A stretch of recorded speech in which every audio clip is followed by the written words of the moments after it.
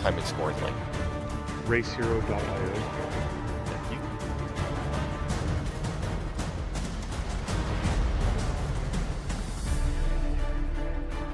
We used to use Race Monitor, I think it was, but this one is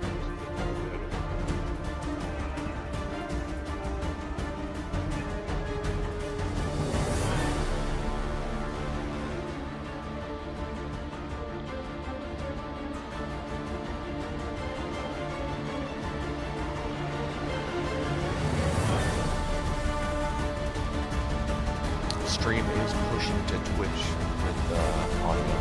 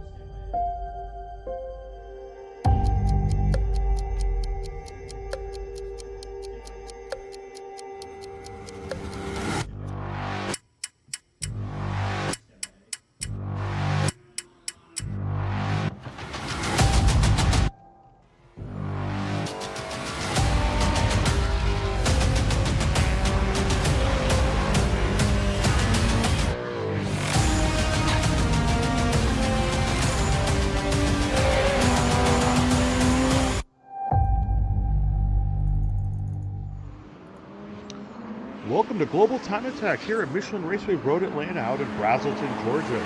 I'm joined by the one and only Joey Atterbury. Joey, are you excited to be here with Global Time Attack at Michelin Raceway? I am thrilled to be here this morning, kicking off the second event of Global Time Attack here in 2024. And what a better place to do it at than outside of Brazelton, Georgia at Road Atlanta, a phenomenal racetrack.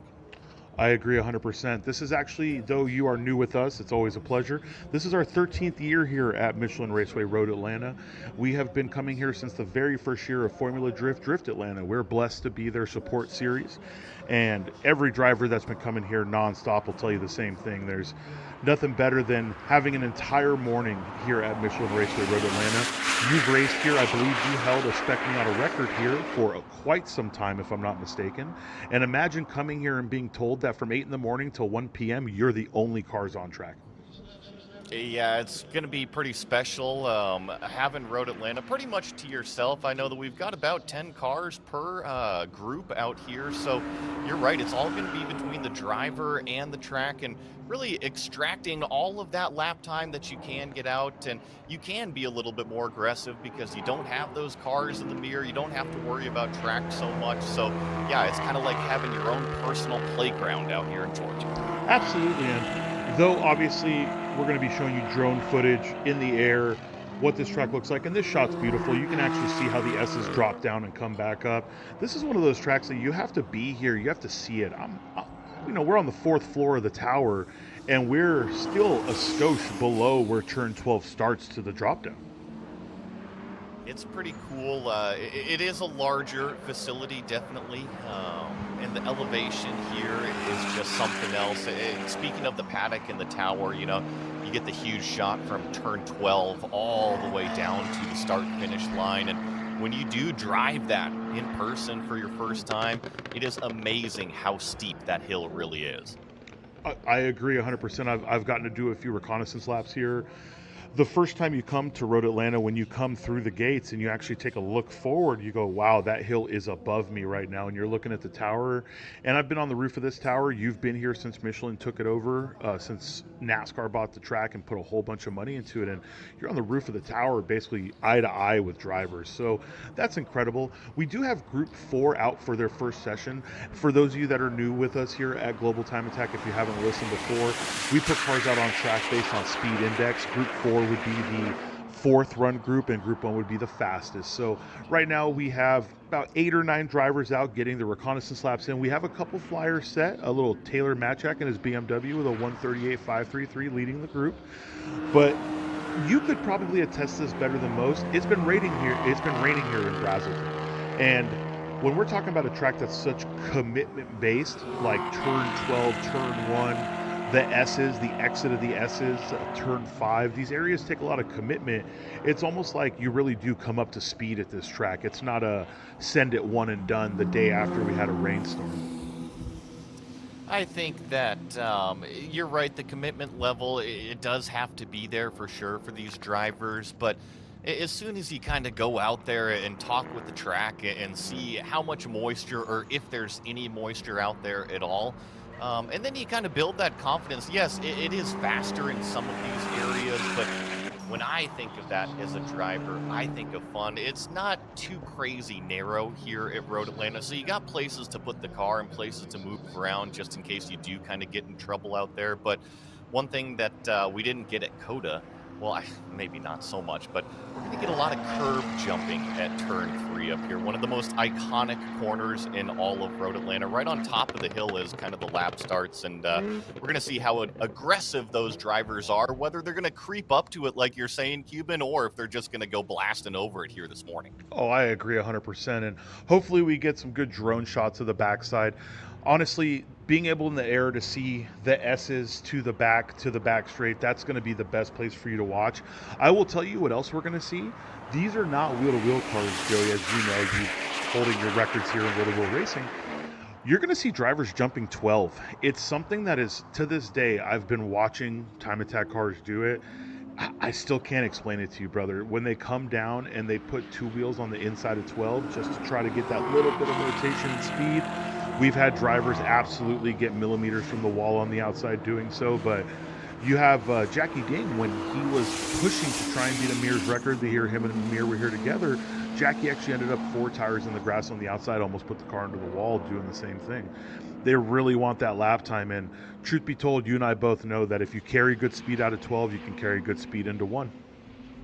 Yes, you can. I think in the grand scheme of things, there's lots of ways to kind of put your lap together. And when we're talking about this track specifically, with where start finish is pretty much immediately after turn number 12, it really is kind of the exit out of turn 10B that you really got to focus on, because that's really kind of ending your lap out there. But you're right, you got to be aggressive coming down the hill. And in some of these cars that are approaching 600, 700, even more horsepower, the speed that you gain going down the hill there, it is extremely rapid. You got gravity, you got God's hand helping push you down the hill there. So you get going pretty quick. And turn 12, Cuban, like you were saying, it can come up really fast. And if you're not right on that perfect line, you can go jumping over that curb. And yeah, those tire barriers, they're really close on the outside. Hopefully you don't end up on driver's right where it's only concrete.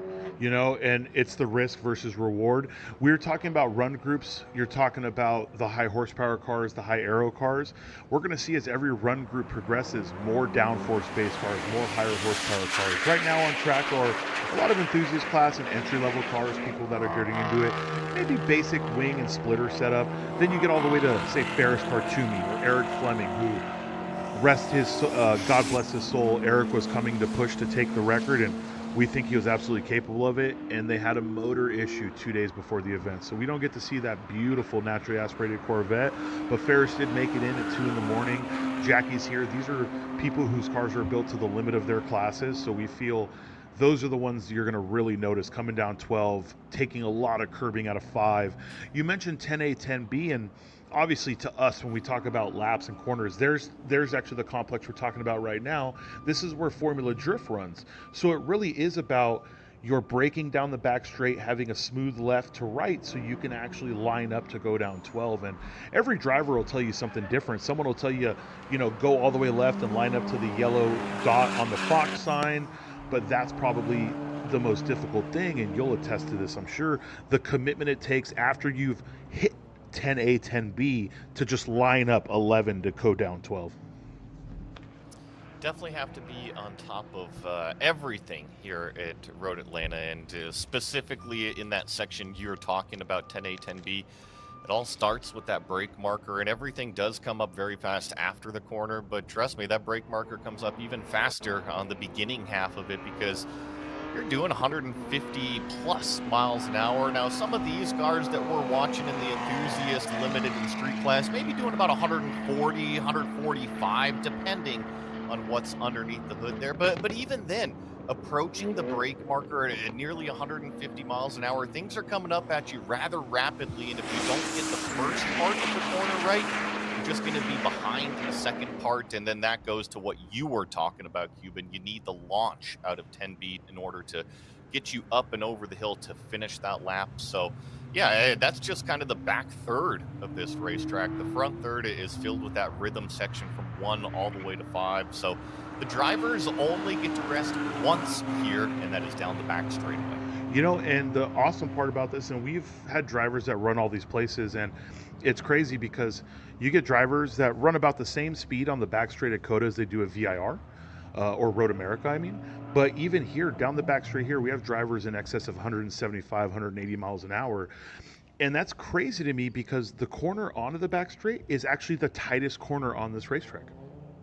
And you know what's even cooler? It wasn't until about 20 years ago or so that turns 10A and 10B didn't even exist out there, Cuban. It used to be the back straightaway into this long flowing sweeper up and over 11 and down into start finish. So, yeah, they created that passing zone on the back straightaway. And yeah, it is still a monster back straightaway. You're right, 180 miles an hour, no big deal in a capable car. Absolutely, and that right hand kink, that's wide open. And what you can't tell so much on camera right now, for those of you watching, is that's actually kind of a blind crest downhill.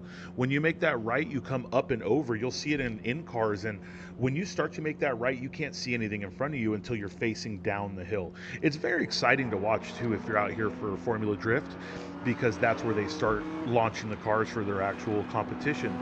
But you've been out here. I've been blessed enough to be out here. This is the kind of place where you watch videos and you see it online. You're like, I get it. I totally understand it. And it takes 3, 4, 5, 6 events here before you can actually tell yourself you're comfortable enough to take the corners the way you thought you were going to take them the first time you came. When we're dealing with cars that are really fast, you got to have the trust in them, right? You got to have the front end grip and just kind of to expand on your point, especially on the back straightaway there. When you're approaching it at 150 miles an hour to that kink, remember, not at top speed quite yet, but you got your foot to the floor.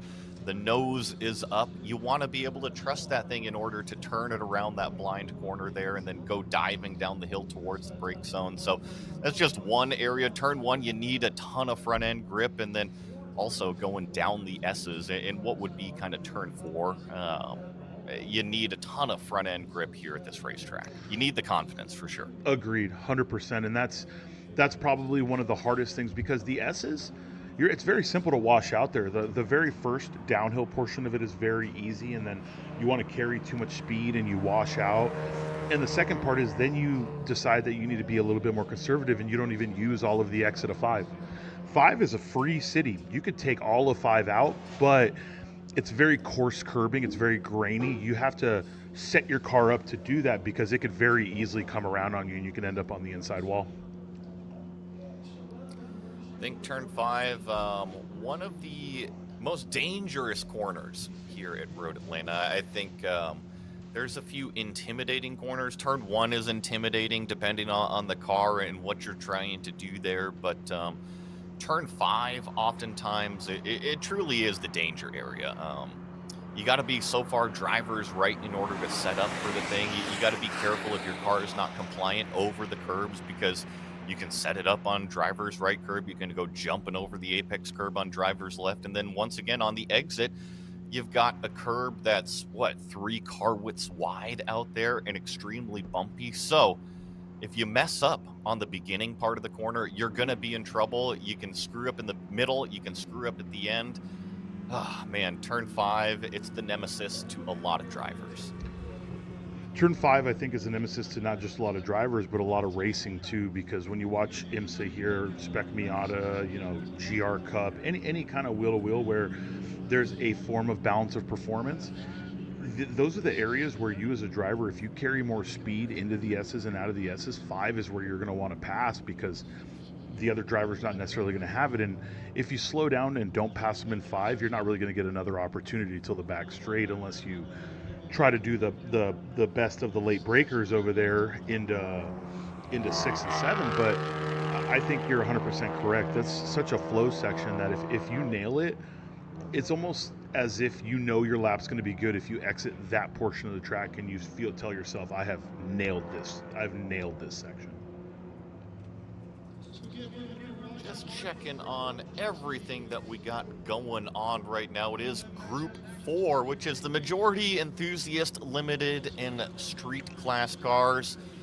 Go through some of them. I know that we're getting some So cars on pre-grid waiting to go out, but we've had a Volkswagen Golf R, an Evo 10, a nice rumbly Cadillac CTS-V, some BMWs, some Integras out there involved in this run group out on the track. it's actually great. And Kyle Gurney, these cars are basically enthusiast class cars. Kyle Gurney's limited based on a couple rule things. His dampers are not legal for street or enthusiast, and one other small thing. So you're basically looking at the epitome of what an enthusiast class would look like out there, one street car. This street class car is actually that beautiful Cadillac with the American flag livery on the roof. It's everything that I love about road course racing in America. It's an American car, American flag, Japanese Volk wheels. He's at a time attack event. All of that, it on its face seems silly, but it's what we live for, right? And there is some word on the street that he may be the heir to the last name Kenseth. If you watch NASCAR in America, you know what I'm talking about. But we're not here to talk too much about him. But it's great to see him out here laying down some lap times. Obviously, he did a 141. The car himself, he said the car is more capable than he is. But almost everybody out here knows that these first 2 sessions, this is where you're going to set the fast lap because the weather is nice. It's cool out. It was about to rain and it didn't. They just need the track to not be so green so they can be confident with it. On top of the board, this run group is Taylor Matick at a 137.73. Taylor's out there in, I believe, a BMW E36 chassis car, and he's in that enthusiast run group. And Kyle Gurney is in the limited class, laying down a 138.3. And the reason why I mention these times right here, because it looks like they have already shaved off a little bit of time from their prior best. So starting off the day with some hot laps. Well, and that's the good thing. We were all a little bit concerned that we were not going to see good lap times early, that the rain was coming. 5:30 in the morning, leaving the hotel, we look at the weather and it says we're going to get blasted from 8 to 9:30, and we got really lucky. This facility is gorgeous, as you know, and we're staring at just data on these screens in all of these rooms, and we have the weather up, and it knew that Global Time Attack and Formula Drift had something going on today, and it just completely passes to the south. So these drivers are going to take every bit of advantage they have, because anyone who's been with us long enough or been coming here long enough knows that it doesn't matter what this radar tells me, this thing can turn around in a heartbeat and you could lose an entire session. Weather is always the deciding factor in how fast you can physically go out there, and it looks like we officially have our checkered flag for the first run group of the morning. Taylor Matick leading that class, or I should say leading the run group with a 137.7. Then comes Kyle Gurney in the limited class, a 138.3. Logan Kenseth, you just heard Cuban talking about him with a 141.6, but he is in that street class, number 421. The rest of these cars are all in the enthusiast class. That includes Brad Balcom at a 143.0, and then Dhruv Basav at 147.8. Brandon Luthier at a 147.9. Mark Matick, so a family affair out there at a 151.5. And Spencer Matick at a 2:627. Spencer's the new one to me. I've seen Mark and Taylor many years. I've never seen Spencer with them. It's the Matick clan over here. And you know what's awesome about these guys? Most of them are together. So Spencer, Mark, Taylor Matchek, Brandon Luthi, Drub Bazaar. These guys are all hanging out together. They're pitted together. They always come to Road Atlanta. They're part of the group with Jonathan Wheeler. You remember Jonathan Wheeler from Coda with his Enthusiast Class 370Z, which is now a street class car. Our rules do determine that after you win a championship, etc., that you do have to bump classes, but there is a rule at Coda that says you're allowed to defend it for 1 year. So Coda was his last event as an enthusiast class driver, and he's out here in street class. I do want to talk about this next run group coming out, and the reason I want to talk about it is there's a couple really cool cars. At the very front of this, what you couldn't see, Joey, on camera is that is actually a Porsche 911 GT2 RS Club Sport factory race car, and he's taken this thing up Pikes Peak. That's Ray Guerrero. He's competed with us in the past, and he was setting up his Viper that he competes with us to go up Pikes Peak, and he had a chance to get into this vehicle. Behind him is Mr. Michael Sims in a beautiful Porsche GT3. That is going to be a 991.2, I believe. So that is going to be the 4-liter instead of the 3.8-liter. What's crazy is that BMW M2, that's Adam James. Everyone pulled up, thought that was Jackie Ding because that's the same color and same chassis that he had, but that's actually Adam James. Behind Adam James right now is Mr. Robert Rushton. He had that beautiful red Honda Civic Type R from Coda.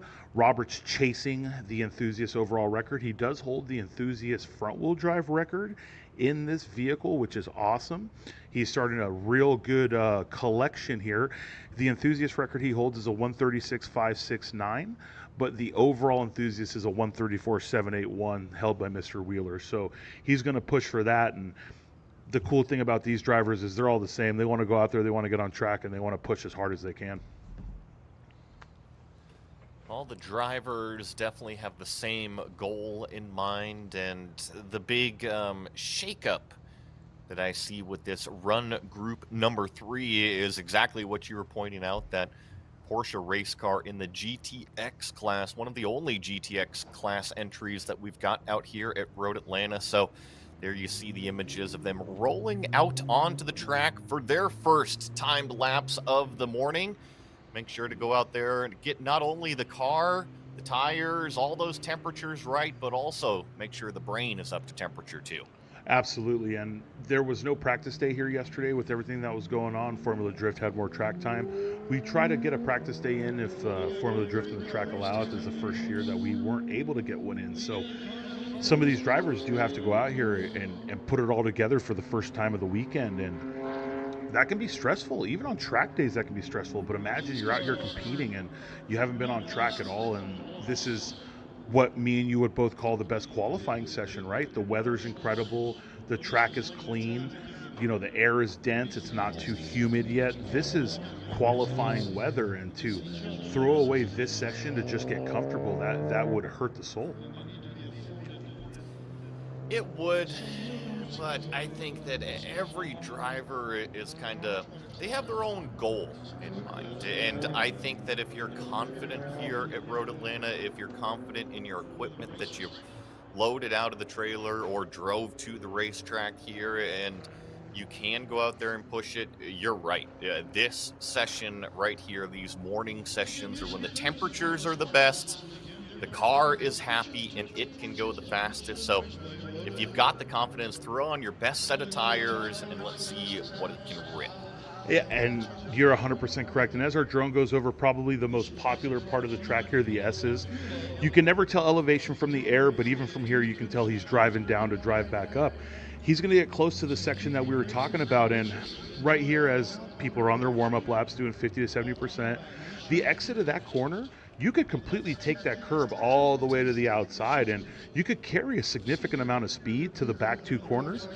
The corner that goes onto the back straight is the most technical corner here at this track. Whether you're low horsepower or high horsepower, I'm sure, Joey, in your wheel-to-wheel racing here, be it Spec Miata or anything else, that you saw people spin in that corner, and we've been lucky enough that no one's ever been hurt or a car hasn't been totaled, but we've definitely had drivers damage their cars coming out of that corner, carry too much speed, and just end up on the inside wall.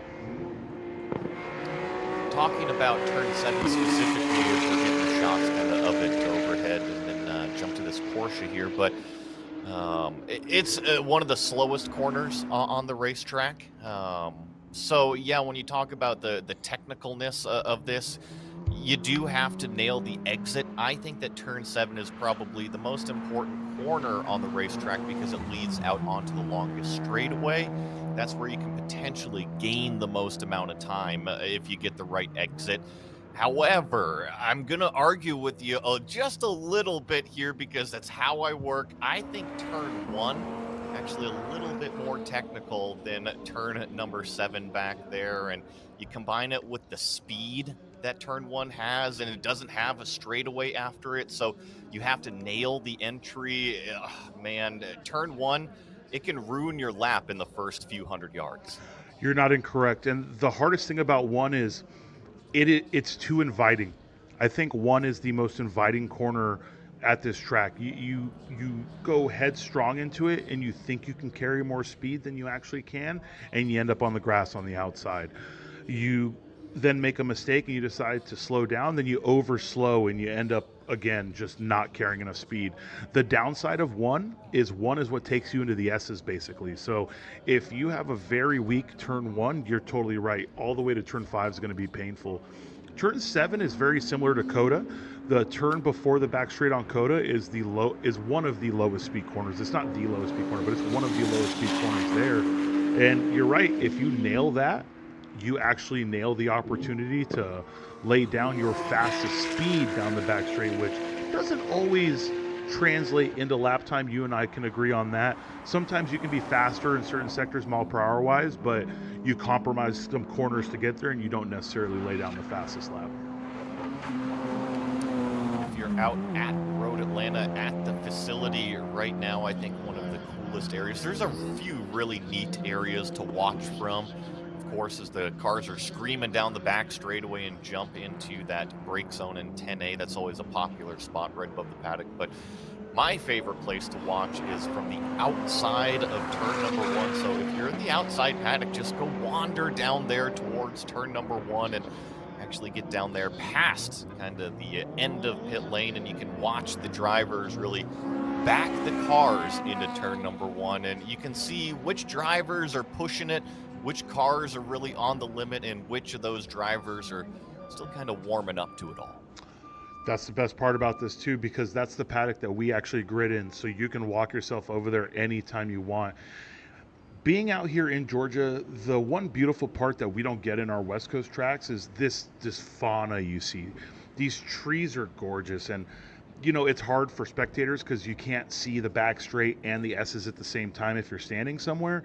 But these shots really show you, as a driver, you're driving in the track. This track was built in this area. They did not tear all the trees down. They did what they had to do to build a racetrack, and you are pushing the limits of yourself and your car just with all of this gorgeous scenery around you, which is, I have to say, probably one of the coolest things as an amateur driver. Pro drivers, they see it all, they do it for a living, but being an amateur driver here, coming down the back straight at 160 to 180 miles an hour, hitting 10A, 10B, seeing these stands start to fill up with Formula Drift fans, it has to be some of the most incredible feelings. Plus, we're right here at the beginning of May, kind of the end of spring, beginning of summer. So get all the beautiful green grass. The trees look beautiful. Just be careful not to venture your vehicle out into that red Georgia clay, especially if we get any rain. And that Georgia clay is kind of the nemesis to these cars right here. If you go off track at all, trust me, you'll spend all weekend trying to clean it out of those fender wells. And it won't come out. We've definitely had drivers with situations like that. So leading right now is actually Robert Rushton with a 139.661, being followed by that beautiful Porsche GT3 at a 140.051. I had the pleasure of speaking to Mr. Michael Sims in that Porsche. He's actually never laid a lap here. He's been following us with GTA. He's decided to come out and compete with this car, which we love. Anything that sparks the imagination and sparks the excitement to make you want to come on track, I don't care what it is. Motorsports is a love that we have as an organization. It's a love you have, Joey. It's why you commentate. It's why you race. And when someone just wakes up one morning and goes, I'm going to take my GT3 to Time Attack, I love it. And he's out here pushing the car. Robert Rushton is a couple seconds off of his fastest with a 139.661, but He was telling me it's a whole new suspension setup on the car, so that's probably going to take a little time to work out. Got Mr. Adam James in his street class car at a 140.241, and Ray Guerrero, I'm sorry, let me correct myself, a 137.605 Mr. James just laid down as I was saying his lap time. Ray Guerrero in that GTX class Porsche GT2 RS Club Sport. This car is still a development in, as in they're still working on it to take it to Pikes Peak. So everything they do here is more developed towards the mountain, so the car is going to be softer sprung. You know, it's not going to be set up to run the fastest lap time here possible, but they're using all of this as knowledge to take with them to the mountain, which is one of the coolest events that the US has to offer. Get the shots of the back straightaway here going down into 10A, 10B. You can see why you have to jump on the brakes so hard at the end of that straightaway. Get these 3,000-pound plus machines really woed up as you watch one of the S2000s cross the line out here. It's a pretty cool little run group that we've got, the mixed with the GTX, the limited, the unlimited street enthusiast car. So I think that kind of the class diversity here in this run group is about as big as it gets.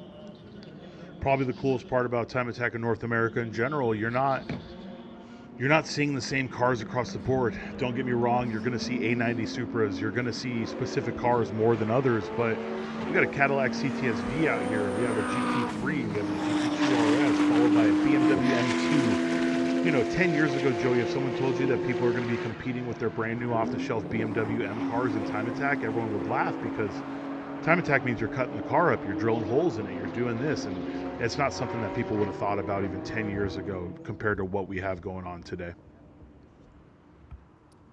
To that point, I think that just kind of OEM manufacturing, it's come a long ways in the last few decades. So cars are being produced now that are capable enough to take them out to the track. And if they aren't quite there yet, it's just some small modifications to make sure the temperatures kind of stay under control, because the capability of these new cars is absolutely incredible. The size of the tires, the horsepower, the size of the brakes that come on all these new BMWs and Porsches, Supras, and performance vehicles.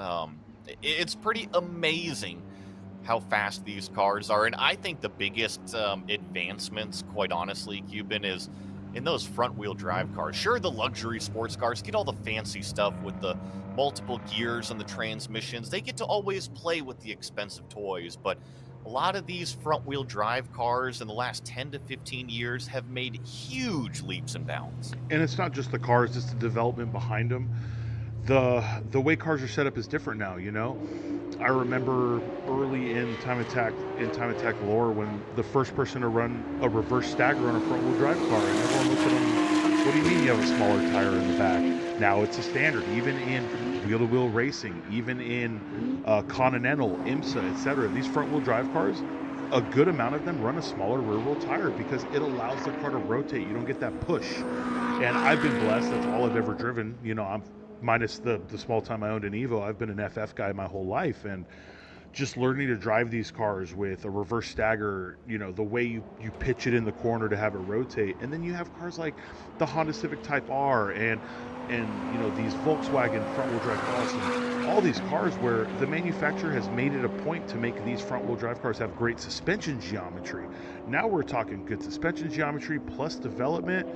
They really lay down lap times. And for a long time, some of the fastest laps in North America was actually held by William Al Young from PZ Tuning in Canada. He held the record at Buttonwillow, Road Atlanta, Road America VIR in his 9th gen Honda Civic Si. This is overall records we're talking about, Joey.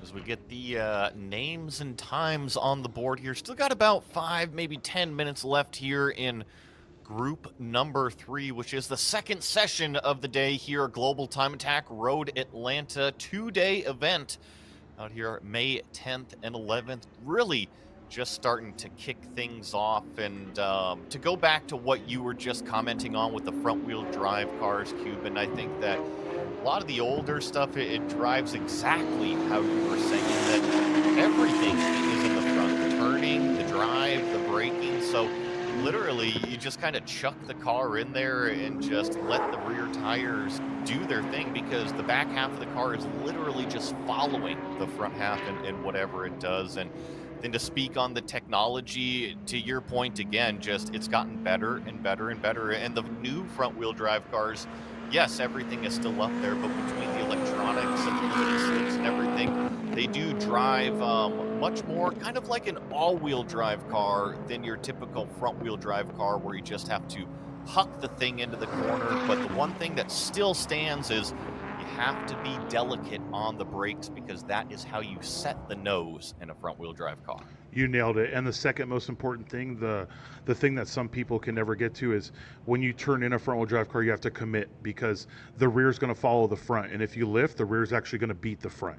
That's one thing. It's you have to just believe in the fact that you're taking this corner, you're pointing the front tires, you're trusting your limited slip differential, and you're trusting your setup.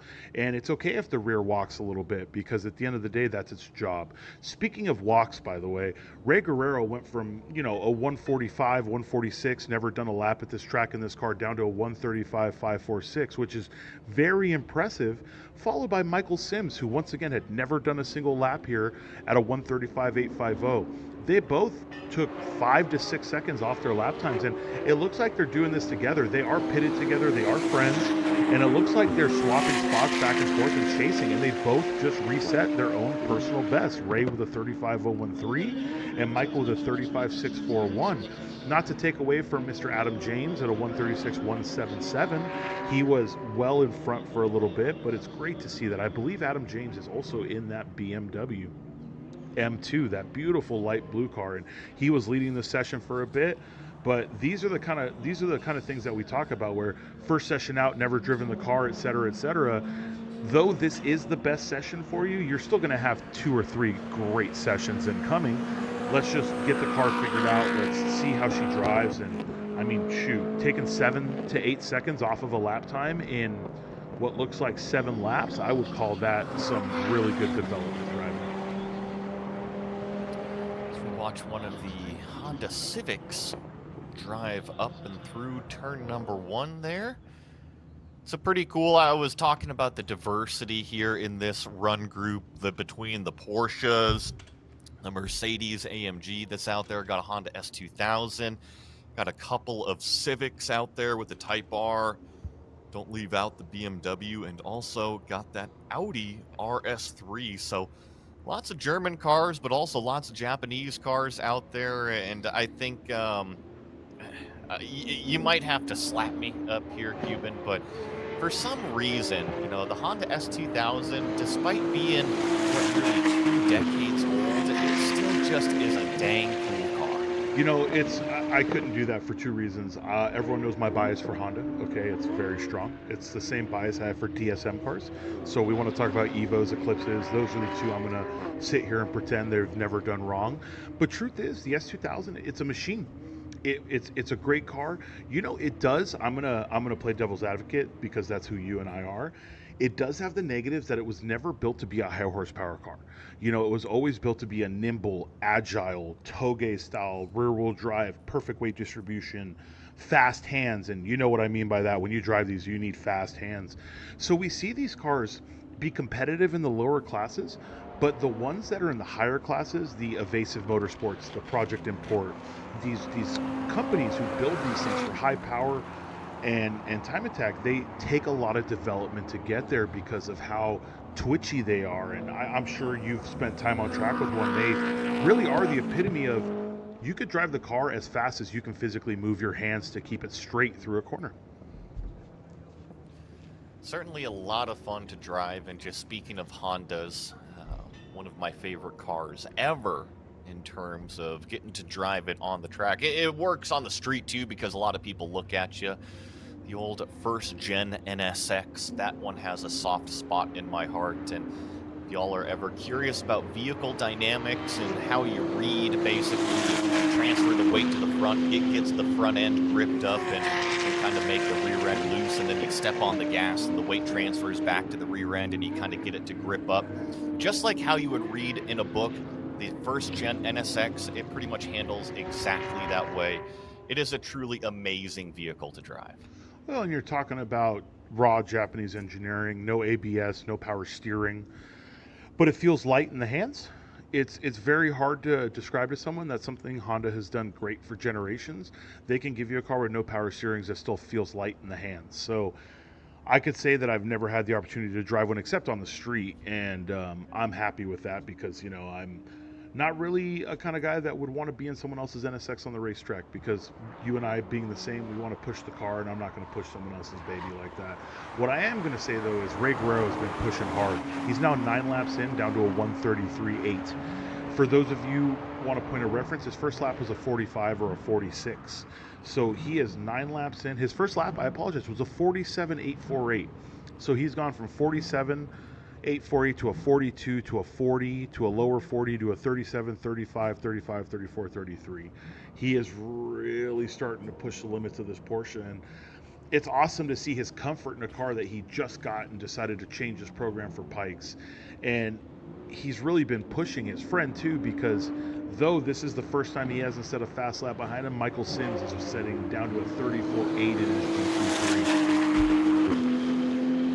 Just watching the car as it went through turn 12 there, it still looks like he's got command over the front end. So it just tells me that there is still plenty more speed to be gained. And even there into turn number 1, you see him about maybe 2 car widths there to the inside at turn in. So I think still a warm-up session for sure for Ray out there, the number 26. Incredible improvement from those 140 lap times earlier down to a 133 now. And I have a feeling it's just going to continue to build as that driver just gains more and more confidence and just decides to take the car maybe a little bit deeper in each of those brake zones, trust the front end that little bit more each lap. I agree 100%. And as you saw with the cars grouping up, we have about a minute and a half left in the session. We saw Kyle McHugh being followed by Sean Bassett. I did see a Devin Hoffman in there. We also have a Jonathan Wheeler and a Kevin Parlett. We're blessed. Kevin Parlett, 2 years in a row, he's out here running. I could say Kevin is someone who is one of our original fans, one of our original competitors. It's always great to see him out here still competing. And more than anything, I'm just such a big fan of these cars out here pushing, knowing the risk with the weather, etc., and still doing a great job. We officially have the checkered flag on run group number 3. It's the second session of the day out here as we get the last few cars taking that checkered flag at the start-finish line.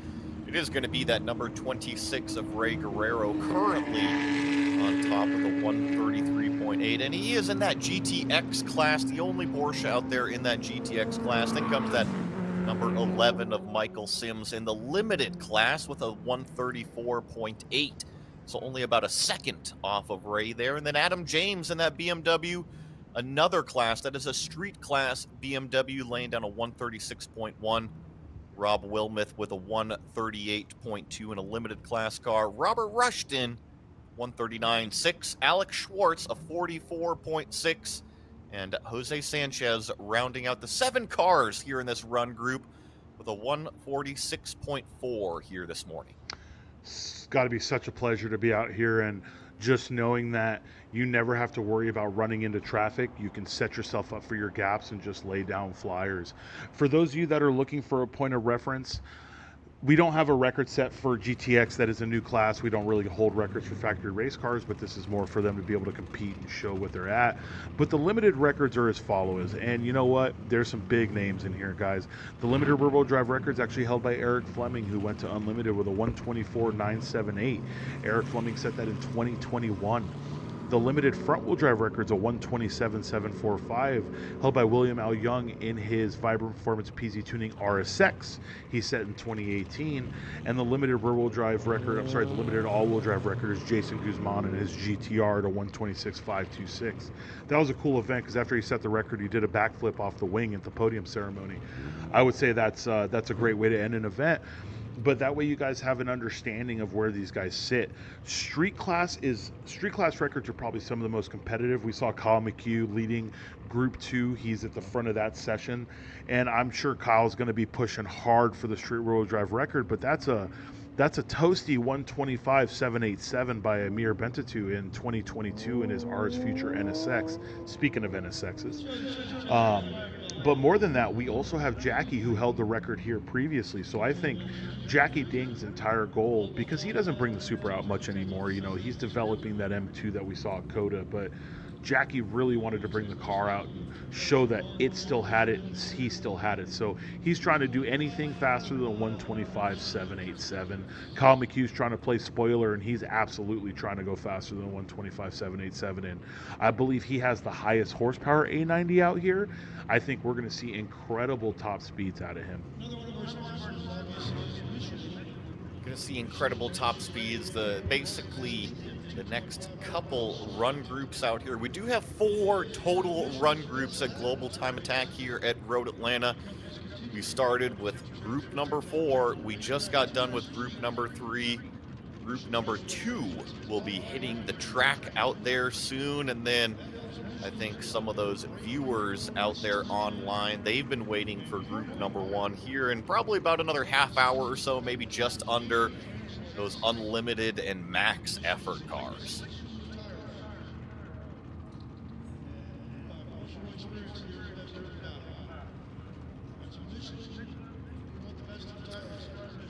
So we're just waiting for everything to get back going green out here at Road Atlanta. We're getting the shots of all the cars lined up on pre-grid. Just got to wait for that time to click over, and I think I actually see on timing and scoring that the racetrack is just about to go green, so we'll get these cars headed out there, gapped out nice and even as they do here at Global Time Attack. We've been talking about the open track that you get with your car all day, but also got to make sure to set them out there with a nice gap. That way you don't even have to worry about it in the back of your head as a driver. It just kind of naturally comes to you, and I believe there goes the first Supra out into turn 1. That's Kyle McHugh going out. And you'll see Tony out there. That's Uncle Tony. He's been doing tech, doing grid, and doing everything with us here at Global Time Attack since the beginning, and he's going to give him a 10 to 15 second gap between. Now, there is a spoiler in here, guys. Behind Kyle is Alan Patton, then Sean Bassett, but that yellow Supra of Anthony Pearson and the orange one of Alan Patton, those are the spoilers, because I've heard from a birdie that Alan Patton's car was laying down flyers last week at CMP, and we're going to have Jonathan Wheeler behind him. This is his debut in street class. He has never competed in street, and he's going to learn very quickly that that's a big jump. Behind is actually Devin Hoffman in her Turn-In Concepts Subaru STI. We haven't seen Devin in competition in a while. She has spent an entire season trying to iron out some silly kinks in the car. They keep finding small issues from previous work, and I'm super stoked that there's somewhere where they can finally bring it out to compete with and not be afraid that something's going to fail. They have Mike from Innovate Tuning, doing remote work for that, and that's incredible. And right behind her is going to be Kevin Parlett in that LS powered G. And it's very odd because he actually took the diffuser off. I wonder if something happened between yesterday and today, because that car absolutely had a diffuser on it yesterday. Pretty cool group, and the only max effort car I see out there is that Datsun 240Z, and Cuban, you are much more fluent with how to classify and identify all of these vehicles, but that Datsun, one of the reasons why it's in that max effort class is, I believe, basically it's a tube back half, correct? Whole car is basically a tube chassis. Sean Bassett from Attacking the Clock Racing built that car from scratch. And it's a beautiful car. It's done SEMA. It's gone up the mountain multiple times. It's going up the mountain again this year. It's an incredible car. And oh my God, do you see the difference between, okay, so Kyle McHugh just went down 12 and he's still getting used to it, but the car right behind him, Alan Patton, just carried another 20 plus mile an hour down 12 on his first lap. So we're going to see that.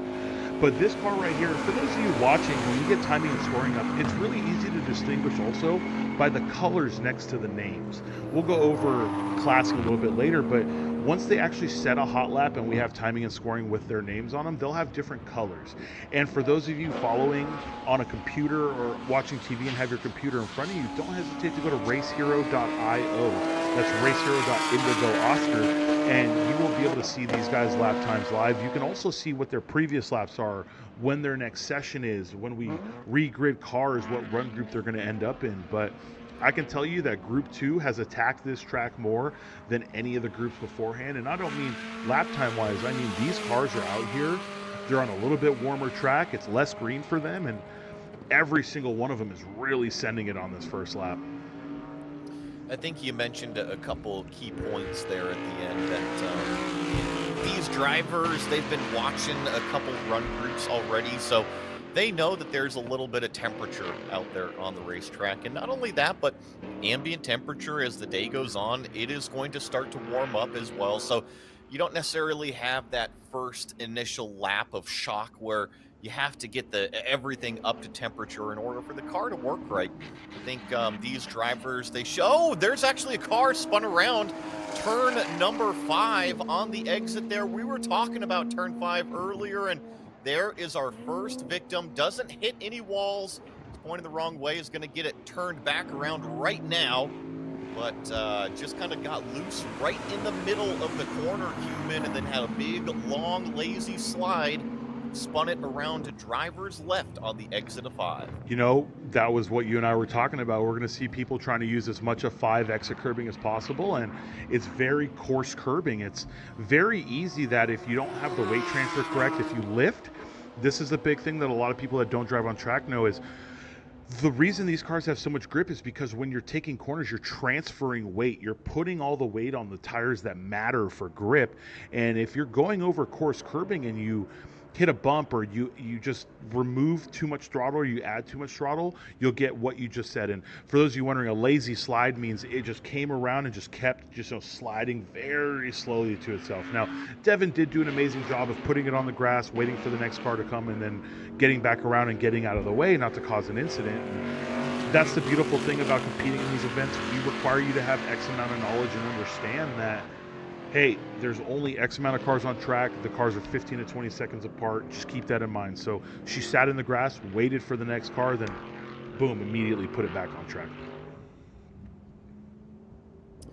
Let's watch some of these cars go down through the far end of the racetrack. This is kind of where the skid pads are, where a lot of the campers park out during Petit Le Mans at turn 6 and 7 out here. Kind of a little bit more of a training facility area than the actual racetrack that goes around. And this is one of our Supras crossing the start-finish line, starting their next lap.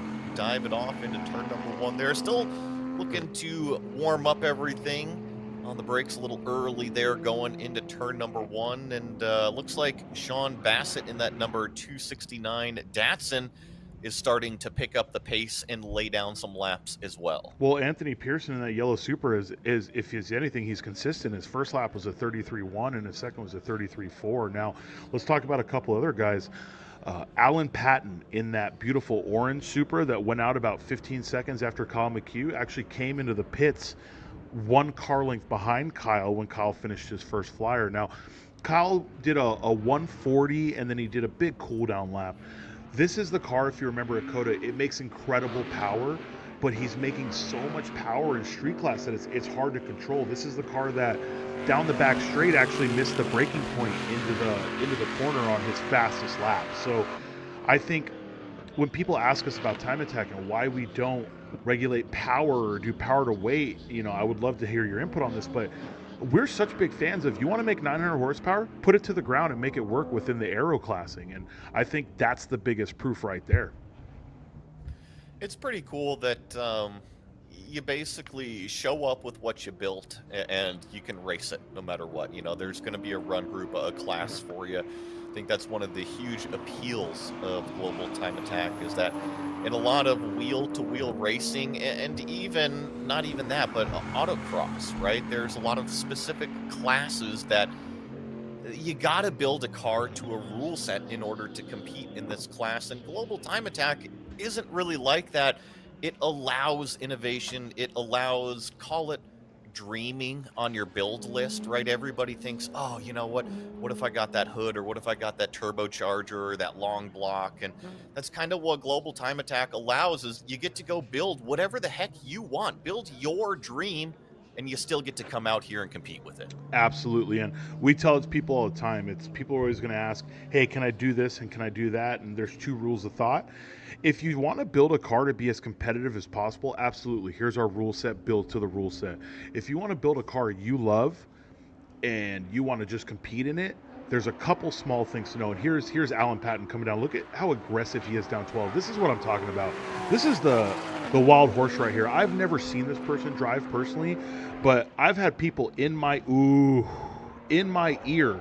He overcooked one in my ear, telling me that this is the dark horse. This is the person that's actually going to show up and win street class. And we haven't seen him much, but seeing him down 12 and into one, how do you feel about someone that has that level of commitment here at Road Atlanta?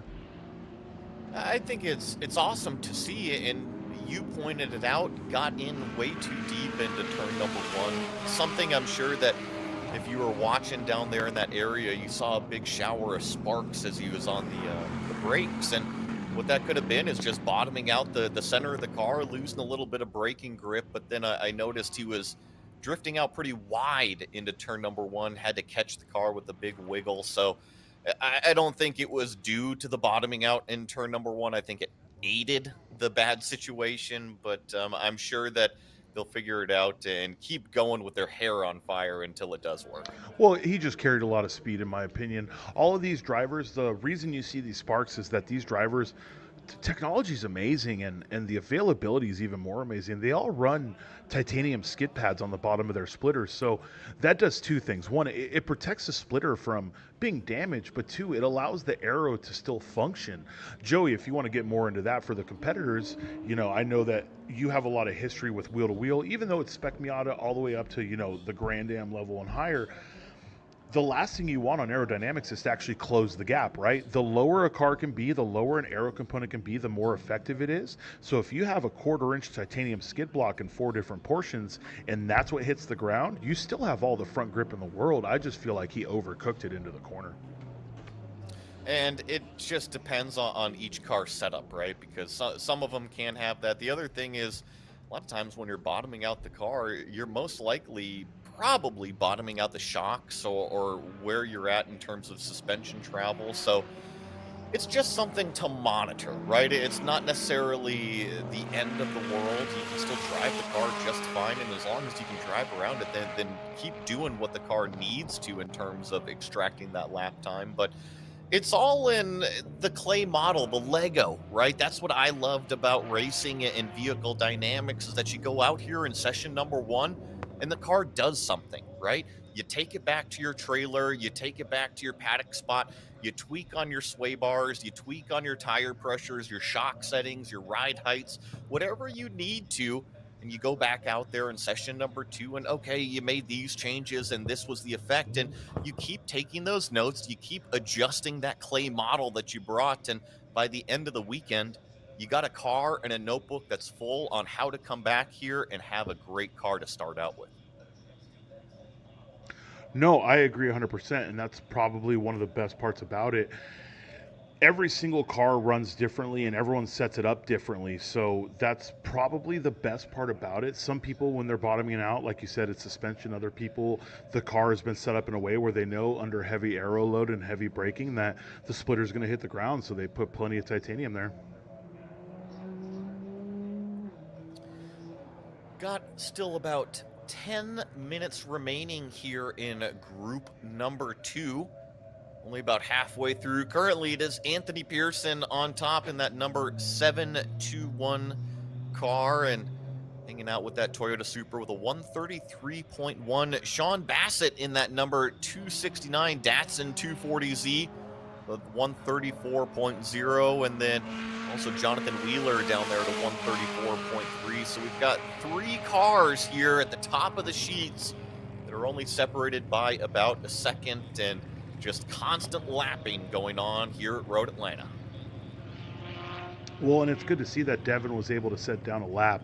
Obviously, going out for your first flyer and bringing the car around is not going to be the best case scenario. It's especially when you haven't driven the car for quite some time, that can really remove some confidence from your life. But she brought it in, they looked it over, made sure it was good, and she went back out and laid down a flyer. And like I said, she's working with a great team. She has a great tuner who's remoting in after every session, grabbing logs and trying to update the car as much as possible. I think she's going to have a good weekend, but it's good to see that she's out there pushing it. Currently, we do have Anthony Pearson leading the session. That's the gentleman with the yellow Supra at a 133.192, followed by Sean Bassett, who has significantly improved in this car. Sean built this car from scratch. It's a tube chassis, Datsun 240 LS powered turbo, big power, carbon body, big aero, and that's a lot to come to terms with when you're talking about a car that was built from scratch. And every time he comes out, he's really improving in it. We have Jonathan Wheeler at a 34.344. Now, if I'm not mistaken, that's probably the fastest lap time Jonathan has ever ran here, because his enthusiast record is actually a 134.781. So he's on 200 treadwear instead of 220 treadwear tires, and he's just going to develop this car over time to be a better car for street class. So he's already going faster than he's ever ran here before. And then Kevin Parlett with a 37.0. He's run a low 34 here in the past. So hopefully whatever's going on with them, they can really get it together. Devin, again, just dropped another second off her lap. So I'm sure every lap she's out there, she's going to pick up time. Still about 5, maybe 8 minutes left here in group number 2, which is the third session of the morning at Road Atlanta. Looks like the sun is actually starting to hit the racetrack just a little bit. Heard Cuban talking about the mixed weather in the area, but beautiful day looking like it's going to be in Brazelton, Georgia. The sun is coming out. It's getting brighter. It is, and there's some pros and cons to that. The pros is if the track needed any more warming up, it's going to happen quickly, but the downside is the breeze isn't here right now. So when you have sun beating directly on a track, even though the weather isn't so bad, it's 80 degrees outside right now. I'm sorry, it's 69 degrees outside with the sun beating down, but it's going to be about 80 degrees midday. These guys, if they just had a little bit of a breeze, I think that the track conditions are going to be good. And the benefit of running from 8 in the morning to 1 p.m. is you never really hit a session that's terrible, because you're running from the very morning to right before the peak weather of the day. So they're going to have great lap times out here the entire day, but session 1 and session 2 are probably going to be what we'd like to call the money sessions. Cuban, what did you say the temperature was right now? Right now, at this exact moment, is 68 degrees out here in Brazelton, Georgia. Oh, I thought it was something different. I was going to say nice. No, one off, my friend, one off.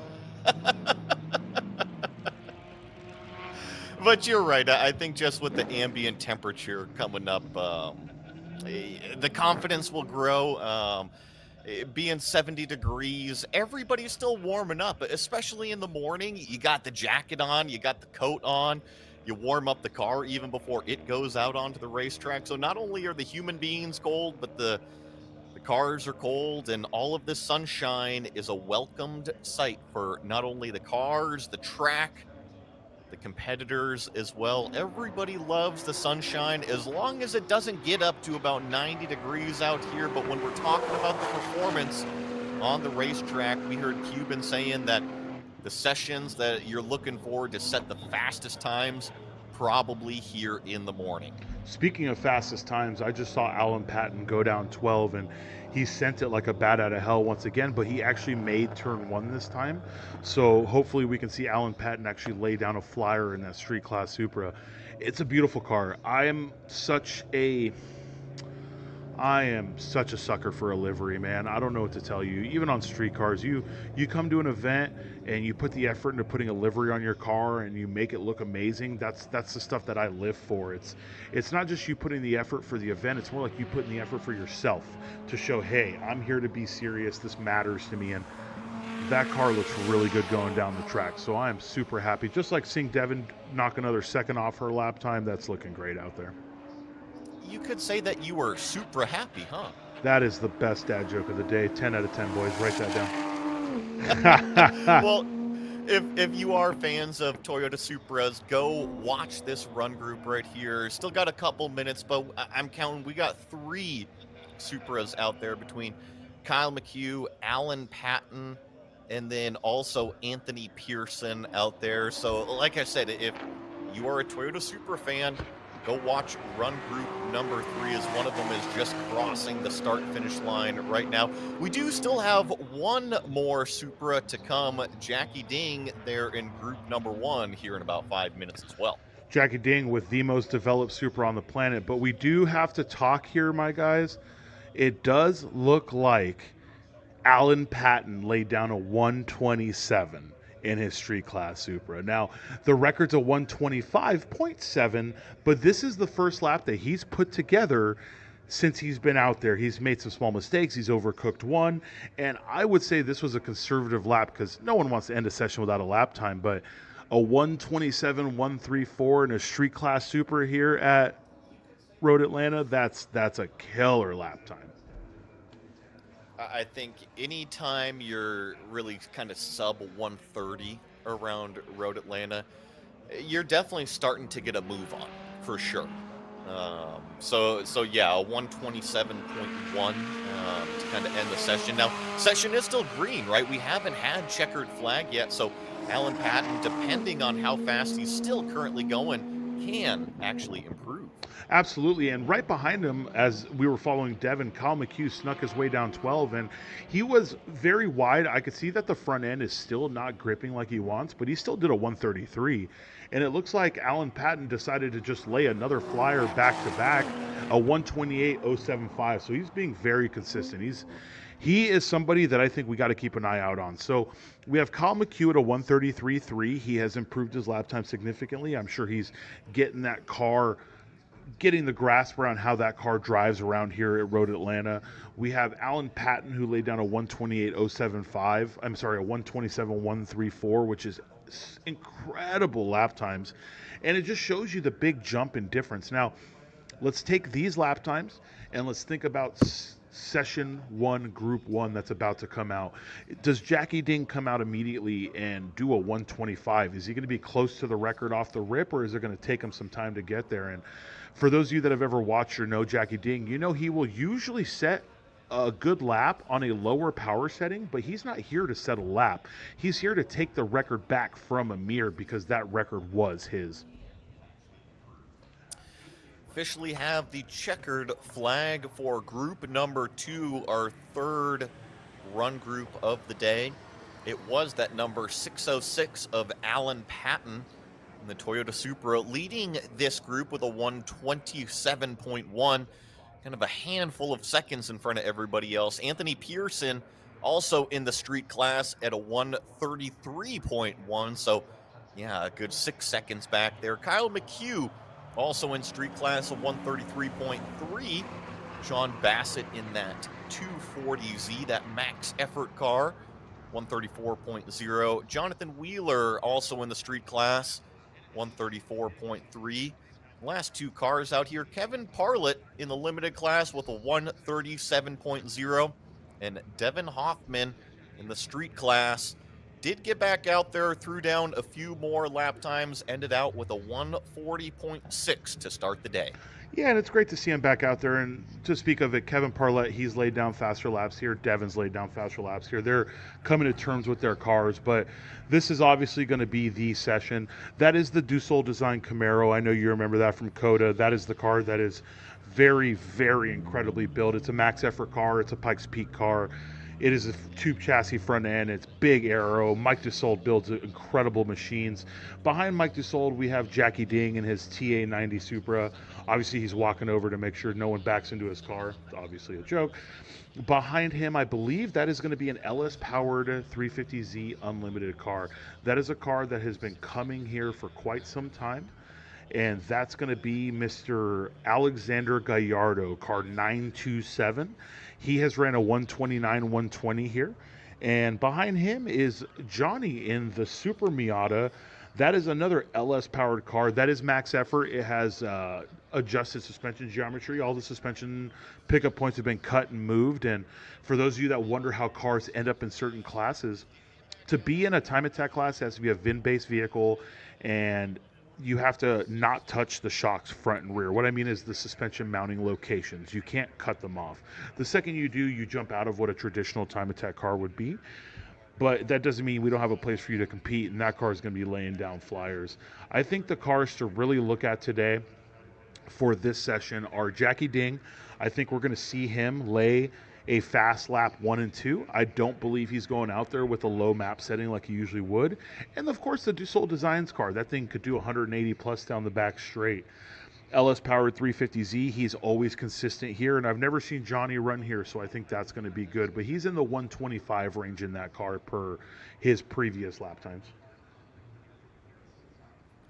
I want to give a huge shout out to everybody helping put on Global Time Attack, whether it's Cuban here in the booth or everybody out there on the racetrack, making sure it is all going to plan between the safety workers.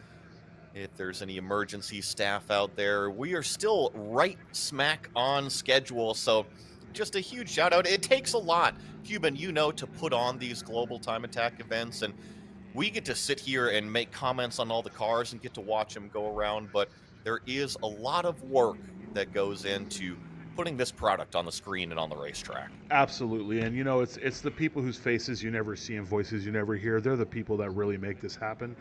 We're blessed. We get to just sit here and enjoy ourselves and talk about these cars. You got Tony, you got Nyman up there on grid getting cars out, all the tech that's done. You have all the background, all the rules committees, the emails, the getting competitors prepared. There's so much that happens, and it's all a labor of love. And in case you didn't know, Joey, they're doing us a solid here. We're actually being broadcast out into the paddock, not just here live, not just on Twitch, not just on YouTube, but everybody in the paddock on our end and the other end gets to hear what these global time attackers are doing, and it's great. And if I'm not mistaken, that's the one that everyone was waiting for. That is Ferris Khartoumi in his new twin-turbo Corvette, because the old one is still in Japan. He holds the overall record here. He took it from William Al Young. He has a 117 here, and he just wants to put a stamp on it, you could say. He wants to go ahead and let you know that he's got more in it than just that. We're going to see as you see that Corvette go line up right at the front there. So the unlimited class car just waiting to get going out on track. And I think I see everybody pretty much get the 1 minute sign out there. So we're going to get a green flag momentarily. Get this run group of a handful of cars rolling out there on the racetrack. And I think that if you're tuning into Global Time Attack, whether it is on the stream, on Twitch, Facebook, YouTube, whatever it is, this is the run group that everybody really has been waiting for. This is the one, and obviously never to take away from the effort people put in, guys. We're excited to see all the guys out here, not just setting records, but the people setting personal improvements. Those matter to us because when you're going faster, it's exciting, and that excitement turns into more. You don't become Ferris Khartoumi by waking up one morning and going, I'm going to build the fastest Corvette in the world. You do it by making those small gains and getting those small victories. Small victories turn into large victories. So seeing these guys out here doing that, but we've watched Ferris develop and develop and develop, and watching him take that overall record was great here, and watching him go to Australia and compete at World Time Attack and win over there, and seeing him build this new chassis here. Sadly couldn't make it to COTA, just some things got in the way. The chassis couldn't be finished in time, but for those of you wondering, he doesn't give up. He's been working on this car since COTA, and he actually showed up at 2 this morning. He towed it all the way from Texas after getting it running yesterday and got here at 2 in the morning. And to talk about the difference in the two racetracks, yeah, sure, it's a shame that didn't get to see it, run at COTA earlier this year, but I think that Road Atlanta probably suits the Corvette a little bit better in terms of what it can extract in terms of the performance. So, yeah, I think we better strap in tight and buckle up because if we're looking for the fast lap and if he's got the right set of tires on, we could definitely be watching something screaming here real soon. Ferris's car is the kind of car that we have to be ready to follow. He'll do his warm-up lap, and he'll come around so fast, you and I might be talking about something, he'll finish a lap. So there's 2 cars here that I personally want to follow period. And this is as in lap times. I want to know if Ferris can lay down a new overall. But truth be told, I think the person that's going to be pushing the hardest this session is actually Jackie Ding. Ferris is in a brand new car, brand new chassis. This is not the car he competed with at World Time Attack. This is another car that he built from scratch. So he's still figuring things out and getting it together, you know. But Jackie, this is his tried and true TA90. This is 4 years of development. This is the most developed A90 on the planet. He's going to go out there, and I think Jackie's going to push as hard as physically possible on his first 2 laps. So I think between the two of them, we're going to see some exciting stuff. And to remind you, and this is to remind myself, Jackie's trying to go faster than a 125.787. If he does a 125.6, we're screaming. As far as Ferris goes, Ferris is trying to beat his own record of a 117.725. I mentioned any time that you are sub 130 around Road Atlanta, you're usually moving pretty dang good. And anytime you're sub 125, yeah, you better take notice of that driver in that car because that is a really fast lap around Road Atlanta. And then really anything sub 120, kind of in the prototype territory. So if you're able to capitalize and go sub 120 around Road Atlanta, that is going to be something else to watch as we get the schedule of exactly what's going on the next 2 days. It is a 2-day event here with Global Time Attack at Road Atlanta. We go all the way up until about 11:15 a.m. East Coast here, and then we've got about a half-hour break for lunch. But don't go anywhere because we come right back with a couple more hours of time attack action right after you get those munchies down. And then, Cuban, we're here all day tomorrow as well. Absolutely, and it's super exciting. And I wanted to give you a point of reference. The GTLM pole here a couple years ago was a 117.006. So Ferris's home built race car is right on point with the highest level of GT race cars here at Petit Le Mans. That was, I believe, a James Caldo in a 488 GT3 set his pole time here at a 117.006. So Ferris is trying to chase the illustrious lap times of factory built race cars. And people will say these things, and I hear it all the time, and I respect all opinions. Well, you know, that Corvette makes way more power, this or that, and you're not wrong. But what you're wrong about is this car came out of the production line as a street car, and he has turned it into a race car. That 488 GT3 that came from Maranello off their race car production line came off. It was born with a silver spoon in its mouth, where Ferris had to, create his own spoon. It's one of the cool parts about Global Time Attack. We were talking about the different classes of the cars and kind of how you get to build your own dream and then go out there and still compete in it. I think that Ferris is a very good example. I think really any of these cars out here in this group number one are a great example between the Dussault Camaro, Jackie Ding's incredibly developed Toyota Supra, the LS Miata. There's a lot of stuff going on here, and it's all welcome in Global Time Attack. Build what you want, come and race it here, and yeah, you can optimize it for unlimited, max effort, street, whatever class you want to go, but the whole idea is you get to build your hot rod and still come out here and see if you got what it takes to stand on top. Absolutely. And for those of you wondering what we're waiting for, there was a driver that was trying to limp his car around and it just didn't make it. So they're picking it up with a flatbed right now.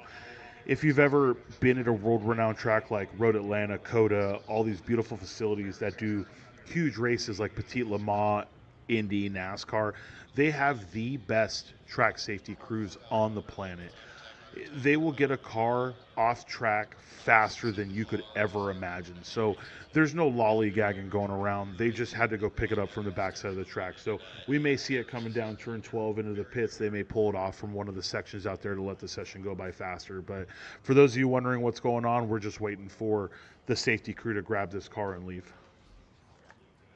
I think we kind of get spoiled with watching cars do hot laps around this place. We got to remember it is a couple miles long, and when you're doing normal speeds and especially tow truck speeds, it doesn't click by at a minute and a half around this place. It takes a little while to get one of these vehicles strapped up onto the flatbed and then tow it around at, call it 35 miles an hour or so, get it back into the paddock. But a great job, as always, from all of the track support staff, the safety crews, making, making sure that I was just going to say, making sure that all the cars stay safe out there and all the competitors, even if they do have a problem out there on the racetrack, it gets back to the trailer, gets back to the paddock where they can kind of assess exactly what happened and get back out onto the racetrack. And there's actually a live picture right now when this is Cuban. This is actually heading up the hill outside of turn number one, heading up towards turn number three, and they've got the flatbed out. So they're having to pull this machine up on to the trailer. Yeah, that's Kyle McHugh. You could tell by the carbon front end. That's that silver Supra we were talking about, who makes a lot of power, and he's been out here. He's been competing well with us. So it is sad to see, but it looks like they will get this thing up. The hard part is they have to yank it up without damaging it. The cool part is because they're track safety, they get to go the opposite way on the track if they want. So because this is so close to pit out, they may actually turn it around and just bring it down the front, down turn one. Now, Kyle didn't have an issue out on the racetrack where he was off track. He just came to a stop because I see the car is pointed the other way, kind of back end going the right direction on the racetrack. So I don't think we missed anything down there in turn number one. I think it's just how the tow truck is deciding to load up the vehicle onto the flatbed. Yeah, absolutely, and they will do everything in their power to make sure a vehicle stays safe and undamaged. They have to. They have to be trained in all that. I mean, you pick up an IMSA race car, and that front valance costs $23,000. No one wants to be responsible for damaging that, so they do the highest level of training to get cars on safely. Now, you do see them sweeping, so I'm not sure if there was any debris. I'm not sure if something came off of the front of the car, or if they just saw something like, hey, we're here, we might as well take care of it. But whatever it is, it does look like they have it figured out. They're flattening that flatbed right now, and we'll be going live in a minute. The best part about us being the only ones on track from 8 in the morning till 1 p.m. is the track is ours, so we can shift a little bit. We can even out these sessions to make sure that nobody is overly hindered by this 5 or so minutes break that happened. And our timing and scoring and our production team, and more than anything, the people that run the background of the event that do the scheduling, they're incredible at what they do, and they have guaranteed they have little sessions in there, little time frames made specifically for stuff like this. It's so cool to see the amount of time and effort that this team puts in for these events to make sure that no matter what happens, that no single session and no single driver feels like they got slighted because Kyle broke on the first lap or somebody else hurt their car later. Every single person is going to get the same amount of effort and time that every other person here gets. Looks like we've got that car officially cleaned up and onto the trailer. So I'm seeing the track vehicles make their U-turn and basically go back down into pit road, and we'll be getting a green flag back out on the racetrack here momentarily. Thank you to all of that staff as the cleanup has officially ended. We saw all of those track safety workers with the brooms out. So if there was any grass on the outside of turn number one from pulling that car back up onto the trailer, they have officially cleaned off the racing line, and it looks a-okay from me up here in that drone shot.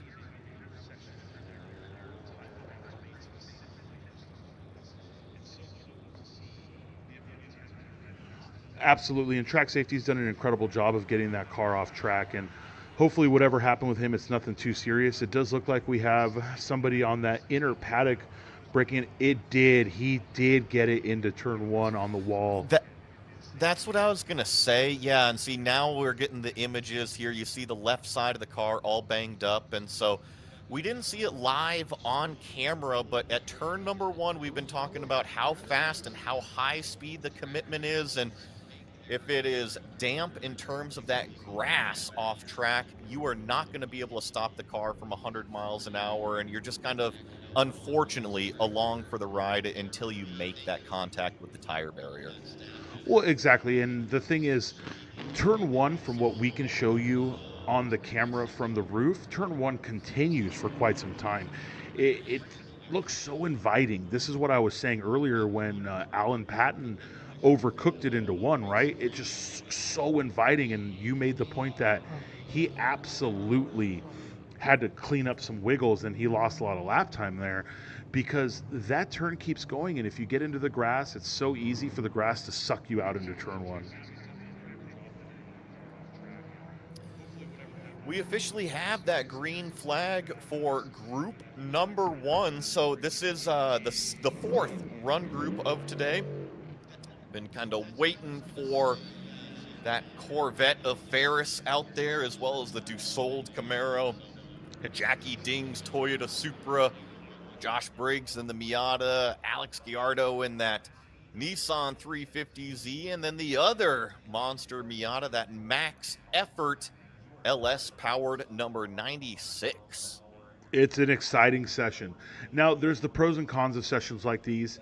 The previous sessions, you saw drivers set lap after lap, which is exciting to watch. These cars are at a completely different level. They will absolutely push one or two laps probably and come in, maybe make some small adjustments and go out again, or just call it a session. It is the pro and con of time attack racing. But here comes Ferris down 12. Looks like he is still tiptoeing a little bit. I've seen him do a lap here. He's usually a lot stronger into 12 and then into 1, but again, new chassis, could not, could be still setting it up, getting tire pressures right, etc. So let's see what kind of lap time he ends up running. So in the small amount of time I'm going to talk about the other cars, he will already be on the back straight. Here's the Dussault Design Camaro. That is absolutely a fan favorite car. It sounds amazing. It looks amazing. And any car that goes up Pikes Peak at a high rate of speed is definitely a car for us. A little bit of debris. He was being kicked up right there. I'm sure before I finish this sentence, we're going to see Jackie Dean coming down 12. He let me down. I'm not super excited about that. You're just kind of feeding me the super comments over here, It's just so easy, and I feel that you love these cars more than I do. I love any kind of car that pushes a level. Am I the biggest fan of the A90? No, I mean, I'm not saying I love them or hate them. I'm just saying that they give a consumer the ability to come out here and go fast in a car, and I love that. We have the LS powered Z being followed closely by the LS powered Miata. This is probably something that you don't see very often. Both of these cars with LS swaps, though that is a very common swap, but a Z to a Miata chasing each other on a track like that. And Ferris is not finishing his hot lap. Ferris is coming back in as we speak. He's coming down the pit lane, so hopefully he just comes in, talks to his team, and then sends it back out. Very rarely does he not finish a lap unless he has an issue or he has to figure something small out. But there's no human being out here that doesn't push harder to try to set a lap time. We're going to see Dussault Design and Jackie Dean lay down their laps, though, so let's see what kind of times we see.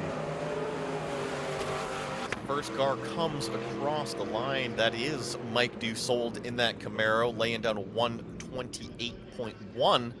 It's their first lap there, and I think, it's just the bits of aero hanging out over the front fender there as he goes up and around turn number one, starts the next lap. And you were making the comment, Cuban, that this Corvette from Ferris, it's still under development, so I wouldn't be too worried that he didn't set down the first lap time out there. He could have just kind of gone out there and been checking things over at speed and then go back out there on the racetrack once they know everything is okay. Like I said, they got here at 2 a.m. They had a fuel pump failure in testing in Texas. He got, he was heartbroken. He was saying he wasn't going to make it, and then someone got him some fuel pumps delivered. And, late at night, late in the middle of the day, we get a text. He's letting Jason know that he will absolutely be there. And that's got to be the coolest thing in the world. He got in his truck and drove here nonstop. I've towed to Braselton, Georgia from Arizona 2 years in a row. It's a trek. He's coming from Texas a little closer, but it's a trek So for him to just get in the car and arrive at 2 in the morning and fall asleep and have someone check him in and make it to the driver's meeting at 7, and now he's out on track, I agree. Maybe it's just best that the car and himself, they both get a shakedown before he goes out there and sets a flyer. Coffee, right? The the race car needs race gas. The human needs some coffee in the mornings, especially after pulling a couple all-nighters, probably getting the car here and making sure it's all wrenched and ready to go by the time it gets loaded into the trailer as well. And about 5 minutes here into group number one, the fourth session of the day at Road Atlanta. So Mike Dussault's currently leading the way. His second lap was faster than his first. He's down to a 126.3. Jackie Ding just crossed the line as well, I believe. The 130.8 set down his first flying lap time, and actually just improved that to a 128.6. Jackie Ding, maybe I was wrong. I said that he almost always starts on a lower boost setting and turns it up as the event goes on, but this is me guessing. But I figured since he's specifically chasing that record and he's not here to just try to win the event. He doesn't care about taking first in the street. Everyone wants to win, but he cares more about taking that record back so he doesn't have to have that monkey on his back. I'm not saying it defines him. I'm not saying it makes or breaks his life. But he didn't just bring the A90 Super here to have a good time. If he was trying to have a good time, he'd have brought the M2 and continued to develop that chassis. Beautiful shots of Road Atlanta, these picturesque green trees and the red Georgia clay surround Road Atlanta. And here comes Mike Dussault in that Camaro into pit lane. So they're going to get all the temperatures back down to where they need to, make sure the tire pressures are exactly what Mike wants out there to be setting lap times down, and hopefully roll that Camaro back on out there as we watch, I believe, one of these monster Miatas go down the front straightaway here into turn number one. We keep talking about build your car, come out here and race it at Global Time Attack. We see so many great examples. Now, I grew up spec Miata racing and watching these Miatas go around with wide bodies and splitters and wings. I tell you what, it would have made young Joey very jealous out there in a 125 horsepower Miata looking at all of those. Absolutely, and these cars are built to extreme, and looks like Jackie Ding is out here now sending another flyer, not to cut myself off, but he did a cool down lap, did a 153, and now he's going to go fast again. I'm going to need to be corrected on this, but that green Miata belongs to Joshua Briggs. He ran with us last year. I believe that's a K-Series car. It is a high aero. It is on slicks. It is a little underpowered, if I'm not mistaken, but I'm almost positive that's a K-Series Miata, and he laid down some very respectable laps last year. So I didn't even see him show up. I'm very excited that he's out on track right now, and it's really fun to watch Johnny Sichowski and Alexander Gallardo fighting out on track. I feel like they're hyping each other up because this time attack, there is no fighting on track, but they're purposely staying with each other. They're both LS powered. I think they're just pushing each other a little bit. So it's great to see the camaraderie out there on track. Mike Dussault is continuing to lay down faster laps. He's down to a 126.352. Here's that beautiful green Miata. Let's see what kind of lap time Joshua Briggs lays down as soon as Racer.io updates. But that is a very, very, very good looking car. Looks like it updated to a 135.8 for that Miata as he crossed the line that time. And still plenty of minutes left here in this session. Just approaching halfway here in group number one. So Jackie Ding just crossed the line, a 127.7. So he continues to improve his time. No end in sight. Can still crank that boost knob up, I feel. Yeah, absolutely. And like I said, he has one of the most developed A90s on the planet. He has the ability to turn the car up to 11 and it stay reliable for him. So he's going to probably finish this session. He's not the kind of guy that likes wasting tires. He's going to do a couple more laps on the power level now. He's going to bring it in, cool it down, read the data, check over where he could have been faster, and then come back out. And if it wasn't on kill already, it will be soon. You just said a very important word when it comes to getting better, and that's data. And Now, in racing, wheel to wheel racing, we're very fluent with looking over data at every single session, whether that's using your aim logger or Motec or whatever you've got going on with your vehicle. And Cuban, since you're there in person, you get to tech all of these cars, you get to really literally go through them. How many of these competitors, maybe not so much in the max effort like Ferris and Do Sold, I expect those guys to be running like some Motec or some fancy aim systems. But what about the majority of the other competitors, kind of more in the enthusiast, the street class cars? Are they also running data systems? Because they're getting to be very widely abundant and accessible now. You know, I will tell you, over the years, it's becoming more and more common than you think. There's probably three or four competitors alone that are running AIM Smarty cams. You see things like AIM solos in 90% of these cars, and I feel, not. Hey AIM, if you want to sponsor us because I'm about to give you the biggest shot ever, feel free. But I Are feel you that's listening, Roger Cadell? Listen up, Roger Cadell. listen up, sir. Listen up. I feel like the most entry level thing you could get is a name solo too, right? You get a name solo, it's going to show you live that if you're going faster or slower, but then you get to actually pull the data from the solo, read the sector times, and if you are blessed like me and some of the other people, you have friends who do it professionally, and you get to send them the data, and then they get to tell you what's going on. But you as a consumer could absolutely parse enough of that data to learn where you could improve. And as you learn to parse more data, you learn to go faster. So I would say 80%, even in the enthusiast, 80% of these drivers have some form of data acquisition to help them go faster. Now, as you said, I'm blessed. I work at a shop that does a lot of Motec. We're a Motec dealer. We were the only one in the Valley for a long time. So I know what you mean when you say some of these cars have Motec this or that. That may just sound like words to people online, but the amount of data acquisition you get out of a good Motec M Series ECU with a good Motec C Series dash is incredible. And yes, that's the Ferrises of the world. And I'm sure Dussault has some incredible data acquisition on that car, considering it's a Pikes Peak car. But even at the lowest level, I'd say 67, let's say 75% of these cars all have some form of data acquisition in them. That's great to hear. I think when you look at yourself as in terms of performance, you need to be able to analyze it.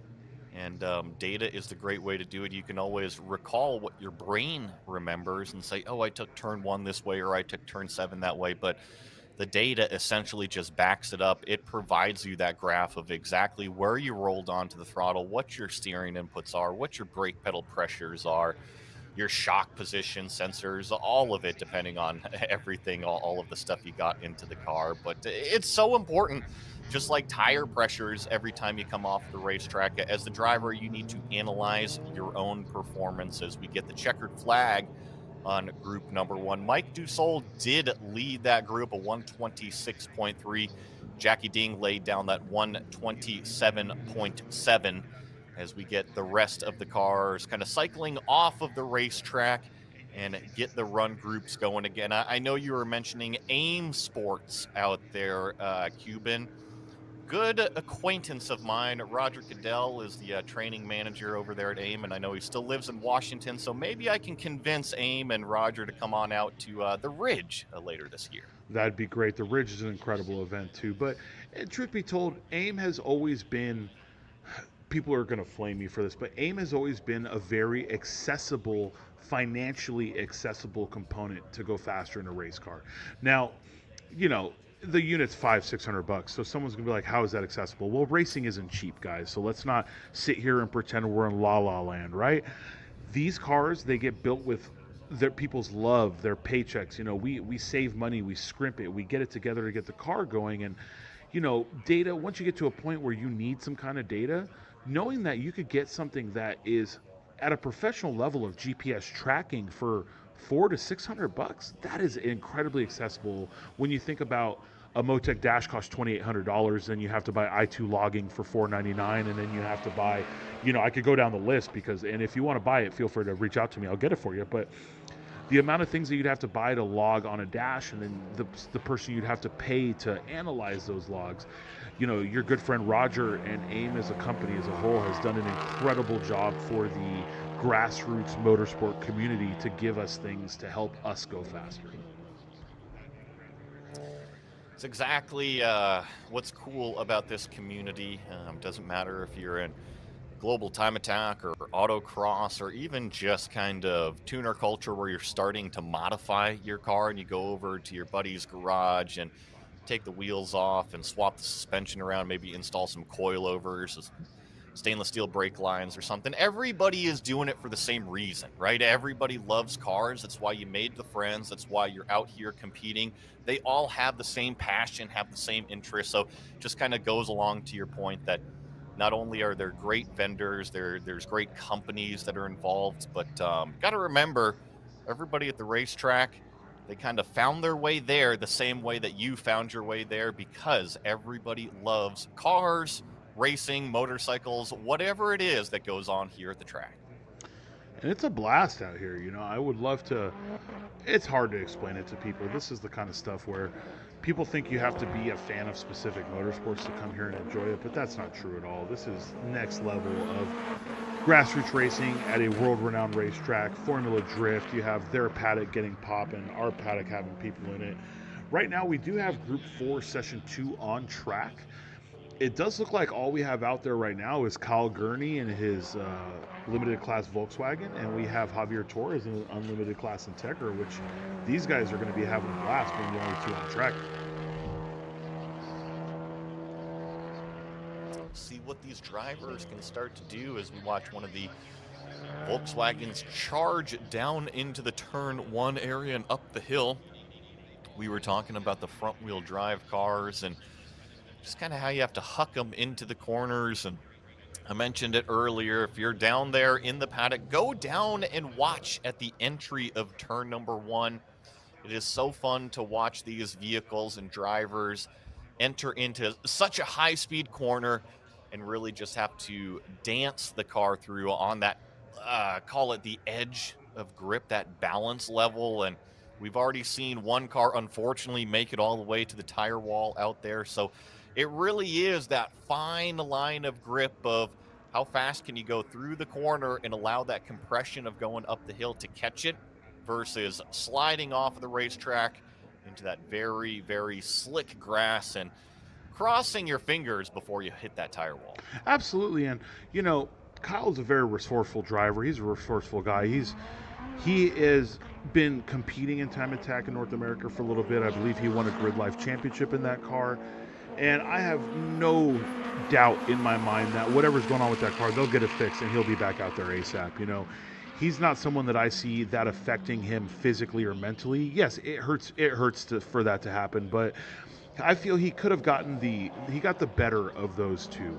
So I think that's really good. We've had drivers here who have overcooked it in there and completely totaled vehicles. It sucks, don't get me wrong, but it's great to see that they push themselves. You're never going to go faster without pushing the limits. And you talk to any driver, and Joey, I'll let you attest to this. It's if you're not a little bit frightened in a car, you're not pushing it to its maximum. I think that you have to push the car to its limits. And one of the most fun parts about definitely being a driver, at least if you get enough seat time and enough experience with different machinery, is that you get comfortable in the cars. And therefore, pushing a car to 10 tenths or past its limits is no longer an issue for the driver because you're still within the driver's limits, right? The driver might only be pushing it to call it 7 or 8 tenths or so, and the car is at the 10-tenth limit. And that's exactly, I think, what a lot of these drivers are getting to out there is that they know their car, they know the track, they know the conditions. However, still things can catch you by surprise out there. Anything can still happen on a racetrack, especially when you're doing over 100 miles an hour. Going into turn number one of the fastest corners that it requires such high speed commitment. But we're going to be watching it all day long, whether it's turn number one or turn number five. Remember, we saw one of the cars around in turn number 5 earlier in the day as well. Now, they didn't make any contact with the tire wall, but I mean, we're only a couple hours into today. I mean, not even 2 hours when we've seen a couple of the cars go around. So I think the drivers getting everything up to temperature as well as the cars and the track getting up to temperature, but beautiful sights here at Road Atlanta through this red Georgia clay and these beautiful green trees here outside of Atlanta, just about an hour or so, maybe a little bit more to the northeast of Atlanta. So beautiful facility out here by Flowery Branch, Brazelton, Georgia. Flowery Branch sounds familiar. It's where the Atlanta Falcons have their practice facility. We do have group number 4. This is their second time out on track today. They started out the day as the first vehicles out there.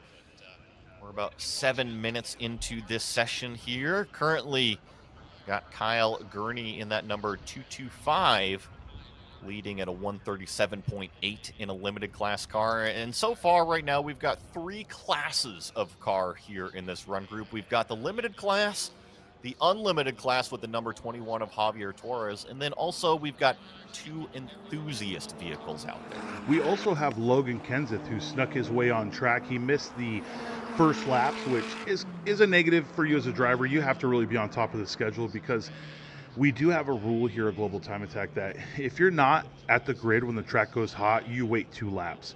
We cannot put you on a hot track and cause you to impede the hot laps of people who had the gap. But he's out there now going fast in his American flag livery car. He just laid down a 141.112, so he's putting down some lap times. Brad Balcom I haven't seen on track yet with a 151.085. Looks like Kyle Gurney is leading this. Javier Torres is in an unlimited class Honda, but that's based on tires. These are guys who built their cars for something else, but they saw this event and they wanted to get into Time Attack. And like you said, bring your car, run it, run what you brung. We will put you in a class. And there are caveats. There's Drub Bazaar just starting his first lap time, but there are caveats. Obviously, unlimited requires certain safety levels. We don't just let people run unlimited because they're on slicks, but if it's your first time out here and you didn't know and you didn't bring the tires, we'll bump you one time and he's going to get that fixed. He'll show up to the next event with proper tires or proper safety for the class he's in, and it's going to be great. So seeing these guys out here, their eyes are lighting up. They're out here with Formula Drift, and you get to feel like you're on top of the world. You're at a world-renowned racetrack here at Michelin Raceway Road Atlanta in Brazelton, Georgia. You're out here with the likes of Jackie Ding and Ferris Khartoumi, who might as well be Time Attack royalty in North America. And they're all normal guys is the best part. You get to hang out with them, talk to them, get tips from them. You get to go share the track with them. And I've seen these events where a driver comes out the first time, and yes, of course, it's probably nerve-wracking to try and speak to somebody like Jackie who you've never met and don't know he's one of the nicest guys in the world. But I've seen these drivers come and talk with these other drivers and pick up 3, 5, 7 seconds just from information and data that's shown to them by one of these other drivers who have laid down laps at a track like this. And they're going to get comfortable here at Road Atlanta because we are still in the first half of day number 1. Still got after lunch and then all day tomorrow to be laying down fast laps here at Michelin Raceway. Got those beautiful blue and yellow painted curbs that really help identify this place, that if you see any photos of your car on track, it's always fun. You get a photo of your car and you guess, okay, which corner and which track am I at? Well, this one usually a dead giveaway with those curbing. And got about halfway through group number 4 here as we're watching the cars cycle up through turn number 5, headed down that little short shoot straightaway before you reach 6 and 7 on the other side of the racetrack. 6 is super inviting too. That's something we didn't talk about too much, right? 6 is really, really inviting because it has a nice opening where you can carry good speed through 6, and then you really got to get on those stoppers for 7. You want to have as good of an exit as you can out of 7 just to try to go fast down the back straight. And 6 is tricky because it has a little bit of banking to it. It has a little bit of camber going into the corner, and there's no straightaway after it. Like you said, turn 7 approaches very, very fast. You see it here on the images, but there is that short little straight section between 6 and 7. And trust me, with the camber that you got through turn 6, you better be on the gas at apex of 6 in order to shoot yourself down that little straight section and then jump on the brakes hard to set the nose there in turn number 7. So, yeah, turn 6 a little bit inviting, and I think that you probably have to go in there with your hair on fire. Otherwise, you're actually losing that little bit of time between 6 and 7.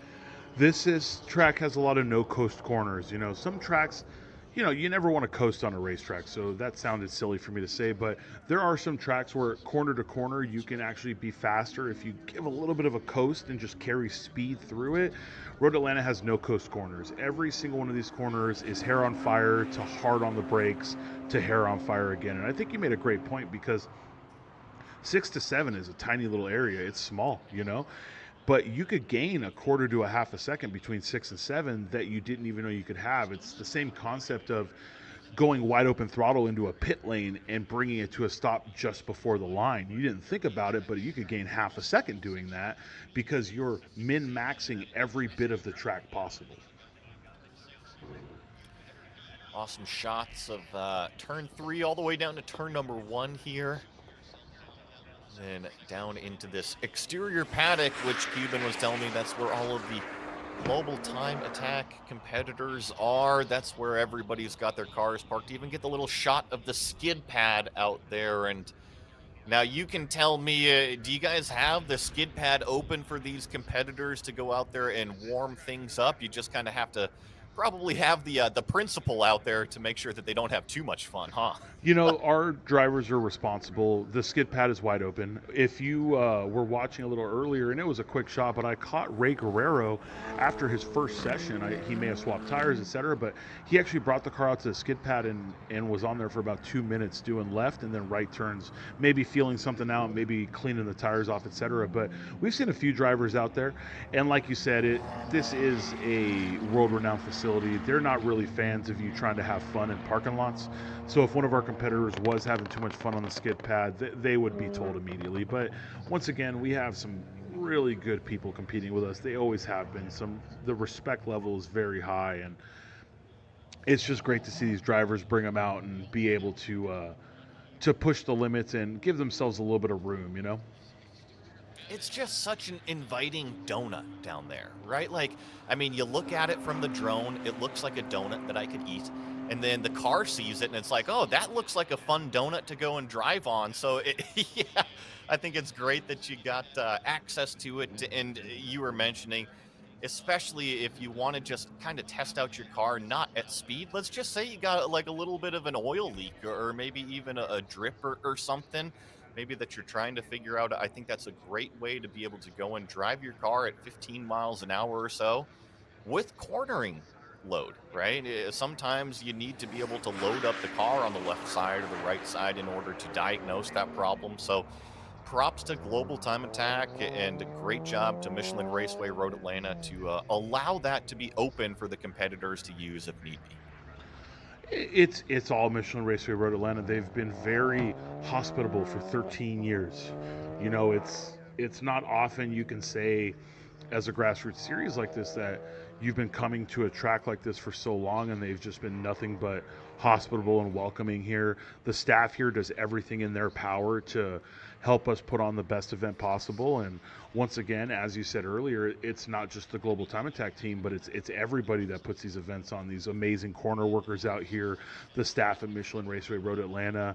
I have my good friend Dave Miller who set it up so our entire stream is actually being broadcast to the paddock. So I'd love to give Dave Miller a big shout out for that. And realistically speaking, we're just lucky that we've been out here and able to do these things for so long. Officially have the checkered flag on group number 4, their second session out on track here this morning at Road Atlanta. It was Kyle Gurney in that number 225 car leading the way with a 137.1. Javier Torres in the unlimited class following him with a 138.7. Logan Kenseth out there with the Cadillac in the street class at a 138.9. Then comes Brad Balcom, the first of the enthusiast class cars, 142.9. Brandon Luthie at a 144.6. Druv Bassar at a 147.0. Mark Matyek at a 152.1. and that was the 7 cars that took laps here for the second time out, like I was saying this morning, here at Michelin Raceway Road, Atlanta, and we'll have group number 3 going out very shortly. The only downside about our sessions here is they are fast. What I mean is they are back to back to back because we have this track from 8 to 1. So what'll happen is, let's say you have a small issue in your first session, there is absolutely a chance that you're not getting back out into the second session unless you haul the mail to get whatever it is fixed. So that is probably the only negative, and it's not really a negative. It just makes the event very high stress, high reward. Just a little bit of the lull as we get some of the track workers inspecting out here at turn number 12. Make sure there's no debris out there. And I think what he's looking at now, Cuban, is this a line of fluid that he's checking out here on driver's left? You literally nailed it. So it looks like car 21 stopped on track from 12 into the main straight. It looks like a new line of oil. Something absolutely failed. So we'll have to take a look. This is going to be a new, fresh line of fluid that is going to have to be cleaned. This is probably worst case scenario when you're talking about something going wrong on track. Luckily, once again, they have the best crew on the planet here, but they're also happening at the best track time possible. So they're going to look this whole thing over. They're going to do everything in their power to make it safe, but it has to be. You're coming down 12, and when you come down 12, you come all the way to the edge of the track on the left there, and you're not going to want to touch oil when you're carrying the speed you do coming down 12, especially when the car is loaded. The full commitment it takes to come down this corner, you can't put a driver in that situation. I think what's a little worrisome to me is just where the track worker is standing, because he's, call it 3/4 of the way through turn number 12, but all the way out on driver's left, right on the very left side of the racetrack. Now, where the fluid starts, not a big deal.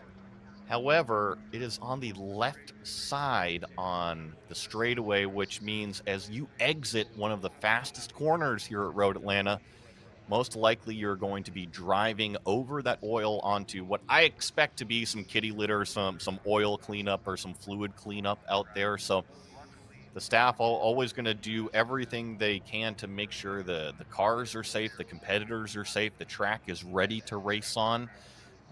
But me as a driver, that's definitely kind of eye grabbing. And then I'm not sure how long that trail of fluid lasts. As you said, and the whole thing about it is very simple to explain. If you're not sure if that's online or not, well, it happened while someone was finishing a hot lap, right? So it's absolutely online. Now, where that line let go, it looks like it was more on the passenger side of the vehicle. It's in such an awkward place, to be honest with you. Like, how somebody ended up right there? It feels like they were aborting the lap and tried to, go Yeah. wide. It absolutely looks like an aborted lap, and it's one of those times where you wish they aborted the lap on the inside. But this is the coolest part of being at a facility like this. They have to keep wheel-to-wheel racing going. You can't stop a Petit Le Mans for an hour to clean a track. You know what I mean? So these guys are going to get it cleaned up super quick. They're going to put down the kitty litter, as we call it, and the oil dry. Then they're going to go ahead and sweep it and make sure it's all good. It'll take the drivers about one lap of sighting to make sure that they're comfortable with it, because if you've ever driven over oil dry, it's obviously a little bit more slick than tarmac, but you drive over it one time, it's gone, and you never have to worry about it again. To kind of expand on Cuban's point, I do feel like this car was, at least the drop of fluid, was not on a heater. So going into 12, going through 12, it's all A-okay. It is just basically once you get to the exit curb on the exit of 12, that's when you finally reach that line that they're cleaning up right now. But I think that, yeah, it is a shame that the car couldn't get off the track, but you can't tell when the car is about to break, right? The driver can't miraculously know what's going to happen 2 turns down the road. And it looks like they were already off the racing line. And unfortunately, a mechanical problem happened. And you, as well as I know, these things, they happen to machines.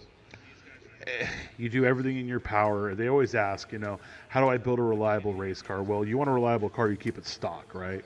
What you do is everything in your power to put quality parts, to do your due diligence. I think that's the biggest thing that people don't understand. The amount of times that you nut and bolt a race car before an event, after an event, before an event, after an event. You go over everything, and it's that's my everyday life. I'm blessed to be working somewhere where they do this for a daily, on the daily.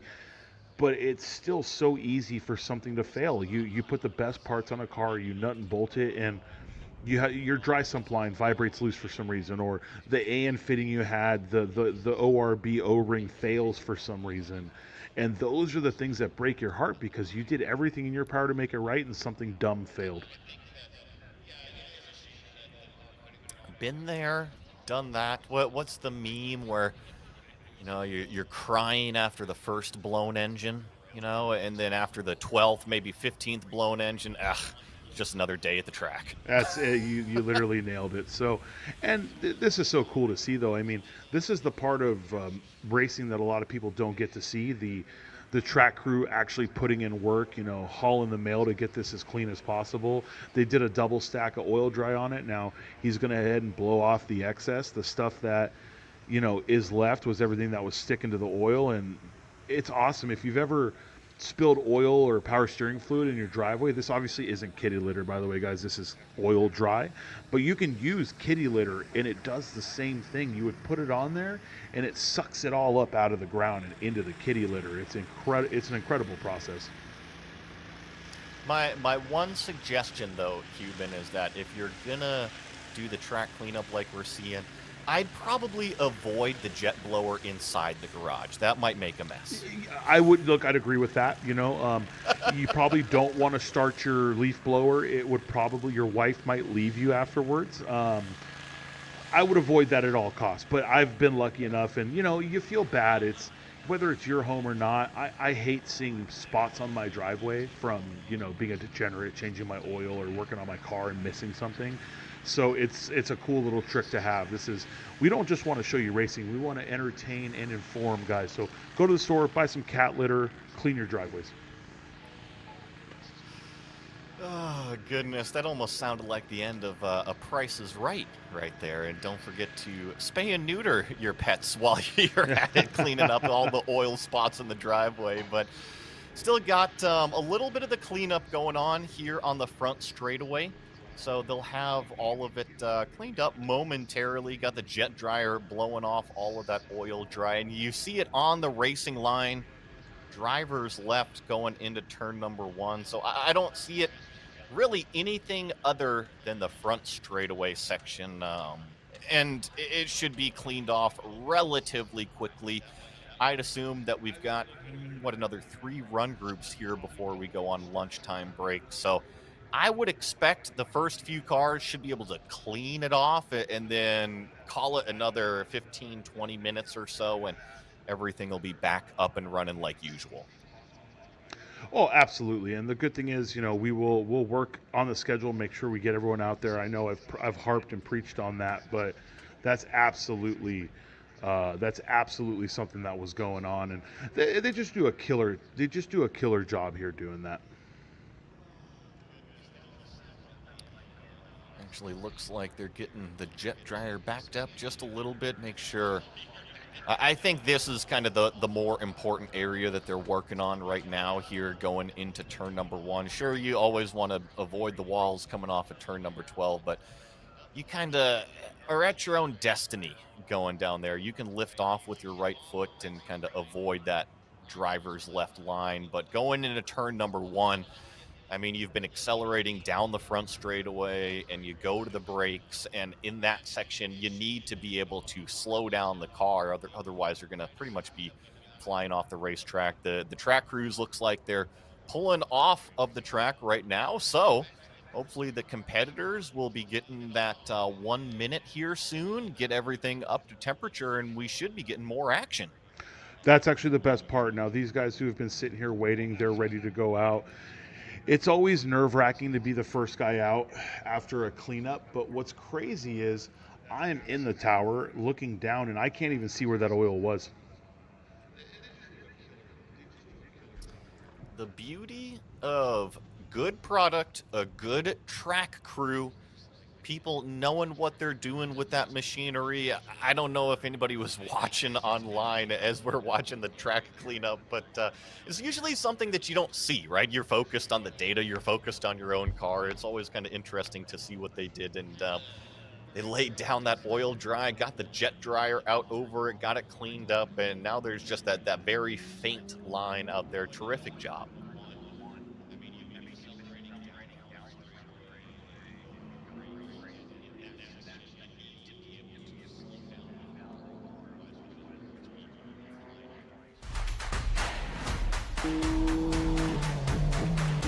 モータースポーツで得た高度な技術を全てのレイズホイール一本に込める魂は永遠に変わらない。ビヨンド・ザ・レボリューション。ザ・コンセプト・イズ・レーシング。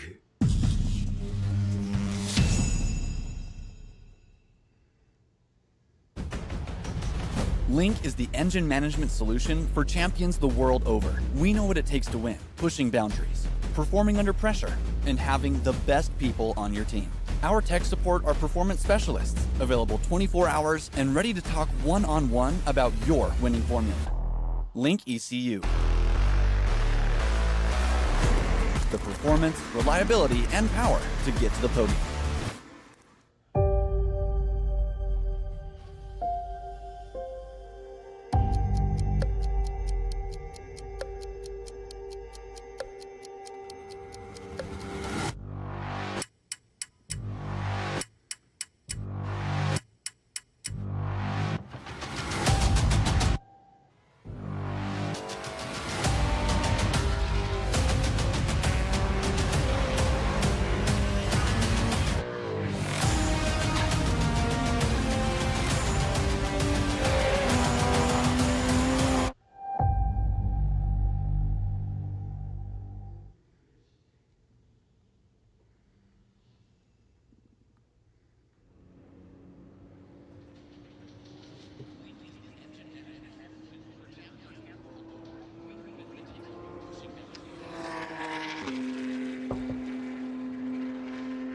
We are back live out on track. They got all the cleanup done. It looks like we are back out here with Group 3, Session 2.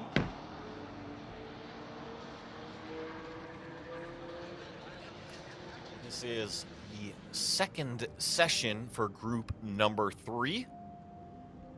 Rounding out here before lunch, we'll have group 3, group 2, and group 1. They will all get a second session here in the morning, and then one additional session this afternoon. And I got a question for you, Cuban.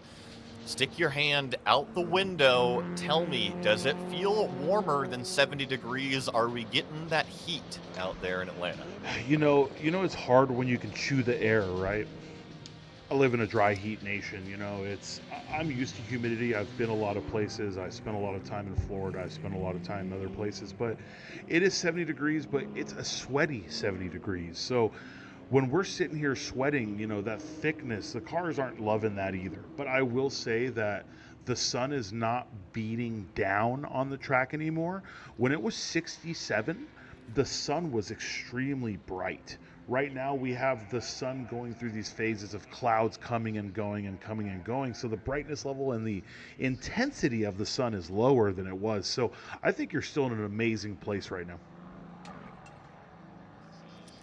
These cars are still on their out lap and or first timed lap, getting up to speed. And I was just curious about the temperature because usually when it starts to warm up, the confidence level goes up, right? The drivers say, okay, everything's good and up to temperature. I can go out there and push the car to its limits.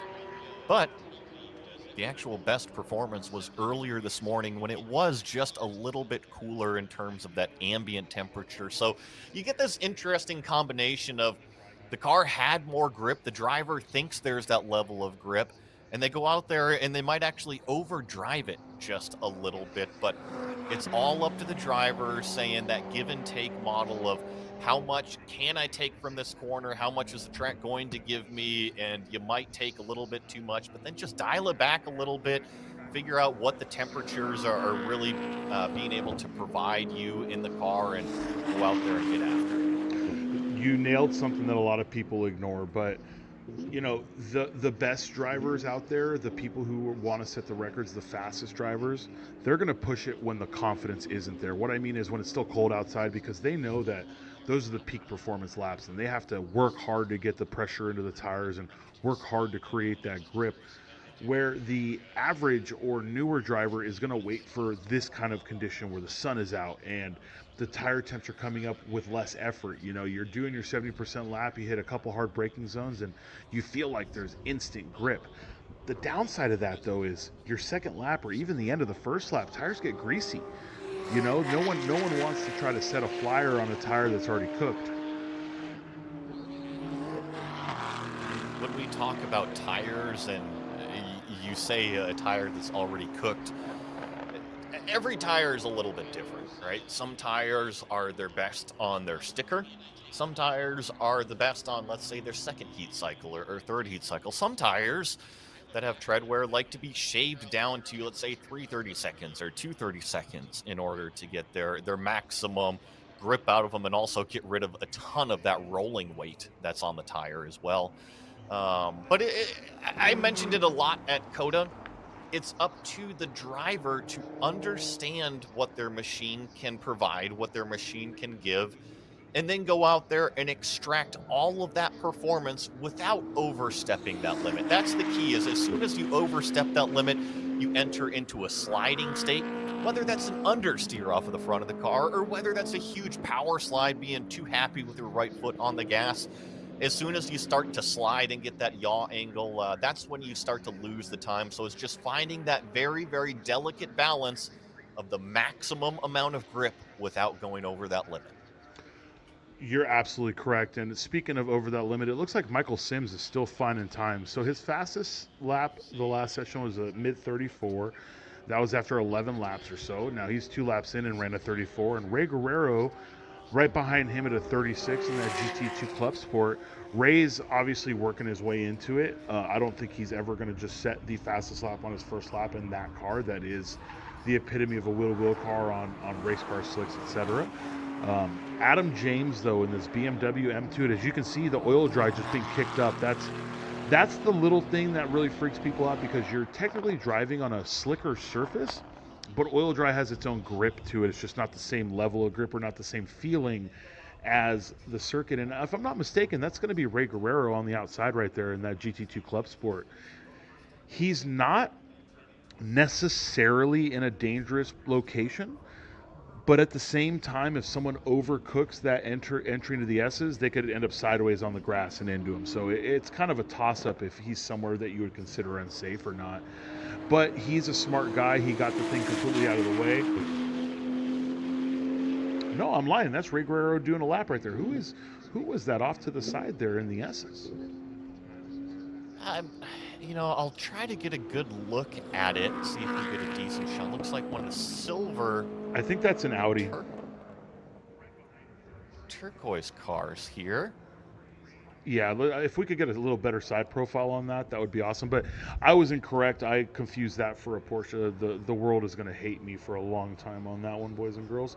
But let's see who's out there. I believe that's actually going to be the Audi RS3 of Rob Wilmot. I don't think it cross start finish to actually hit the transponder to start a lap. Nope, he did. He's done 2 laps so far. That might be his car. So either way, yeah, that's going to be the Audi right there. Either way, whatever happened with him, he made sure to take it and put it off track. We seem to be having some darn bad luck when it comes to drivers having incidents on track. Luckily, nothing serious has happened. Had a little oil line come down, had a gentleman, touch a tire wall, nothing too severe going on yet. So they're going to go ahead and let him finish the session here, it looks like.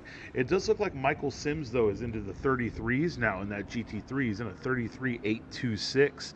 Ray Guerrero with a 34.683. Adam James with a 135.549.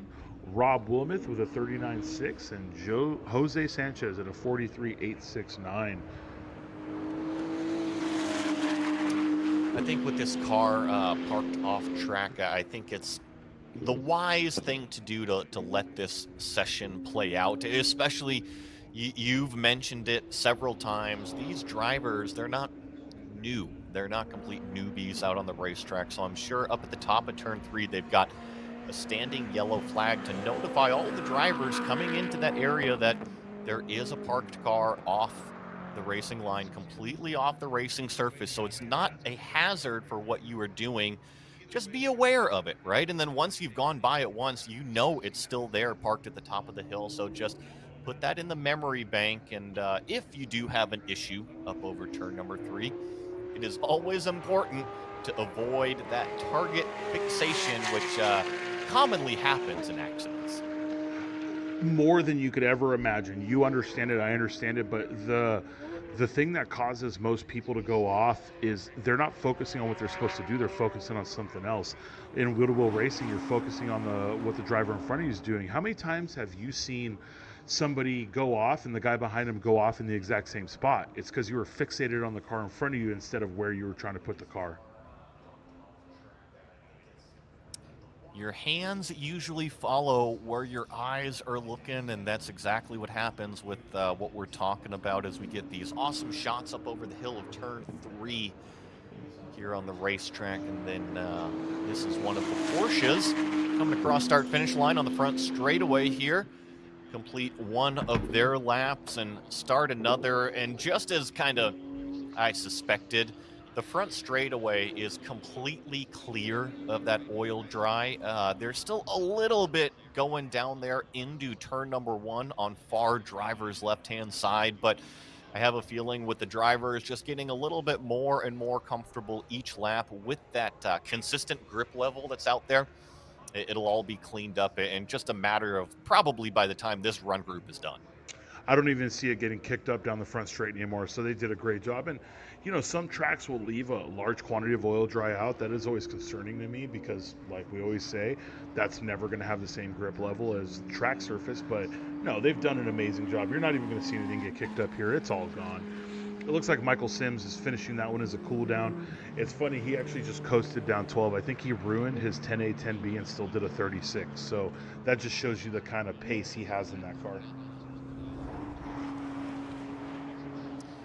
About 12 minutes into group number 3 here. Got about a handful of cars out on track between 3 different classes, what I'm seeing. Actually, 4 different classes. We got the limited class, Michael Sims, that's who Cuban was just talking about with that Porsche. Ray Guerrero with the GTX class Porsche as well. And Cuban, you were saying that car is kind of modified and set up really to run Pikes Peak. We also have Adam James in a street class car. Then Jose Sanchez in an unlimited class car. So quite a bit of different classes going on here in group number 3. That's the best part about it being, you know, speed index, because as you said, some people will bring cars that they didn't build specifically for time attack, so they'll be stuck in the limited class, but they'll have the speed index of a street class car, right? So what happens is you don't want to put them out there with the other limited cars and cause a ruckus. You don't want to be the reason someone gets held up ever. So you set them up as speed index, and as you're going to notice as the weekend goes on, we reshuffle the cars a few times. After lunch, we'll reshuffle the cars. We'll reshuffle them again in the morning, and then once again after lunch tomorrow. So we try to keep them as close together as possible, make sure that when we put you out with a 15-second gap that you're not going to be caught by the person behind you and you're not going to catch the person in front of you, which is probably one of the best. And I like this shot because it shows you can actually see 3 of the fire and safety crew just sitting here right now. You have the 2 fires in the corner in the tow truck, but you will also have one in the hot pits, and you will also have one near where pit out is. So they're trying to be positioned in places where they can be as fast as possible to take care of the car. The Hondas comes and completes their lap time. 14 minutes clicked over here in this session. A little bit of side-by-side on the front straightaway, actually, with the Porsches passing each other here. going into turn number 1. We got Ray into I a think 33.4 on that lap. He was passing him and still did a 33.4. Yeah, you made that perfect comment there that there's probably actually a little bit of time left in it because he was making that pass.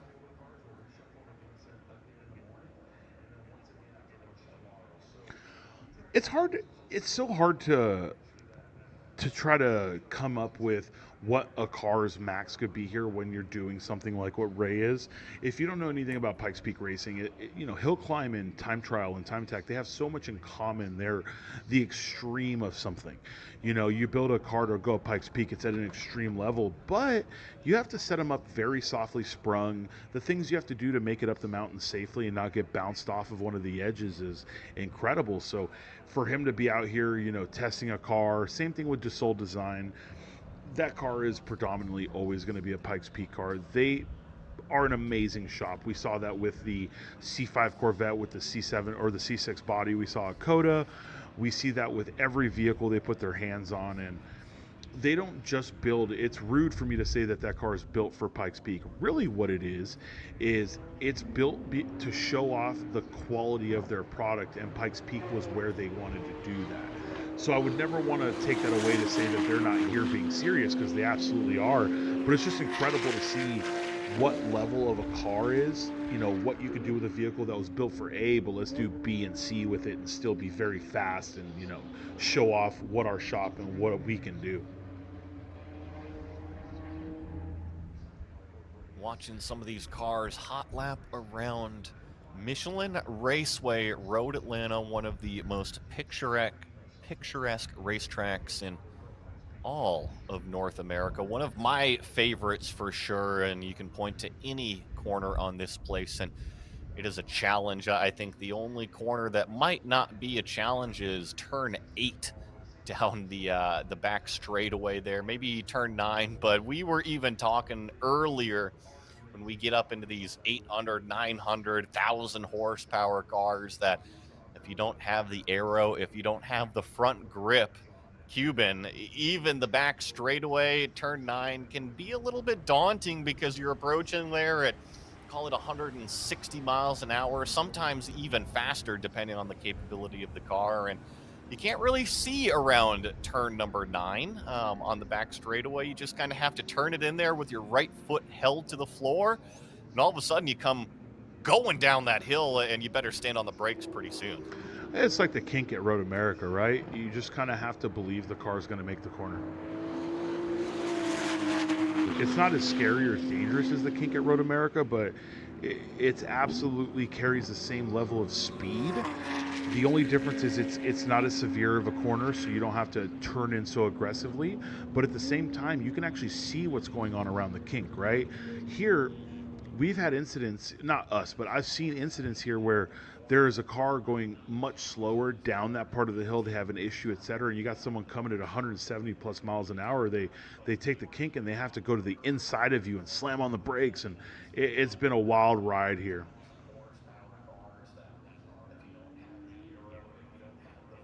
Looks like we've got the checkered flag on this run group here, so all of the drivers will be completing their timed lap and then bringing it into hot pits.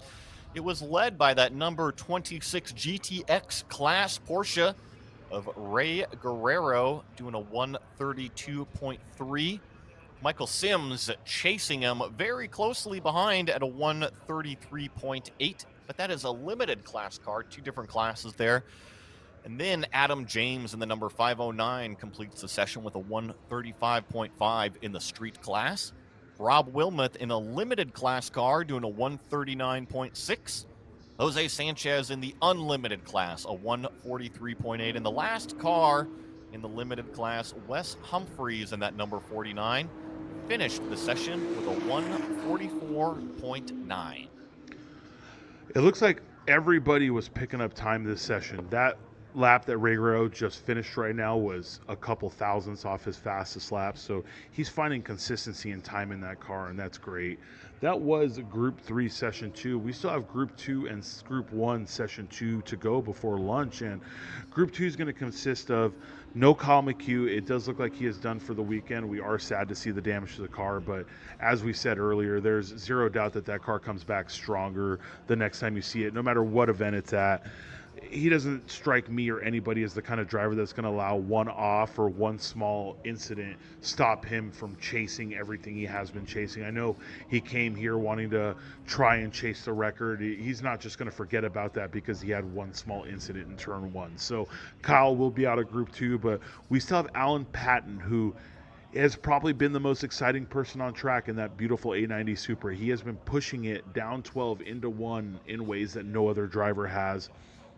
Sean Bassett, Anthony Pearson, Jonathan Wheeler, Devin Hoffman, and Kevin Parlett in Group 2. Those are all the drivers that could be lining up ready to go out. And then hopefully in Group 1, we see Ferris, Mike, and Jackie all try to lay down their fastest laps. Ferris has only done a reconnaissance lap so far. Hopefully whatever they wanted to look at, they have seen and tested and proven, and we see them back out actually trying to lay down a flyer. Just a little bit of a break in between Group 3 and Group number 2.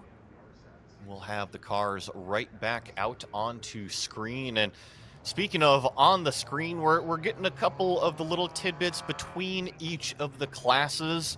The enthusiast class, you know, the driver must be the registered owner of it. And Cuban, you're much, much more fluent in terms of the classes of everything that's going on here between them all. In my off time, you could also call me one of the chief tech stewards at Global Time Attack, so I might know a thing or two, so I could probably lay it down as simply as possible. Enthusiast is the entry-level class. It's your car, you're the owner, it's registered, it's insured, it's a street car, and it fits within a few little rules. It has to have a catalytic converter, it has to have minimal aero, 3-inch splitter, the wing can only be 3 inches behind the rear bumper, full interior car. You cannot be missing anything because it's an entry-level HPD car, that's what it is. You bump to street, and that's when things get more serious. People hear the word street, and they think that means it's a street car, when really, street was the tire class back in the day. Street is, you still have to have everything in front of the B pillar, but there's no power limitations. Kyle McHugh's car, that thing makes 80 billion horsepower. It's probably the highest horsepower A90 that competes with us. It's in the 7 to 9 range. I believe at Coda he said around 900 on full kill. And that's a street class car. It's all about what you can make work within your rule set. 5-inch splitter, the wing can't be more than 5 inches back. Dog boxes are allowed. Car still has to be registered, etc., but you do not have to be the owner to compete in a street class car. You could drive someone else's vehicle. The real jump is actually limited. Limited is where sequentials are allowed, motor swaps are pretty open. Limited is where you can LS swap things, right? Sequentials, but they have to be handle actuated, no paddle shifting yet. Open to professional drivers. You can go down the list in limited class. Flat bottoms are allowed, and then if you've decided that it is for you and it's time to make the jump to unlimited, the name says it all. Unlimited class is everything that is Time Attack. It's unlimited aero, motor swaps are open. The thing that makes the difference between unlimited and, say, max effort is these are VIN-based vehicles. They're not tube chassis. These are cars that came off of a production line, and once you leave unlimited, you get into max effort. Max effort is where you go to play. And what I mean by that is where a shop goes. These are cars that were created for fun. They started as VIN-based vehicles. Don't get me wrong, but like the Sean Bassett Attacking the Clock 240, that is a tube chassis-based car. Now, it was a 240 at once in its life, but it's a tube chassis car, carbon body, crazy. Their power adders and all that are the same as unlimited, which means they also need the same safety as unlimited, so that way people understand that. You can't just build some car in your backyard and show up with a 3-point harness and run max effort. It doesn't work that way, but these are incredible. And then GTX is something that we wanted to add.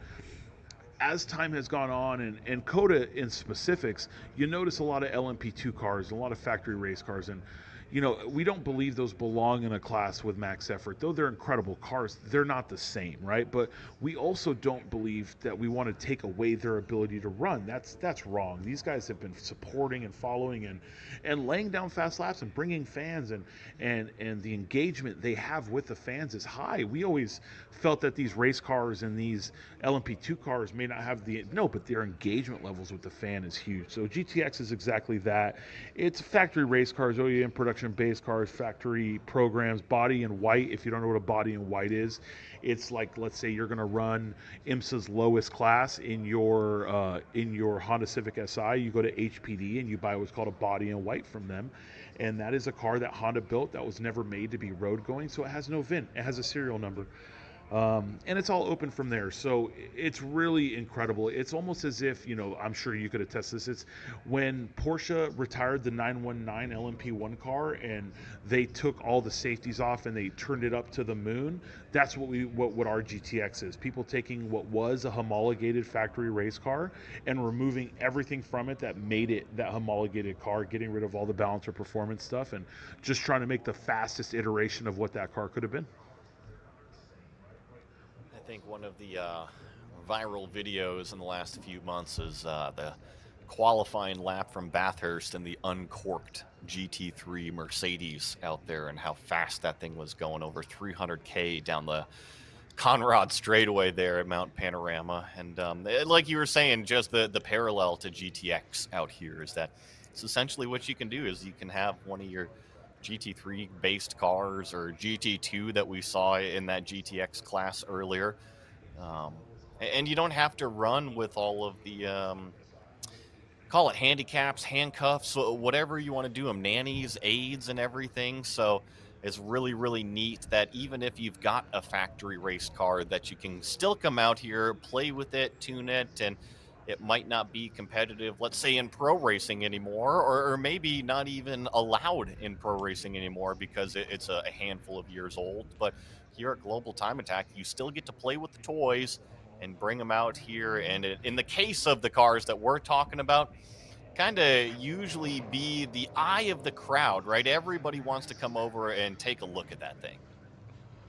Absolutely. And what's crazy is even corked. Remember at Coda, in max effort, there was a Mercedes AMG GT that laid down a killer, an incredible lap time, and that car is still running all the BOP stuff because he still does wheel-to-wheel racing in it. It still has the restrictor that's the size of a pencil, and so it shows you what these cars are capable of.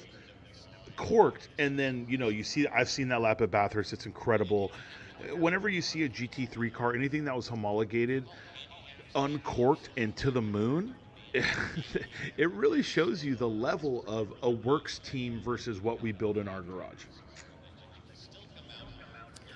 It's the whole point of those factory race cars out there, is that they've got the engineering support, they've got the budget to go out there and build those cars to the level that they absolutely need to be, and then sell them essentially as race ready for the customers to go out there and race. And what we're talking about just with this point here is that Global Time Attack is that you kind of get to do that all on yourself. Sure, it's nice to have the manufacturer support, and that's why they are in that separate class, that GTX class, because they have such a huge budget and they have such a huge notebook of what works and what doesn't work. But I think the coolest part about GTA is not necessarily the GTX class, but it's all of the other classes in terms of the Supras, the tuner culture, all the different hot rods that you get out there, and seeing what each person's kind of design and dream was and what it's come to be. Tell me, is that a Lotus Evora or is that a Noble? I can't tell you. That looks like a Lotus, it looks like. I was so stuck between, is that a Noble or is that a Lotus? It's a gorgeous car. Now, Cuban, I haven't seen a Noble in a very long time. You know, I would say the last Noble that I saw at the racetrack was probably at a track day out on the West Coast. So it's been a little bit. It looked like the front end of one of those Lotuses, though. It is. It's an Evora. You can now tell by the back. Luckily, the track crew did. I mean, not luckily. Sadly, they did have to flatbed that vehicle off. So that's being taken care It's of. lunchtime. It's getting close, my friend. They did take that vehicle off, so we are still going to have our next 2 run groups go out. It may cut into the lunch just a skosh, but that doesn't matter to us. What's more important is getting these drivers their track time. So Group 2 will be going hot here at any moment. It looks like they're about ready to checker it. As soon as the track crew gives our guys the thumbs up, we'll be sending Group 2 out on track. I think that you might have come up with a new livery, a new sponsor for the wreckers, Cuban. I think that's now a flatbread. Maybe serve them some pizza if you got the car towed. A little Panera sponsorship. That's what I just heard right now. I mean, what better way? You're so bummed out that your car is on the side of the racetrack. You know, you got to get picked up. I think a nice warm pizza would be a great way to help lift the spirits. Speaking of which, we have Mr. Patton starting his hot lap. He went around on his warm-up in a rate of speed I don't think anyone was ready for, because he's doing it again, man. He's hair on fire into 1 every time, and it looks like if he was just carrying 5 less mile an hour, it would make the biggest difference in the world. So he'll probably, do an 80% for the rest of that lap, and then see if we can get it going back again. This is another one of the beautiful A90s. Sean Bassett did start his lap right there, and then this is another dark horse right here, Mr. Anthony Pearson. We do have some drivers with the capability of going extremely fast. Alan Patton is definitely the person who looks like he's driving the fastest, but as most people can attest, sometimes it doesn't matter who looks like they're the fastest, it just matters who is the fastest. You mentioned just charging a little bit hot into turn number 1, and we've seen it earlier in the day as well with the same car and driver.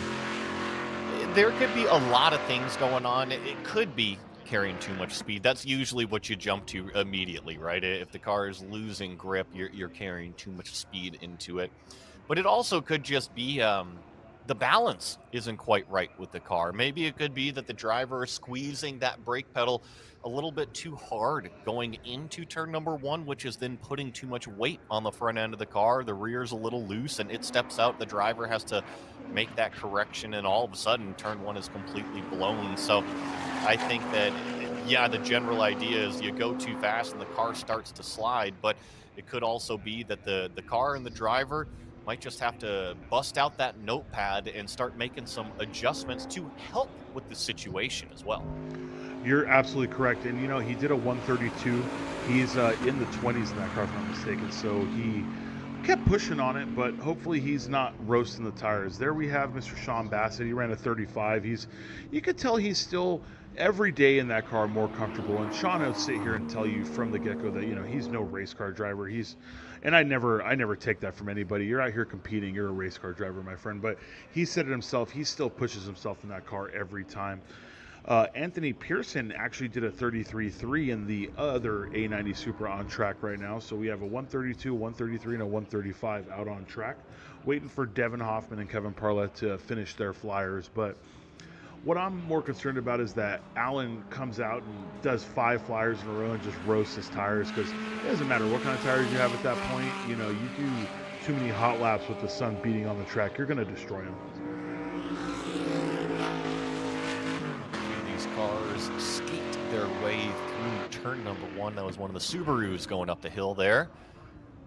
Nice wide entry, and I do still notice everybody just there at the entry of turn number 1, depending on how far they're pushing out to driver's left, still kicking up just a little bit of that dust. That's nothing to worry about. There's still maximum grip out there. It's just whatever residual dust is still laying on the outside of the racetrack there that was blown from the jet dryer. So I think everything is A-okay, and especially judging by the times that we're seeing out on the racetrack with Patton throwing down 132.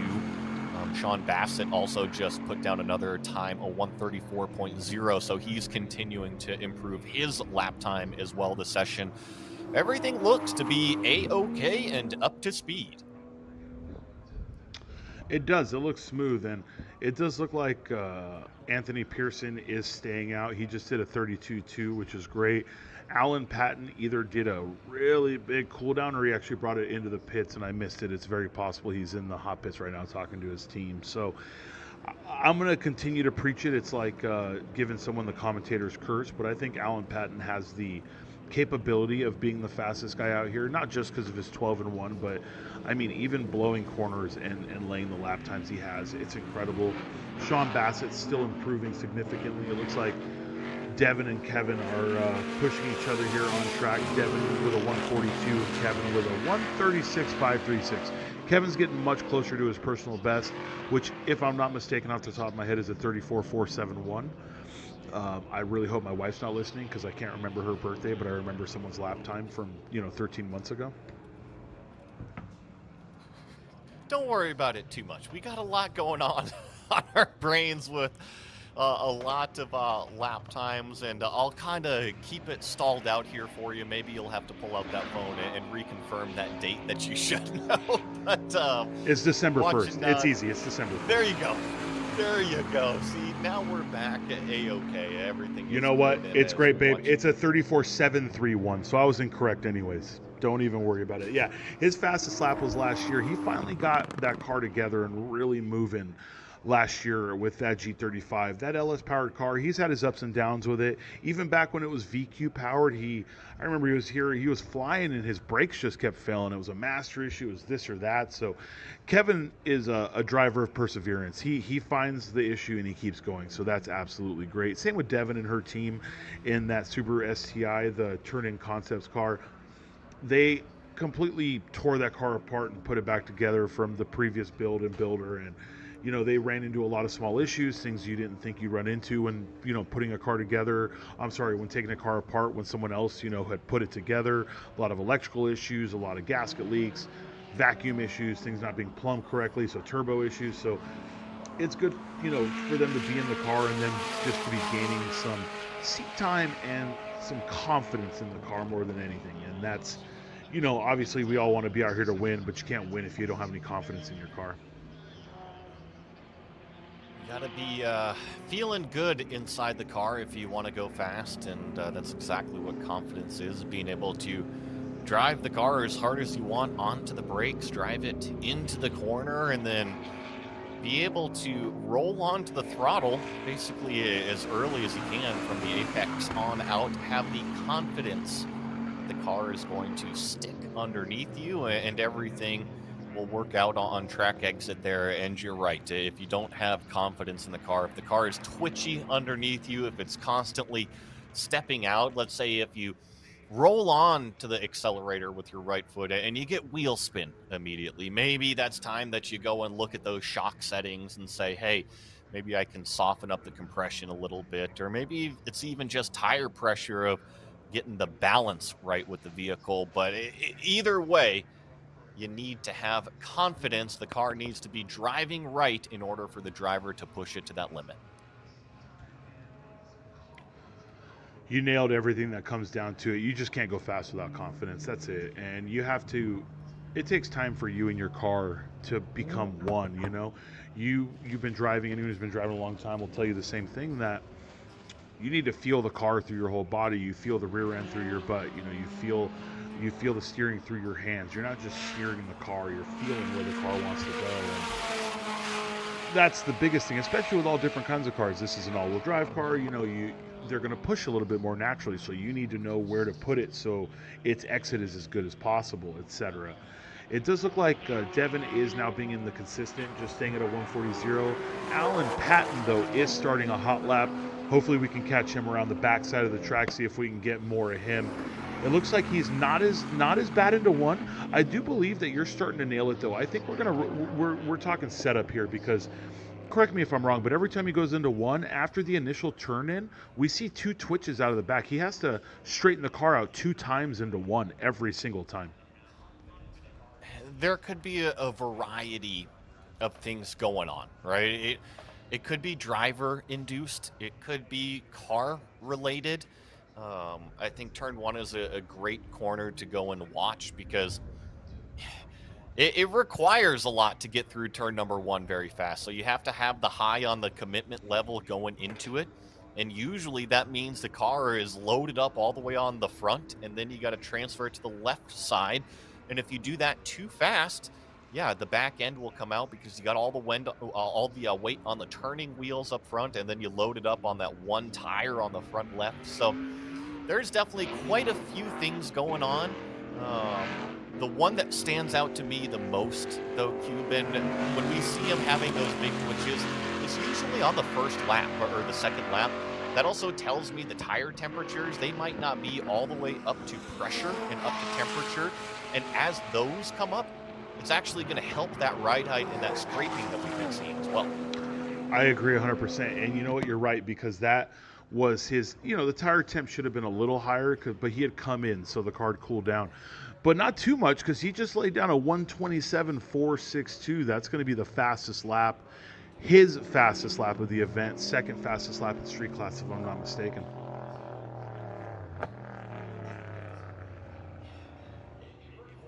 I was just checking street class rear wheel drive. He's still a couple seconds off, isn't he? The street class 25.7 record for rear wheel drive is a 125.7, and he's at a 127.4, so about a second and a half off right now. The funny thing is, and the same thing happened to Jackie. Jackie's a second or two off right now also, but for all we know, these guys can turn it up. That's the beauty and the scariest thing of modern day racing, right? 10 years ago, the tune was the tune. You could have a scramble boost, but there's little things you could have done, but you couldn't go, oh, I'm doing this session with 500 and that session with 750. That didn't exist, right? Well, in this day and age, with even stock ECU cars, Ecotech, modern day tuning, etc., you can have 3 or 4 maps in a car, and you can put the thing on kill for one section if you really need to find the time. I think the one caveat to it is we mentioned the temperature earlier, is that you get greedy, right? You get through these morning sessions and you realize how much grip is actually out there on the track.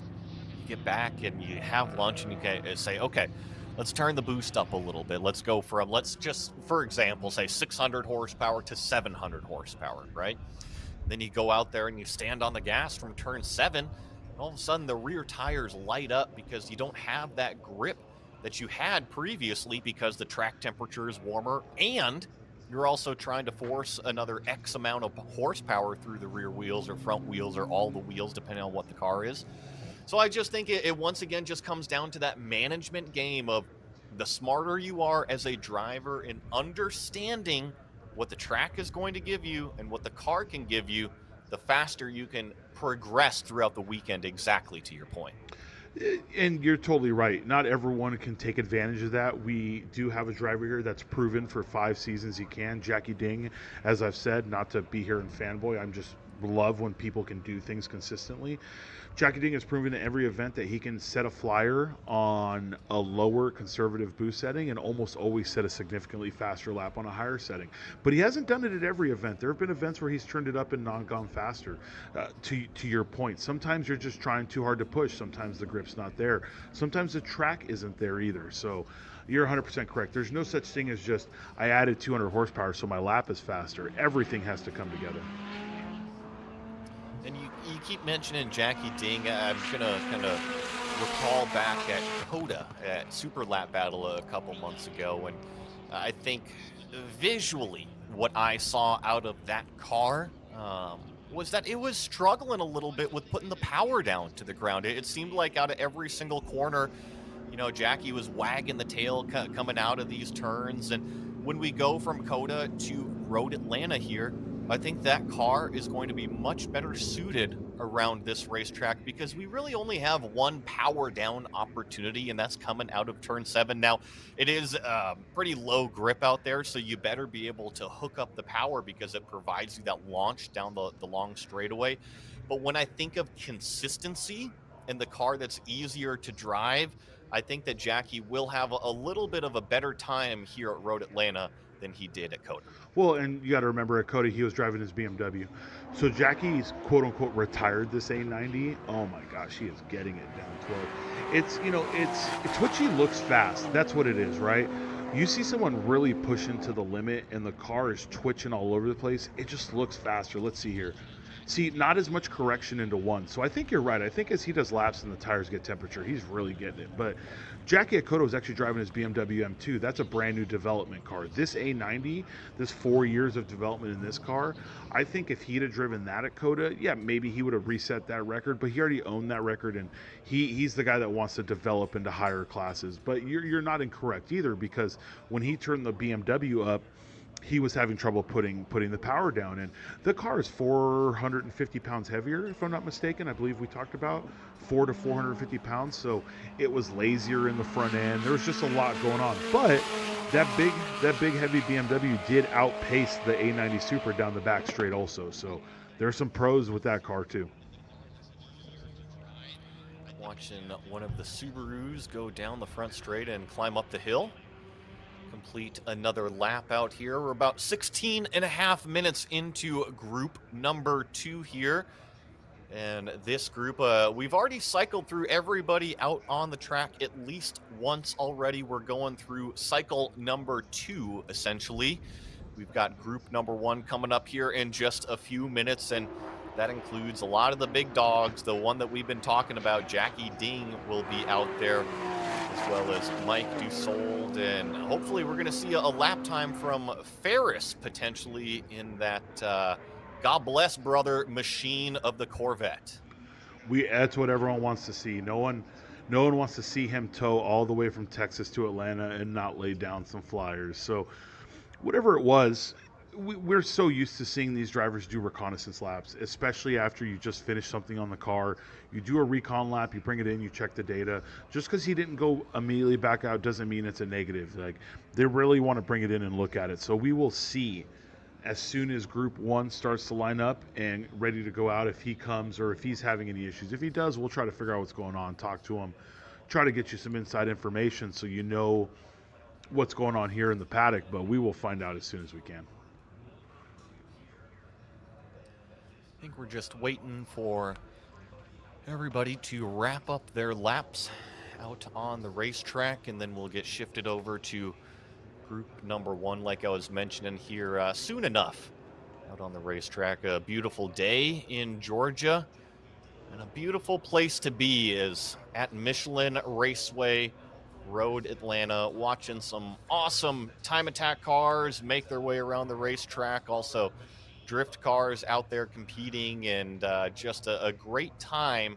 If you like motorsports, if you like anything to do with cars and having fun and smoke shows and going real fast, and you're in the Southeast, definitely make your way out to Road Atlanta, because we're not only here today, but also on track tomorrow as well.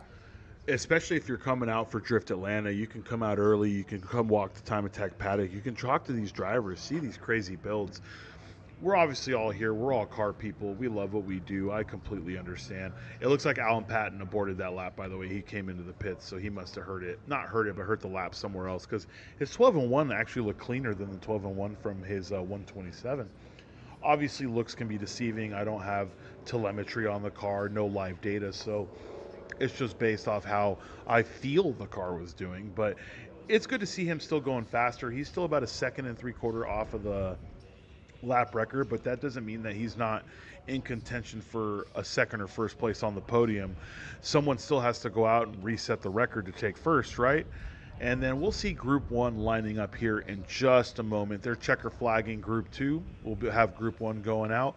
It does look like we're going to run until about 11:15, about 15 minutes into our lunch, to make sure that Group 1 has a full session, or until the people are done on track, to make sure they have a full session to take care of those few little incidents we had that had to put a stoppage on track. Since we do have that checkered flag, you can get your official results from group number 2, session 2, up on the screen. It was the number 606 of Alan Patton leading that way, a 127.4. Anthony Pearson in that 721 machine, also a street class car, a 132.2. Sean Bassett in the max effort Datsun was in a 132.3. Kevin Parlett in the limited class car, 135.0. And Devin Hoffman, the fifth car in street class, 138.2, rounding out that session. It was a good session. They were all going out. They were all getting it. We're hoping these guys, not just at the lowest but the highest, that all of them are finding the lap time they're looking for. It does look like Jackie is ready to go out. It looks like they already sent somebody, so we missed the beginning of the pack. Jackie would be the third car if Ferris is out. If not, it would be Dussault and then Jackie.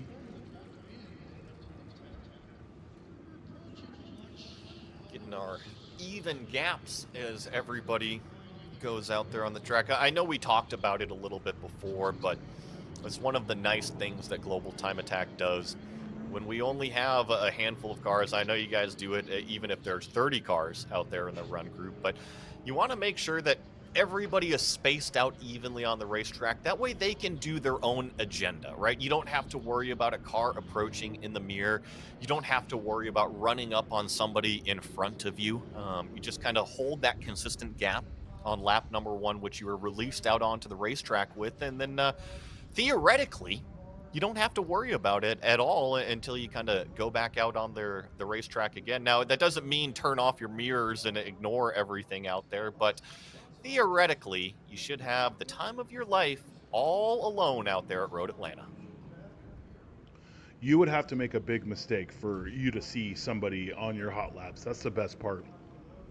You obviously don't ignore your mirrors, but if you're a 2 hot lap kind of guy, which a lot of competitors are, obviously at the highest level unlimited cars, without getting into the minutia of it, a lot of these cars at the highest level are set up to where the alignment does not allow 2 laps. What I mean by that is they're running toe out in the front to have better turn in, and they're running 0 toe in the rear, and they're running extreme amounts of camber, etc.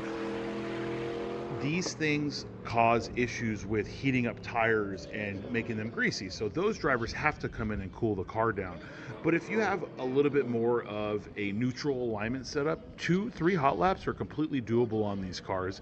And when you have such a gap between you and someone else, it just allows you to focus forward and not backwards.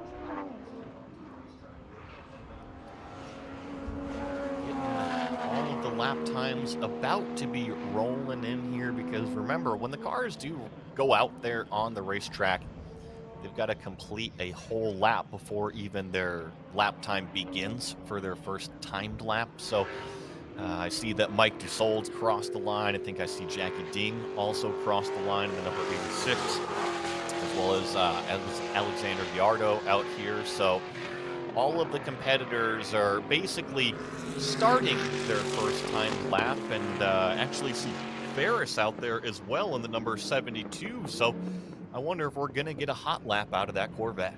So Ferris did miss the front of the session, but he got to the exit of the pits before the laps has started, you know? So we're not going to hold him there. That's only if someone is 3/4 of the way into a lap and you show up, you hold. So Dussault's about to lay down his first lap time. It's a 126.462. That's a very, very impressive lap out of that car. Now he's going to be followed by Jackie Ding, and obviously we all know Jackie's chasing the 25.7. He may get it now, he may get it later, he may not get it, but we know what he's chasing. So we know what is going to be exciting and what is just going to be another day in the park for him.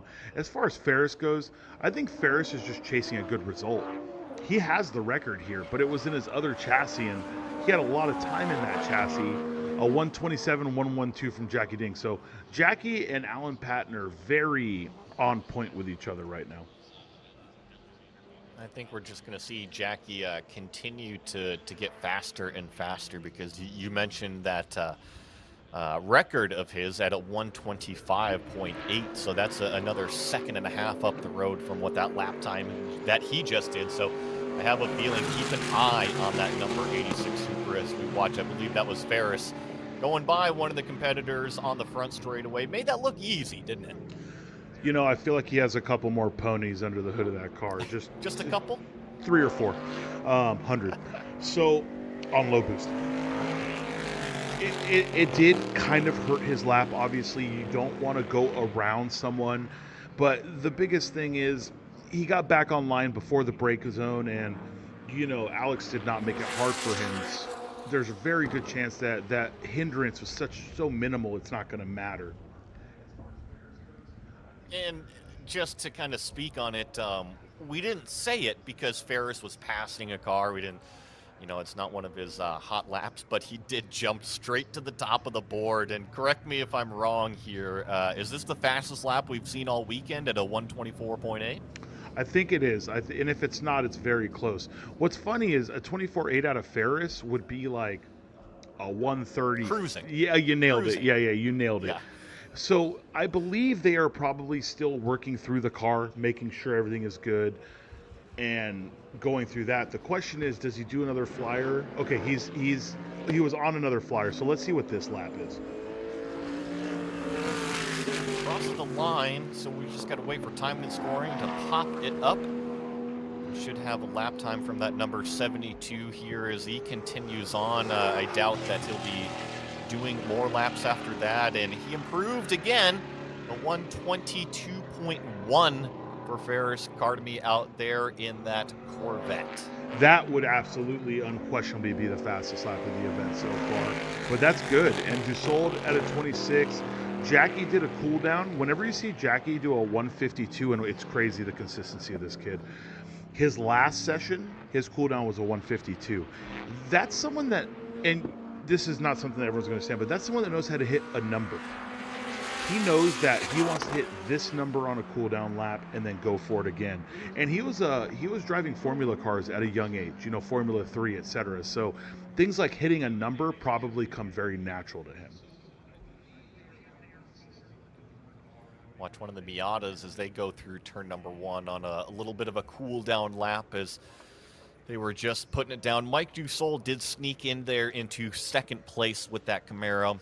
Didn't get to say the lap time of that max effort car, 126.4. So now it's Ferris and then Mike Dussault and then Jackie Ding coming third here. This run group here right before lunch. I think I've got my eye on that number 86. See if he can get down into those 25s, kind of threaten that record of his. And he also may have brought another set of tires we don't know about. Both Jackie and Ferris are coming in. Jackie will probably go back out unless there is something stopping him from doing so. Basically, suspension, something that's just not right. But usually he'll come in, talk to his guys, go over something. I don't think Alex is here with them. Alex is the person he runs PhD Racing with. Usually Alex will slap him around a couple times, and then he'll go back out and lay down a flyer. Johnny, though, Sachowski with a 129.056, but my favorite car is actually out there right now. That's Joshua Briggs, who seems to be going slow down the back straight. I believe that's going to be Joshua right there. I was correct when I told you that is a K-Series Miata. And, being a Honda guy myself, the K-Series being the LS of the Japanese world, just put it in everything. I love seeing a K-Series Miata. It's pretty cool kind of getting that crossover for sure. And I think anytime you put one of the B series motors or K series motors or you know what, I'm going to throw it way back, Cuban, probably to our high school days. You remember that old torque monster, that old H22A from the Prelude? I still like them, to be honest with you. You put a B-Series tranny on them, you put a nice tight gear ratio set on it, and they're fast. The downside is it's an iron block. They weigh 9 million pounds. They're tall as heck, and they're just as rare as B-Series are now. But I will say that you have not been with us yet. We have an incredible competitor. He has been going to COTA and been part of GTA since the beginning, and he didn't compete this year because the car is being finished, but we have someone with a 98 Prelude SH that races with us, and he still has an H in it. And it actually holds the limited record, limited front wheel drive record at Button Willow. He may even hold it at COTA. I'd have to double check that, but it's a full revamp. He's had the car since high school. I remember the first time he tracked it at Auto Club Speedway, it was on Volk CE28s with like a 25 sidewall tire, because that was what was popping in 2004. I remember all of that, and it's so cool to have those memories from back then, and seeing people still in those cars going fast. Always fun, and we keep mentioning the, build your car and bring it out here in race a global time attack. And one of the things that we don't get in pro racing is old cars. Now, you could go out there and watch some vintage races with HSR or something like that, and that's really neat. But a lot of times in modern wheel to wheel racing, cars get aged out. Right after about 5 years of production, there's a new one that comes out, and that's the one that's homologated for racing. So a lot of times we don't get to see the Preludes or the old Integras or these old Civic hatches. I remember that Civic hatch at Coda that was in Gran Turismo 7 that was a huge crowd pleaser down there. So not only do you get to build whatever the heck you want in terms of your mod list for Global Time Attack, but also no discrimination when it comes to when that car was made. So if you got a 70s car, I mean, what's Dussault's Camaro? What is that officially on the year? Because that's got to be way back, what, late 60s, early 70s? It's I want to say it's a 68, but I'm not Yeah. positive about that. I don't like embarrassing myself in the American muscle world. I can name Cadillacs though. I drove a lot of those. Truth be told is though, it's not something we see anymore, and he's done so much work to it that even a hardcore guy would look at it and be like, wait, is that a 67, is that a 68, is that a 69? And I love that about it too. But you made a point about pro racing. That's true. It's not even they get aged out, it's because these cars are homologated, right?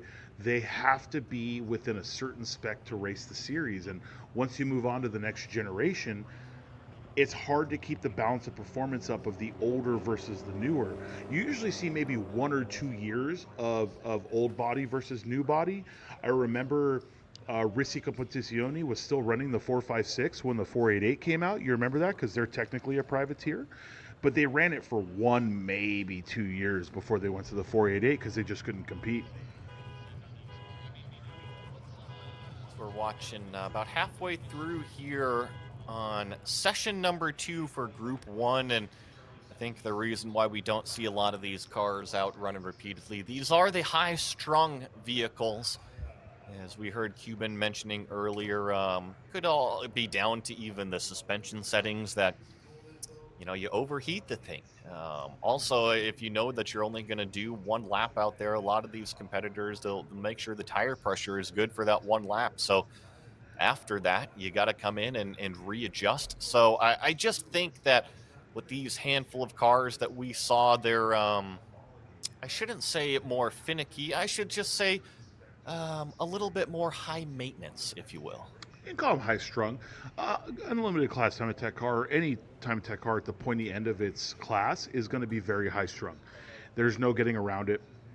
They have to be built that way because if they're not high strung, you're not going to get max performance out of it, are you? It's the best way to put it. You can build something more neutral, but you're going to get a neutral lap time out of it. You build something that requires you to be at the highest level of your driving skill and the car to be at the highest level of its performance, and a little bit of pixie dust and luck on top of that. That's when you set records.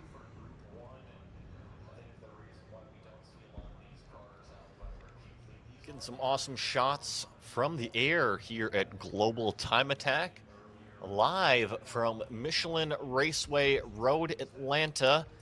Got about half a day of lapping done so far right now, and going to be taking a break for lunch here pretty quickly. And I might be meeting Cuban down at the Flatbread in order to get myself a pizza here soon. That's going to be the good stuff. I'm going to need a sponsorship on that, guys. It's awesome here. And if you're here in Braselton, Georgia, if you're here in Road Atlanta, remember that the cafe is open till 2 p.m. There are food trucks over in the Formula Drift paddock, and overall, there is the ability to get whatever you need here.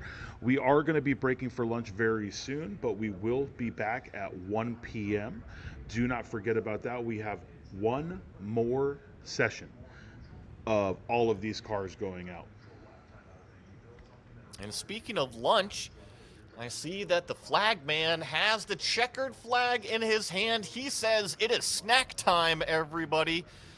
The official results from Session 2, group number 1, Ferris Cardamy with a 122.1 in that unlimited class Corvette.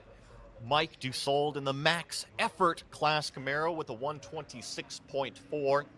Jackie Ding in that Toyota Supra at a 127.1.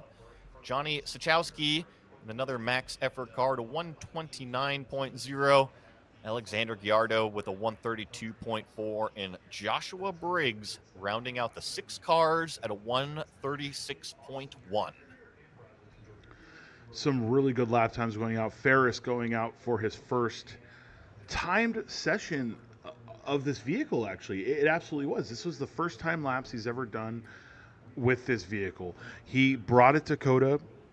It was not lap ready. He was obviously on zero sleep. He'd been going 42 hours, I think, nonstop. But he brought it, let everyone see it. It was great. He's been pumping out on it ever since, and he barely made this event. It just shows you how much work it takes to build something from scratch. He didn't have his other car. His other car is still in Japan.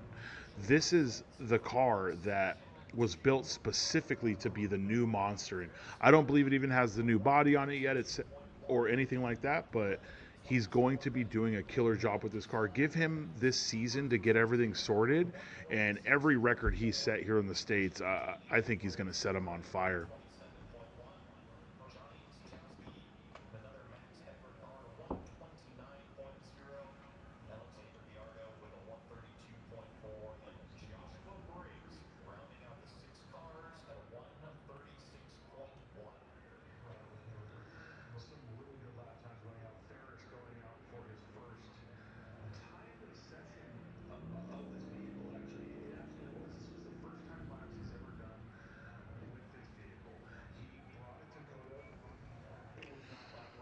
That's going to be the end of competition here before lunch. I did make an error, by the way, guys. We're back at 12. We end at 1. So we'll be back in about 48 minutes. We'll be back live from 12:10 to 1:20 for the final session. I'm sorry, from 11:45 till 1:20 for the final session. So we're about, let's call it 30 minutes away from being back. So if you guys want to grab something to eat, me and Joey will absolutely be doing that right now, and catch us for the final sessions of the day. Hopefully Jackie Ding and Ferris have their stuff figured out to go faster. I can't wait to see what that other Supra lays down. And these other drivers have already, been improving their lap times and showing us how fast they can be. I think around 11:45 it may be a little bit warm, but I'm not afraid of seeing some faster lap times out of these guys.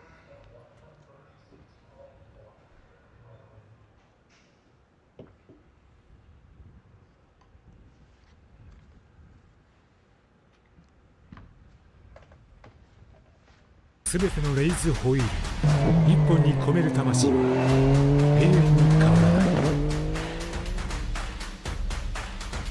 ビヨンド・ザ・レボリューション。The concept is racing.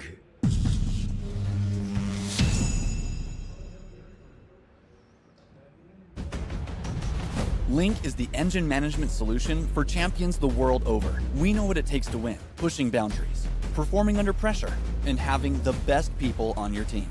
Our tech support are performance specialists, available 24 hours and ready to talk one-on-one about your winning formula.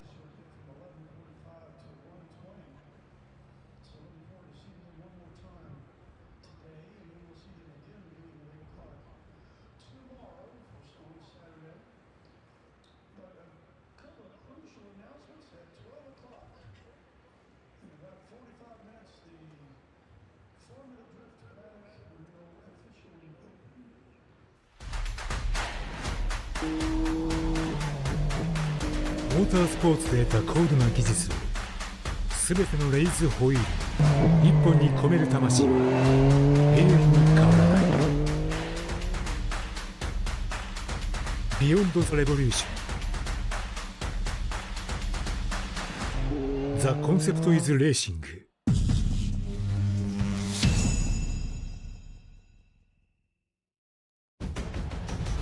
Link is the engine management solution for champions the world over. We know what it takes to win, pushing boundaries, performing under pressure, and having the best people on your team. Our tech support are performance specialists, available 24 hours and ready to talk one-on-one about your winning formula. Link ECU. The performance, reliability, and power to get to the podium.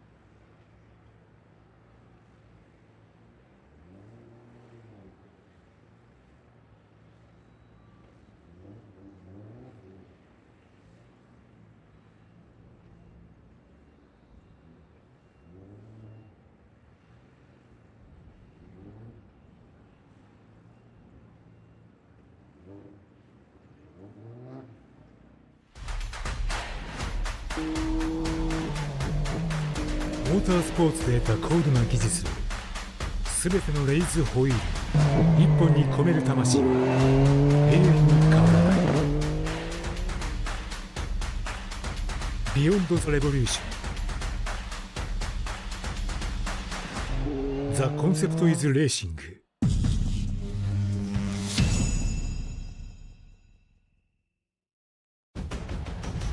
Link is the engine management solution for champions the world over. We know what it takes to win, pushing boundaries, performing under pressure, and having the best people on your team. Our tech support are performance specialists, available 24 hours and ready to talk one-on-one about your winning formula. Link ECU. The performance, reliability, and power to get to the podium.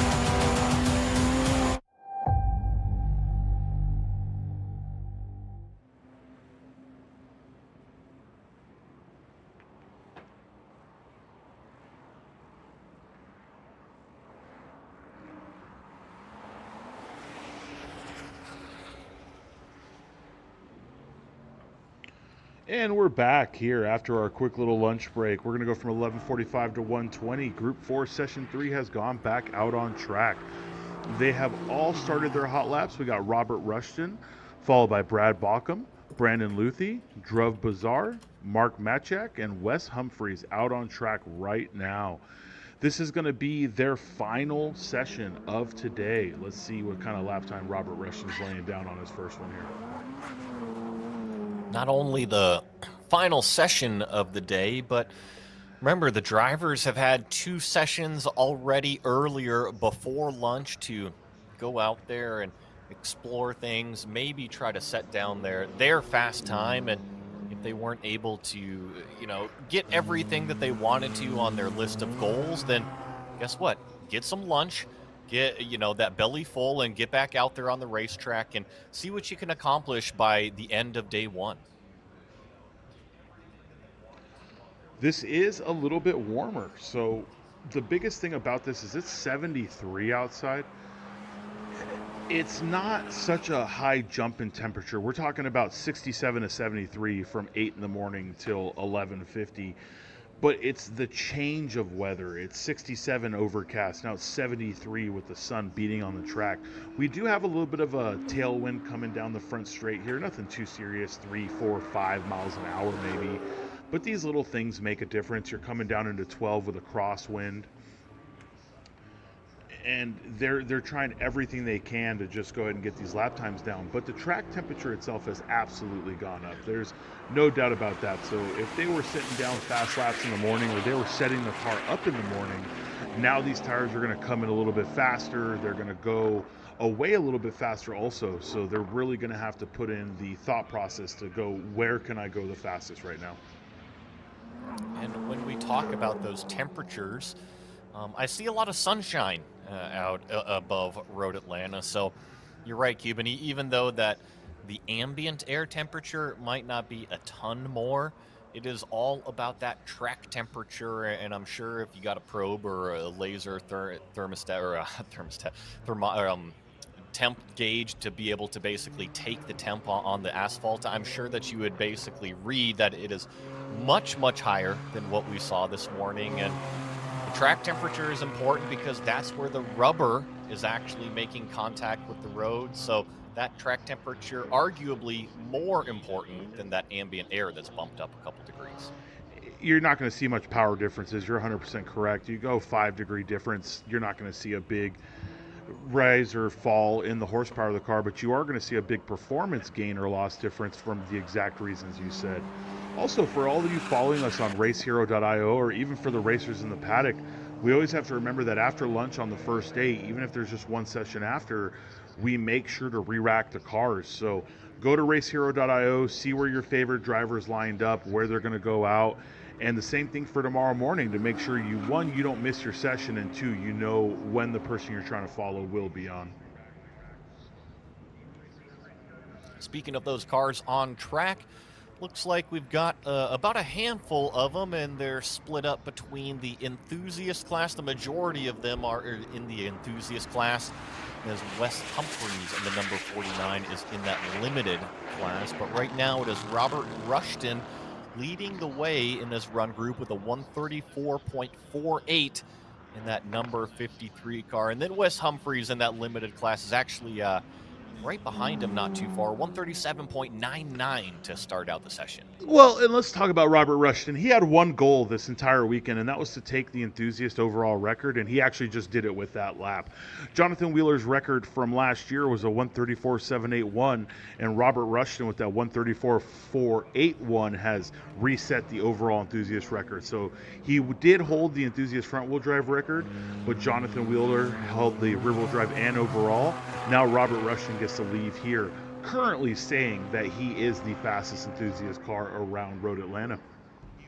And I mean, what a way to kick off coming back from lunch, right? We were just talking about how everything is warmer, the track is warmer. Oh, these guys, they're not going to be able to go faster physically, but Robert Rushton getting out there on track early after lunch. Evidently, the brain is working, the car is working, and like you were saying, Cuban, a new enthusiast class record with a 134.48, and that was only on lap number 2. I see that he's actually cooled it down, and there's still plenty of time left in this run group. I'm curious if he's going to go back out there and try to go even faster. And Robert took the mentality of there's no reason to keep throwing power at a car. There's plenty of ways to gain lap time. The difference between his lap here and last year or Coda is suspension. He just has new suspension on the car. He's setting it up, he's getting used to it, but it's very obvious that with just a little bit more driver time and a little bit of suspension setup that he could absolutely go faster. It does look like he is sending it though for a second lap. That was a 36.0, not quite as fast, and that could be a million things. I'd love to sit here and tell you, oh, the tires got warm, but that could be as simple as the car got out of shape into 5 out of 5. It could be as simple as he didn't have a good exit out of 7. There's so many little nuances to this track to gain lap time. There's no single thing that I could definitively tell you that would cost him seconds unless we were in the car following it the entire time. And even then, you'll see 2 laps back to back and they're a second and a half apart and they look identical in the car.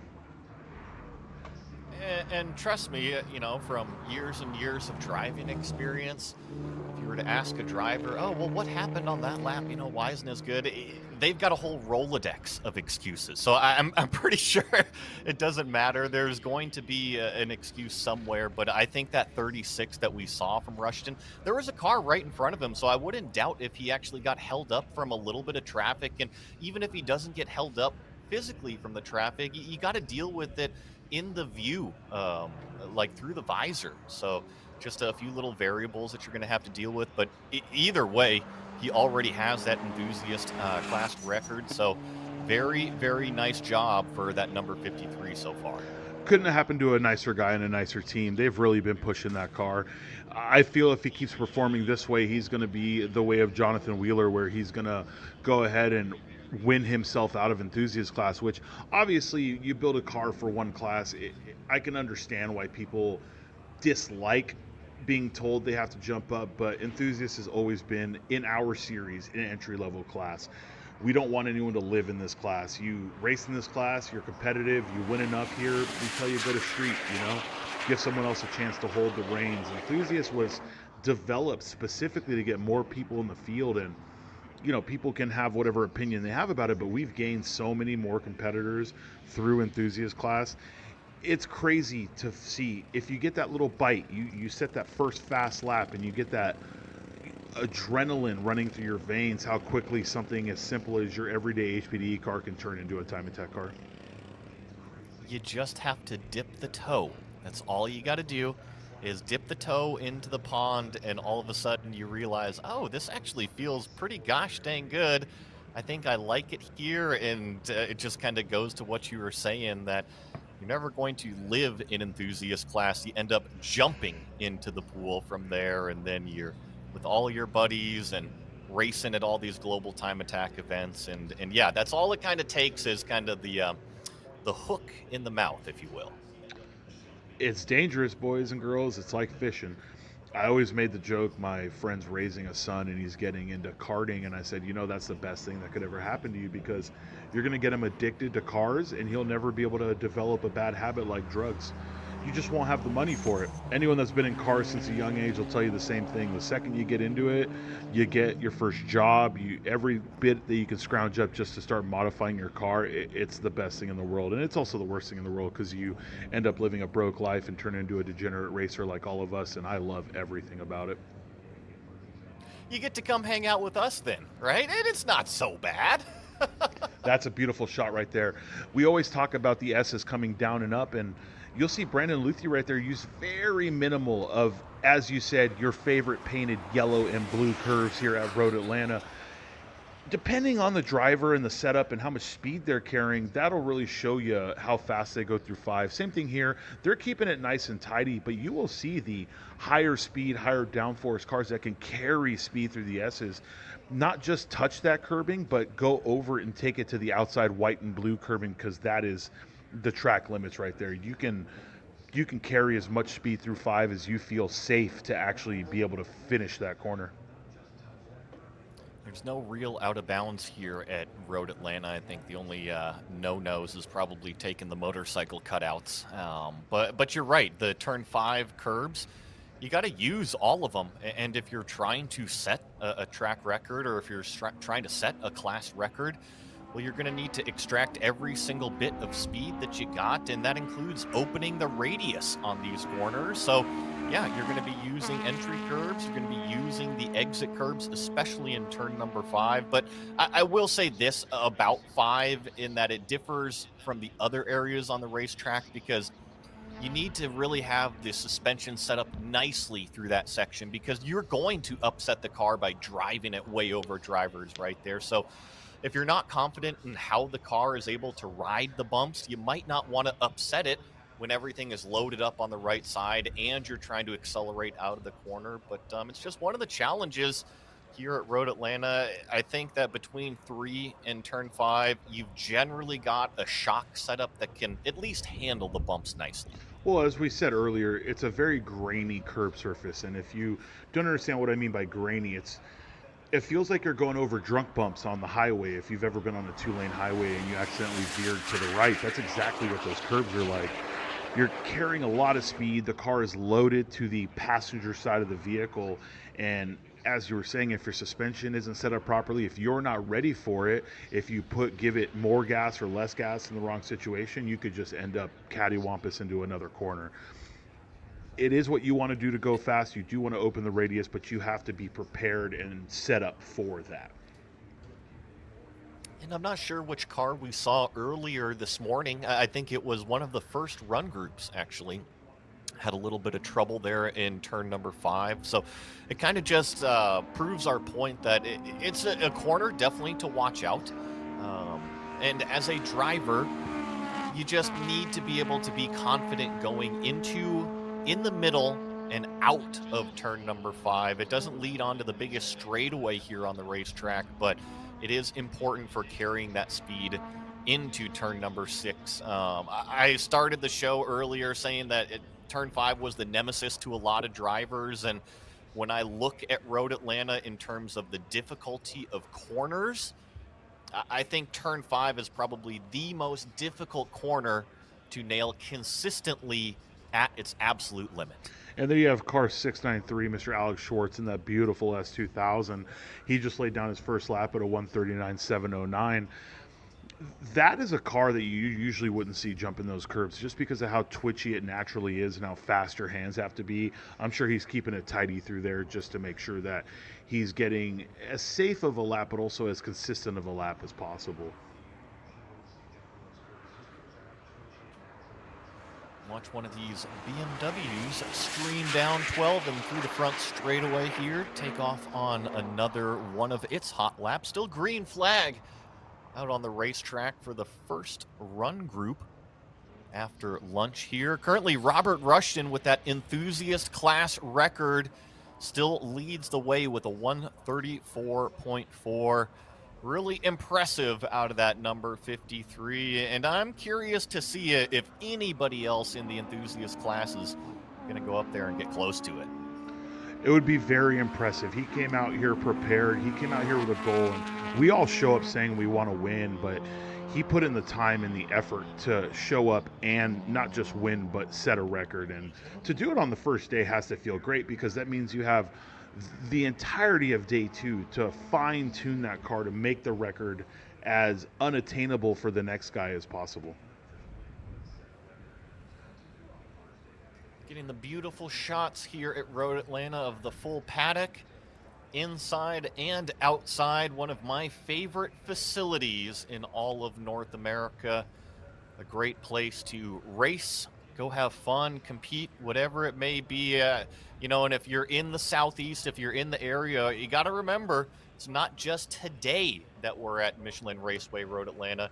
You can always come out tomorrow as well. So if you're watching us live online, see if you can hop in that car and come out and see some of these competitors yourself in person. It is a blast, especially if you're around, and that's fantastic to see. Bigger than that, though, is also that as a fan, but also as a competitor, you get to be out here in this world-renowned facility that they didn't just let it go to waste. The worst feeling ever is going to a facility that's world known and they haven't put time or effort into it. Michelin Raceway Road Atlanta has been developing since the first time we've come here. It's always getting better. They're doing everything in their power to make the facility better, the track better, the amenities better. So if you've never had a chance to come to Road Atlanta, we highly recommend coming during the Drift Atlanta weekend with Global Time Attack running the series in the morning. Just in the history of Road Atlanta, I would say in the last, call it 30 years or so, it has really been reshaped, first from Panos, taking hold of the track and creating the 10A, 10B complex and really upgrading the facilities in order to get the big time race series here, such as ALMS back in the day, and having Petit Le Mans come here as basically the opening race with Panos' ownership. That was huge. And then IMSA Holdings, they took over the racetrack a handful of years ago and had a huge upgrade with the tower and everything that you see here at the facility. So I think when we look at Michelin Raceway Road Atlanta, it was already great, and it's doing nothing but get better and better and better. And to your point, even in the last 13 years that Global Time Attack has been coming here, you've seen the improvements. Look at all the fans that are starting to line up here at the Turn 10A, 10B complex. So it is ultra awesome to see this place and really everybody come out here. I don't think there's a single bad event that happens here. I don't think there's a single bad time to come here, be it to HPDE or to come to a race or to just see the facility for what it is. It does look like Robert Rushton is still fastest on track. We have Wes Humphreys behind him at a 137.9. Jose Sanchez setting his first warm-up lap in this car. Let's see what kind of lap time he can lay down. He's still being comfortable, getting comfortable here. He hasn't set many laps here, along with quite a few people. But honestly, we are under the belief that it takes 2-3 plus events of just dedicated driving before you could be quote-unquote comfortable on this track, even though comfortable doesn't mean you know all the nuances and idiosyncrasies. But to see new drivers dropping 5 to 7 seconds in some pretty competitive times is very impressive, and just shows how willing these drivers are to put it on the line to lay down a fast lap at this time attack event. I was mentioning that I was curious to see if Robert Rushton was going to actually go back out after laying down those 2 laps, and it appears what his strategy was is go out there, warm up the car, lay down a flyer, and then kind of cool everything back down for a lap, try for another flyer, and that was that 136.0, and it seems that number 53 car has now come back into the paddock, so I don't think that we're going to see any more laps, or at least competitive record laps out of the number 53 I think it really is just up to that number 3, as well as I believe it was one of the Matyiks out there still as well. They are the family of Road Atlanta. They always come, and I love how they're adding numbers to it. That's always great to see. We're going to have Jose Sanchez coming across start finish to finish his lap time. A 142.978, not a bad first lap for him. He's becoming more comfortable in this track in this car. Everyone is becoming more comfortable every session. We're seeing people taking rates of speed into turn 1 that we weren't seeing at all this morning. We have Ferris laying down flyers. I don't remember if you do. Did we see the Dussault car in the 23s? I think we only saw him in the 24s because the pro. I'm not sure about session 1. I know in session 2 it was a little bit slower at a 26, but I'd have to go back and see about session 1 about that Dussault car. So he's chasing Pro Comp or Max Effort now. Still has records because these were VIN-based production cars that were turned into them.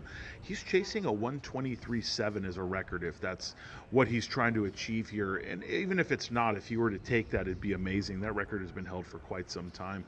That is going to be the end of Group 4, Session 3. That is the final run for them for today.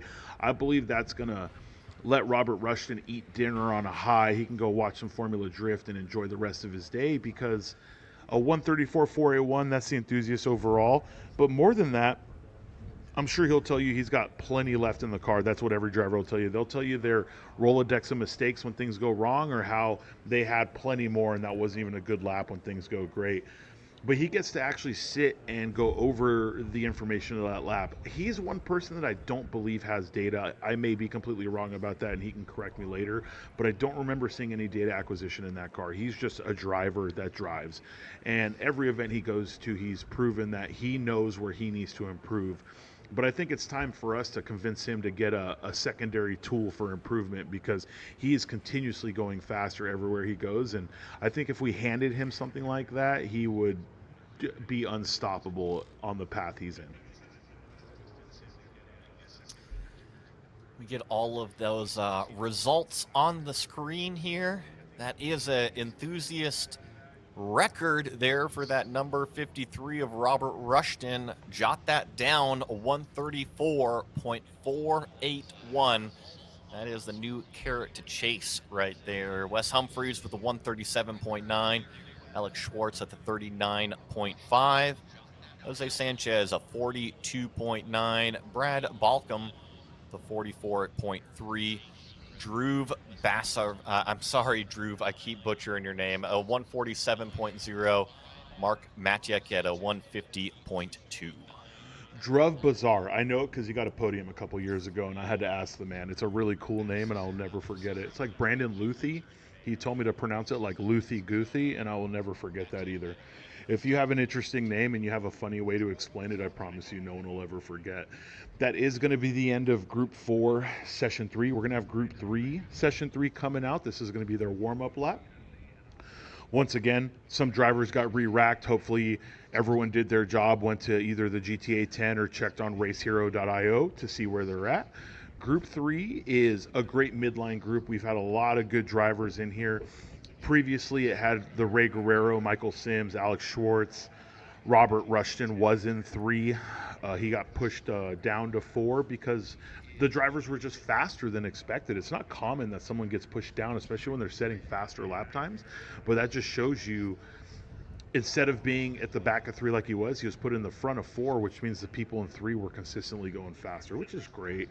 Here we have Devin Hoffman, followed by who I believe is going to be Mr. Kenseth in that beautiful Camaro. Cadillac CTSV. Cadillac. Yeah, I was going to say, look. It's got some nicer leather on the inside. Correct. Has a beautiful livery too, American flag on the roof, American flag on the end plates of the wing, Japanese wheels. It's everything that is Time Attack in America. Watch as these cars go out there, get up to speed, and typically, if you're unfamiliar with the warm-up process, you go out there on the first lap and you make sure the brakes are all good with the pressure, and you also want to build the temperatures, right? You want to build the temperatures throughout the car, whether that's the brake pads. Remember, most of these cars are on a much more aggressive brake pad compound, so you actually have to get heat in them before that coefficient of friction kind of starts working and the things start grabbing, as well as the tires, not just the tire temperature, but the tire pressures as well. Make sure the brain in the old helmet is up to speed, and hopefully you've got everything going by the time you approach turn 10A so you can put that right foot down out of 10B and start your lap.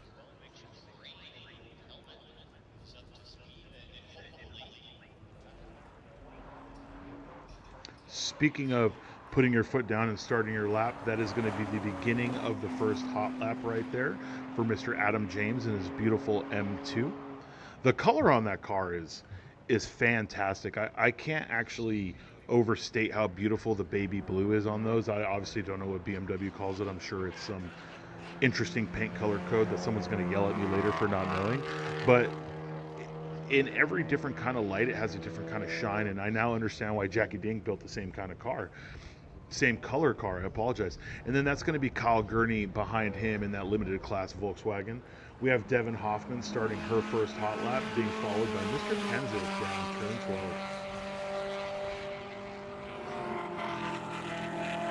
Watch some of these cars as they stream up the hill here. I have mentioned it, turn one, probably my favorite place to watch here at Road Atlanta. Turn 5 is another great one if you're on the interior of the racetrack. And then you saw the crowds starting to assemble there at turns 10A and 10B, that chicane off the back straightaway. And that's a really cool place to watch because you get these cars screaming at you, going full speed down the back straightaway there, and got to stomp hard on that brake in order to get them slowed down there. And it's fun to watch the drivers because you can always point them out when they go in a little bit too deep. You know, they miss an apex and then they're kind of behind the whole section. It's fun visually, especially as a spectator, to be able to see all of those things. It really is, and that's when at COTA we were using things like they're ahead or behind the corner. It's crazy how one bad corner can just throw you off for an entire section. You need to be online the entire time, and you miss a little bit of an apex, you get a little squirrely. Like Mr. Gurney, if you saw right there, got squirrely down 12. Now luckily he doesn't have two corners after that, but that little bit of correction down 12, if there was a left-hander coming up, would have caused him to have to overslow. It's the commitment of making sure you're not just setting up for the corner you're in, but you're setting up for the complex you're going into. It does look like Devin is getting more comfortable. She's pushing a little bit harder down 12, took it more on the inside, carried a little bit more speed, it looked like. Between her and Logan Kenseth, they're both in the 40s. We had Devin at a 41.0 and Logan at a 40.492. Logan is obviously getting more comfortable here at this track and in that car. Very down-to-earth guy. He's never competed with us before, but he had no issue showing up in his Cadillac and saying, I'm ready to send it. Adam James currently leading the way at a 137.2 in this run group. He's currently on his second fast lap. Same thing with Kyle Gurney there in that number 225, chasing him not too far away at a 138.1. So I have a feeling with these class cars and everything that they're going to be doing, they might be good for a couple hot laps here. Obviously, it's still up to the driver. You know, it's so important that if you're doing these hot laps and you make a mistake, let's say you blow turn number 5, you just have to realize that as a driver and kind of toss the lap away and mentally set up for the next one. It's one of the more challenging things to do because you want to keep going, you want to keep pushing, but sometimes as a driver, you just have to evaluate everything that's going on, and if you've lost performance on one, just go ahead, throw it away, and focus the performance on the next one. Don't waste the tires and the consumables on a lap that isn't going to be fast, I think is what you're trying to say. You throw away a 100%. corner, let's cool it down. You know, the problem with that is, though, it's to cool it down, you have to have cooler heads. Cooler heads will always prevail, but when you're driving in anger or hair on fire, as you like to say, it's really hard to pull yourself back from that. You ruin a corner, you want to push harder, and you end up ruining 5 other corners. Both of them in the 38s, Logan a 38.9 followed, and Devin a 38.2. Maybe either the track is coming into them with Robert Rushton setting that record. This may be the best session they have, or maybe the driver confidence is there, or maybe it's a combination of all of it. Now, Adam James, who currently is leading the way at that 36.1, I believe he did a 35.5 before lunch, so he is right there at his fastest lap. He's just got to grab a little bit. You know, you don't want to go out there and gain it all in one corner. Sure, if you've made a mistake and you knew that, I can gain a lot here in turn number 7 on exit just by the confidence in rolling, sure, that's great, but the whole key is you don't want to get it in one corner. You want to grab a 10th in turn 1. You want to grab a 10th in turn 3. You want to grab a 10th in turn 5, and same thing at turn 7 and 10. And all of a sudden, a 10th on every single corner adds up to a half a second. It'd actually be 1.2 seconds. It's a 12 corner track, sir. Yeah, but remember, we argued about 8 and 9 earlier. That's flat out. To be fair, though, he just did a 35.4. He is absolutely There you flying. go. So that's faster than what he went this morning by a 10th of a second. I agree with you. I think the session is very strong. We can never predict what the best session is going to be. We can't predict when it will be strong. Obviously, it's 75 degrees outside. This is beautiful weather here at Michelin Raceway Road Atlanta in Braselton, Georgia. Everybody is being consistent. Devin just laid another 38 down. Logan just laid a faster 38 down. Kyle Gurney down in the 37s, and Adam James at a 35.443. If these lap times are indicative of what we're going to see this entire session, if Ferris goes out, if Dussault goes out, if that beautiful orange Super goes out, these drivers who have been pushing and going fast and just need that little bit more to get in their time deltas, I think session 3 of today is probably going to be one of the strongest ones. Well, there was another fastest lap of the day for the driver, Joshua Briggs, in that number 1 Miata. I think I saw him just come across, and he put down a 133.1. That is a full 2.7 seconds faster than what he ran this morning. So it's just continuing the theme started by Robert Rushton, and every driver is kind of seeing that and saying, okay, there's speed in the racetrack. Let's go see what we can do. Absolutely. And if I'm not mistaken, his car has been in the 20s, but I don't know if he has the same setup. I don't know if he's naturally aspirated right now or if he's still boosted. The car as a whole is incredible. It's a beautiful looking car, and one of the main reasons people love K-swap this, and that is it's just so easy to go back and forth. If you hurt a turbo motor, you put another K in it, you stay in A. It does look like Mr. Gurney right here is having pretty good turn in. I remember him in the morning, and the car looked lazy turning in. It could be something as simple as he's changed his braking technique into one to plant the front better and then lifted more off the brakes after planning to allow the car to actually rotate versus trying to do too much. That's the downside, as we spoke about the other day, on front motor, front wheel drive, or front engine, all wheel drive cars, is if you're on the brakes and trying to turn, you know, you're asking the tires to do too many things, and that's when you get a lot of push.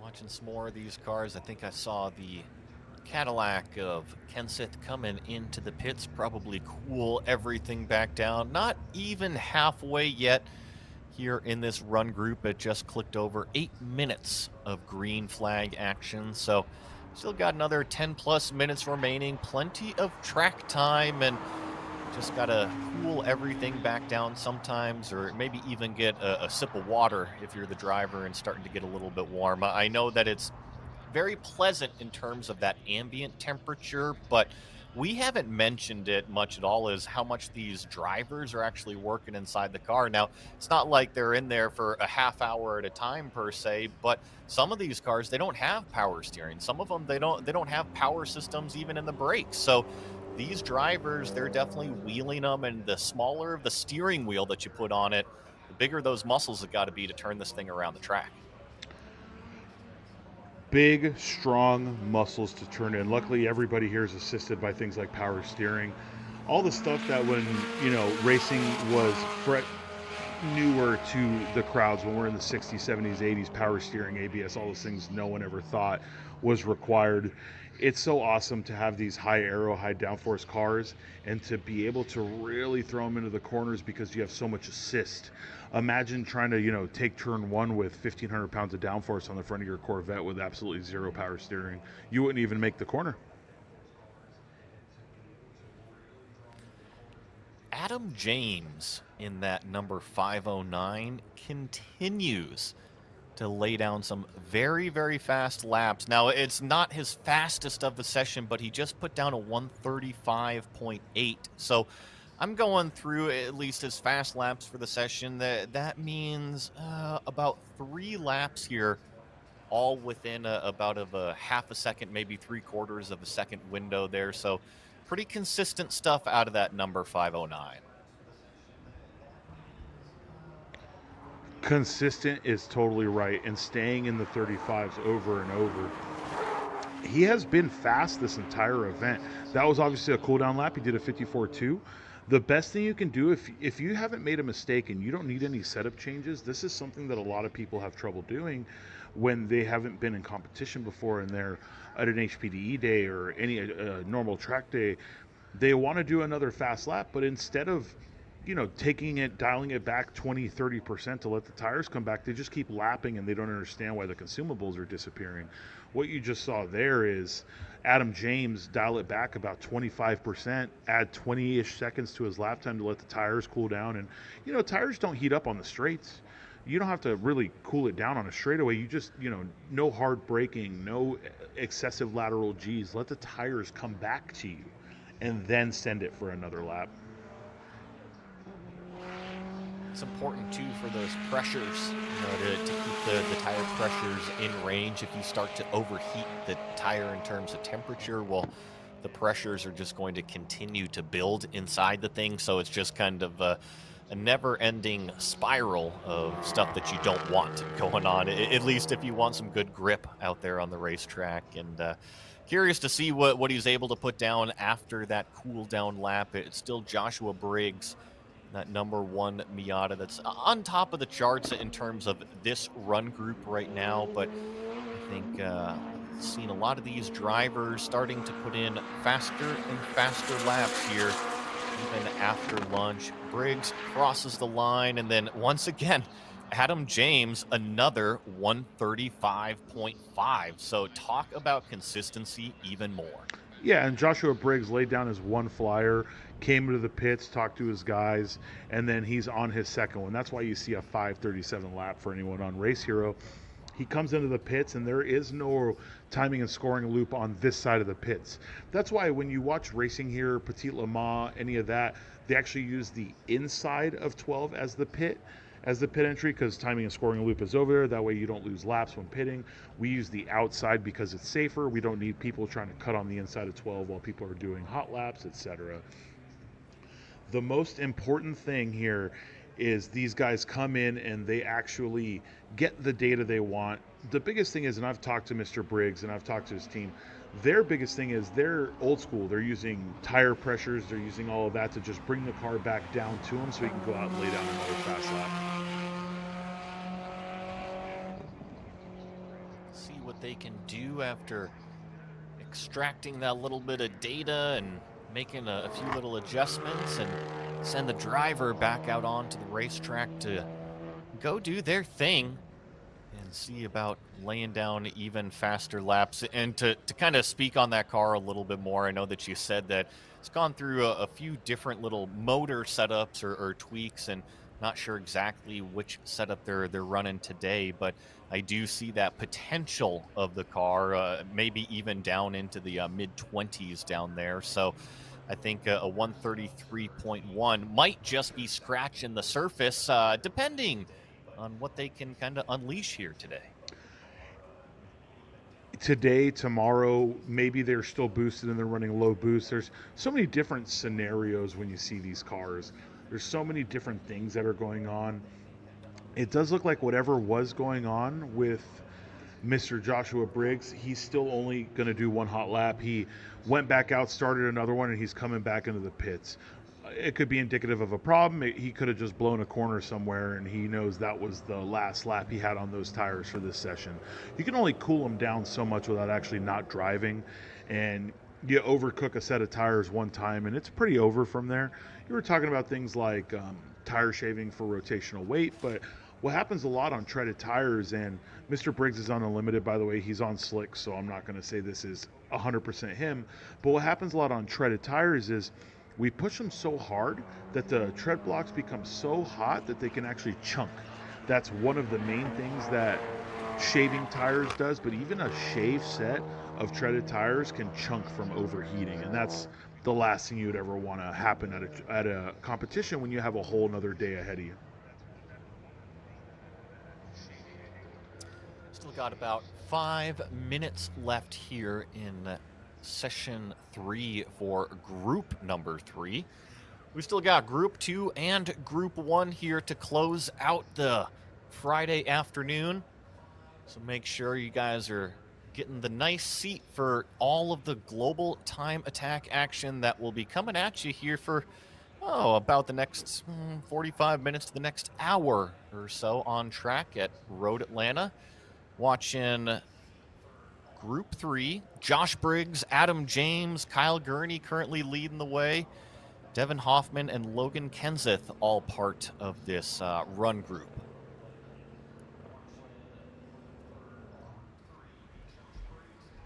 We have a few minutes left in this run group here. We do see Kyle Gurney still pushing, probably trying to get another lap time in. Kyle has run 7 laps. He's been pretty consistent on lap times. I feel he's only cooled it down once. So his first 4 laps were all hard. He brought it in to the pits, did a little 5-minute pit stop there, and then did 2 more hot laps. So Kyle Gurney obviously has a car that's very well set up. It's probably very neutral, as in what he's doing right now does not overheat the fronts more than the rears, or the rears more than the fronts. Anyone who's ever tried to set up a car specifically for qualifying or setting one fast lap knows any amount of toe out in the front will destroy your tires, but man, does it make turn in feel great.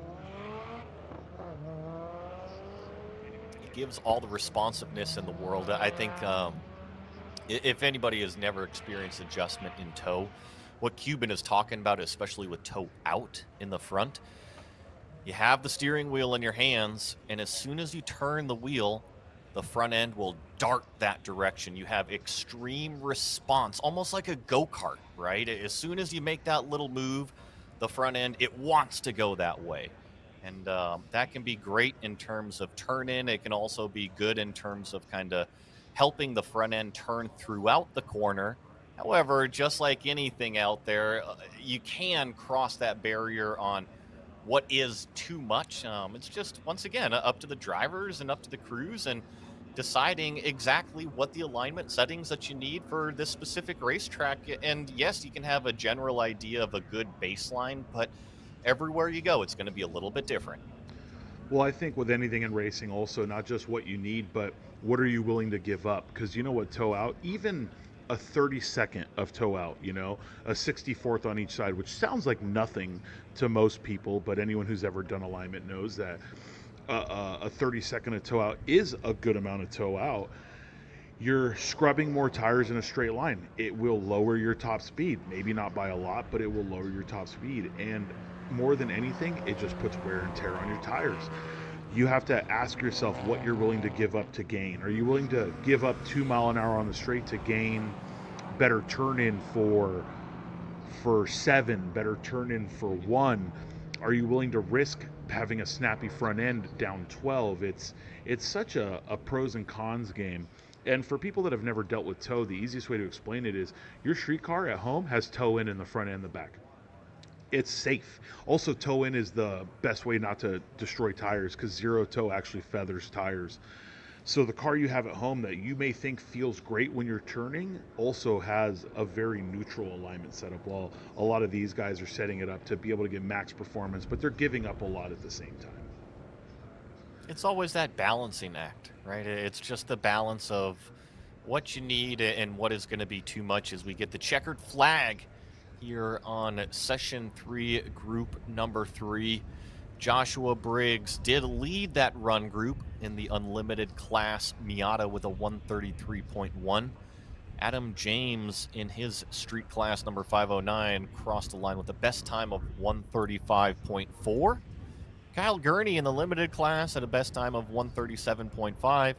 Devin Hoffman with a 138.3. And I actually think, Devin went 38.2. But once again, consistency out of that number 145. And then Logan Kenseth in that Cadillac, the street class car, at a 38.4.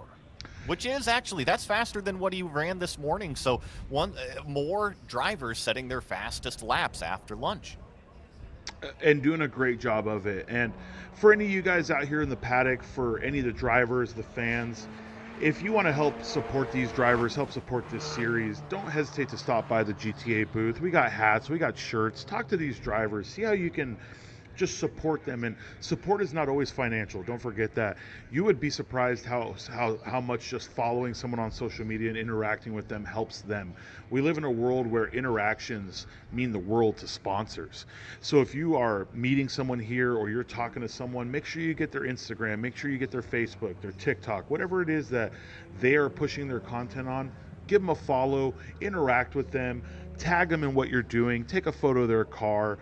If you want to support Global Time Attack, get some swag. We have hats and t-shirts at the booth. If you're here in Braselton, Georgia in general, you're running around the paddock, etc. Number one, thank you for being here and always supporting us and Drift Atlanta like you have. And number two, just always remember that these drivers are not unattainable. What they do is not unattainable. We have met people here at Road Atlanta that had never tracked a car and years later were competing with us. That's talk to them. See if you want to, as Joey put it, dip that toe in.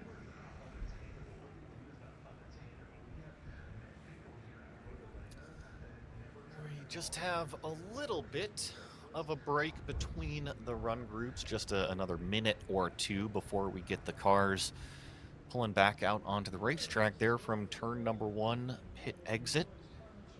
We'll have group number 2, which includes a few cars that are a little bit more modified than what we've seen out of these first 2 groups after lunch. We've got one of our GTX class cars with the Porsche that's modified for Pikes Peak out there. Also got that max effort Datsun 240Z. So I think if you're looking for more of the highly modified cars, you might strike a fancy in some of these. And as we've seen lap times dropping, I completely agree with you that no matter what they're doing, I think if they go out there and set some clean laps, we're going to see faster lap times than we saw in session 1 and 2. Well, and that's kind of the tone, right? We saw it set with Robert Rushton right after lunch. I think it was like the second hot lap of the session. And ever since then, we've seen several drivers not set a class record, but set their personal best for the day. And I'm watching right now on the front straightaway, a cloud is going over the racetrack. So what was nice sunshine warming up the temperatures, these drivers at the beginning might have the opportunity for shade, maybe a little bit of speed. And that was actually something I meant to bring up to you, but you were making a good point, and I would hate to cut you off like I am so famous at doing. We actually had a camera down the S's, and you could see the clouds, how fast they were moving across the surface. That's something that's we're really famous in seeing here. Every time we race here, if you watch the clouds, me sitting in the tower right now, I can tell you that staring in the same point, the cloud is flying across right now. It's very incredible, but it also makes for an ever-changing race surface. Like, this looks like a time lapse. Look at this photo. How often do you see clouds with this much movement? It doesn't look like it's live action. It almost looks like it's sped up 2 or 3 times with how fast these clouds are moving across the sky. I was taking note of that earlier. Definitely got some wind in kind of the direction. Now, ground surface winds are going to be a little bit different than, 1,500 foot up there, but relatively it's similar in terms of the direction and the speed. And the way that it's blowing right now, is helping the cars down the back straightaway. It's not a direct tailwind down the back straightaway, but it is helping them. And then it's also pushing them towards turn number one. So a little bit more top speed where probably the drivers want it the most. And before a single hot lap has started, the front straight is covered in sun again. That's how quickly it happens here. We saw how shady it is. Look, you see it going across start finish right now? And it just finished a lap. The sun just finished a lap of Road Atlanta. You know what it looks like? It's like one of the sunshade mirrors on one of the rear windows on the luxury cars, right? Mm-hmm. And it's just going across the racetrack. It's opening up again. Yeah, it's awesome here. And you actually hear it from the drivers too, because you naturally want to run a visor with some kind of shade, right? You want to run either a yellow visor or a tinted one, and they'll be in the middle of a hot lap and they'll have to lift and lower their visor mid-lap because they go from shade to sun to shade to sun. It does look like our good friend Sean Bassett over here is having some kind of problem. If you didn't know, Tony not only does grid and tech, he fixes cars for a small price for our competitors. So if Tony can find the problem on Sean's car and get him out on session, we'll just go ahead and bill him. Yeah, it looks like they've got the hood off of the thing in the engine bay there. So hopefully not too big of an issue. I would think that if there was any sort of fluid leak or anything like that, they'd obviously just take it straight back to the paddock. So I wonder if it was just maybe something kind of was loose and can't get the car fired back up, or maybe something simple. Hopefully he gets back out there as we get some of these cars starting their first flying lap, crossing start finish, including one of the Nissan Zs.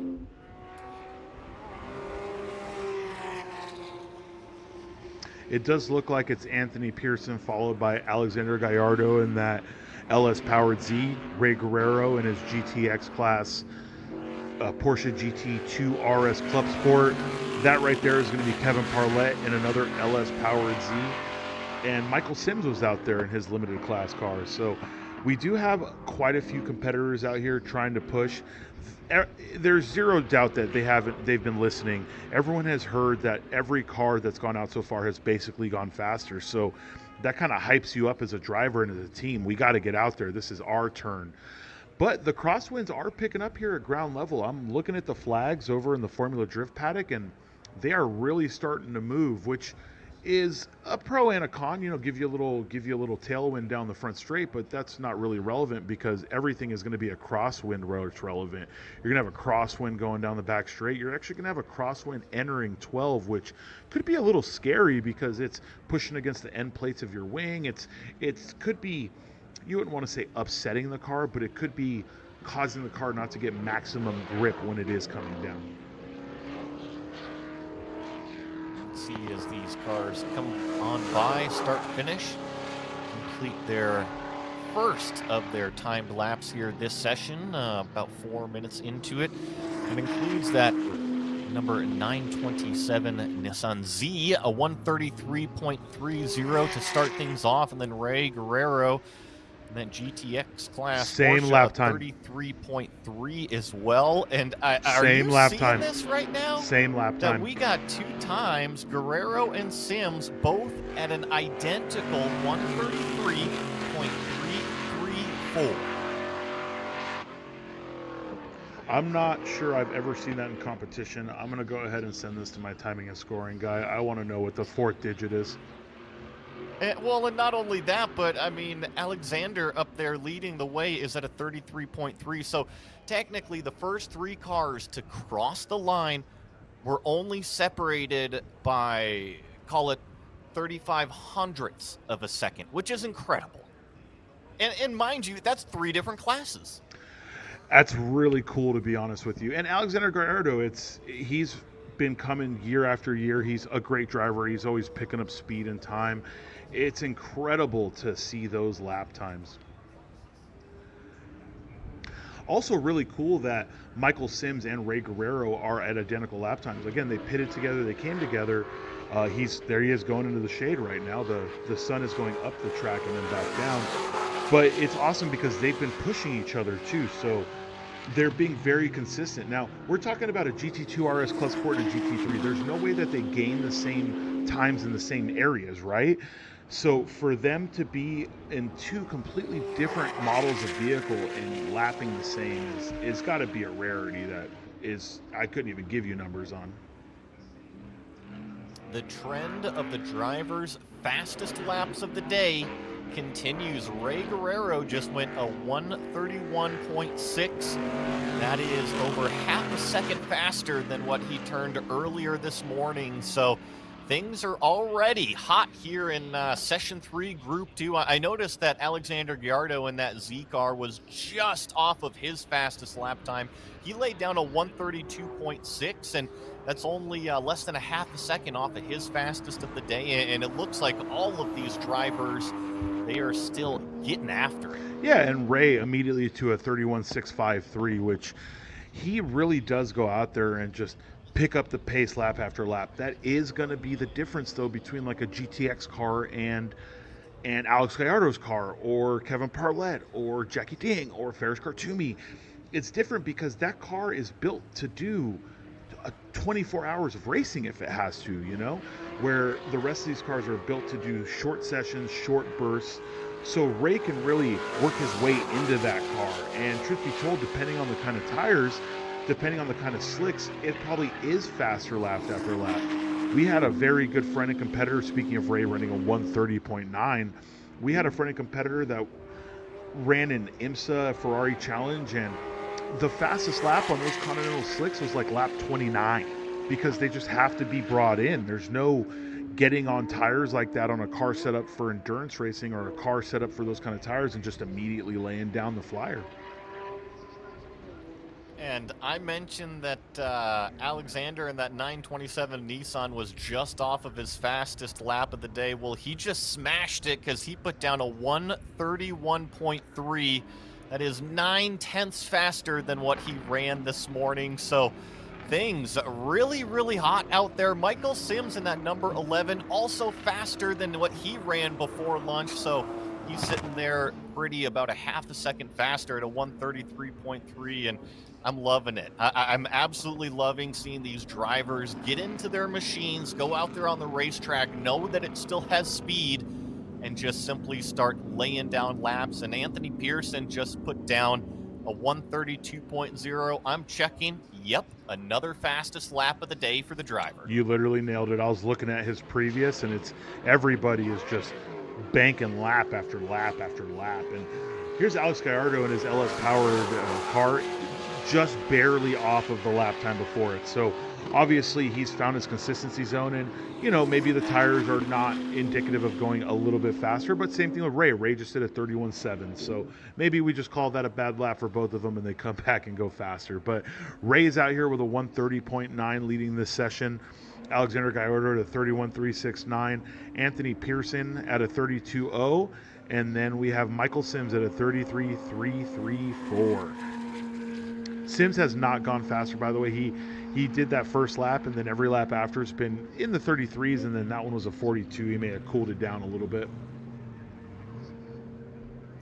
Still only about halfway through this session here, and yeah, you had mentioned that Ray in that Porsche put it down to 31.7. Yeah, it could have just been a little bit of an off lap, but he's definitely turned it up a notch because that lap was still faster than what he did this morning. So I think just the speed is in the track, the speed is in the drivers, and if you're listening to me and you're about to go out in Group 1, it is there. Throw on your good set of tires and let's see what those cars and those drivers can do.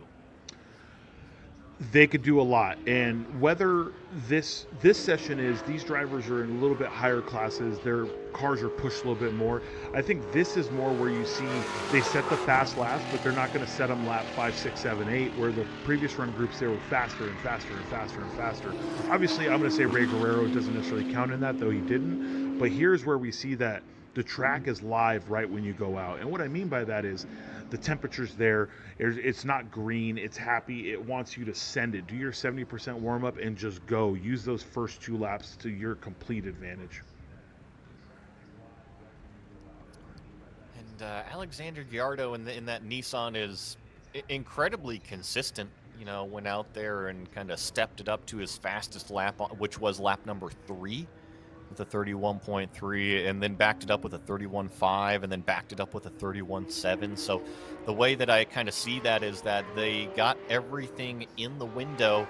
They were able to perform, and then just kind of now the car is tapering off just that little bit, and it might be time to bring it either into the paddock to let it cool down, or maybe just a couple cool down laps, and if you can get it back down into a nice temperature range where everything is feeling good, you might be able to give it another go out there. But it just trends with not only the fastest laps of the day for the drivers, but also the consistency that we're seeing. I love seeing it because Global Time Attack is really meant to push the cars, push the drivers, and just push the overall limits. But you got to also be able to replicate it. You can't just have to do it for one lap. You got to go out there and do it again at some point. So consistency and being able to repeat those performances is great to see. I'm going to devil's advocate you. I think the best part about this stuff is if you have a terrible weekend, you can come out and set one lap and win an entire event. That's, I think, the pinnacle of why people love this sport. You don't have to go out every session and be good. Now, I will say, just like you said, the consistent drivers tend to be the winning drivers, but we've absolutely seen somebody fight their car an entire weekend, lay down one lap and win. And those are the kind of things, the hero stories, the ones you talk about for years. Seeing Ray Guerrero consistently in a 31, etc., seeing these guys at consistent times is awesome, and we will remember that and talk about it. Seeing someone like Ferris drive at 2 in the morning, not this event because he's been here the whole time, but seeing someone like Ferris show up day 2, do one session and win because he was battling the car the whole time at home. That's why Time Attack's so cool, because you can use as much or as little track time as you physically need to set your lap time to win an event.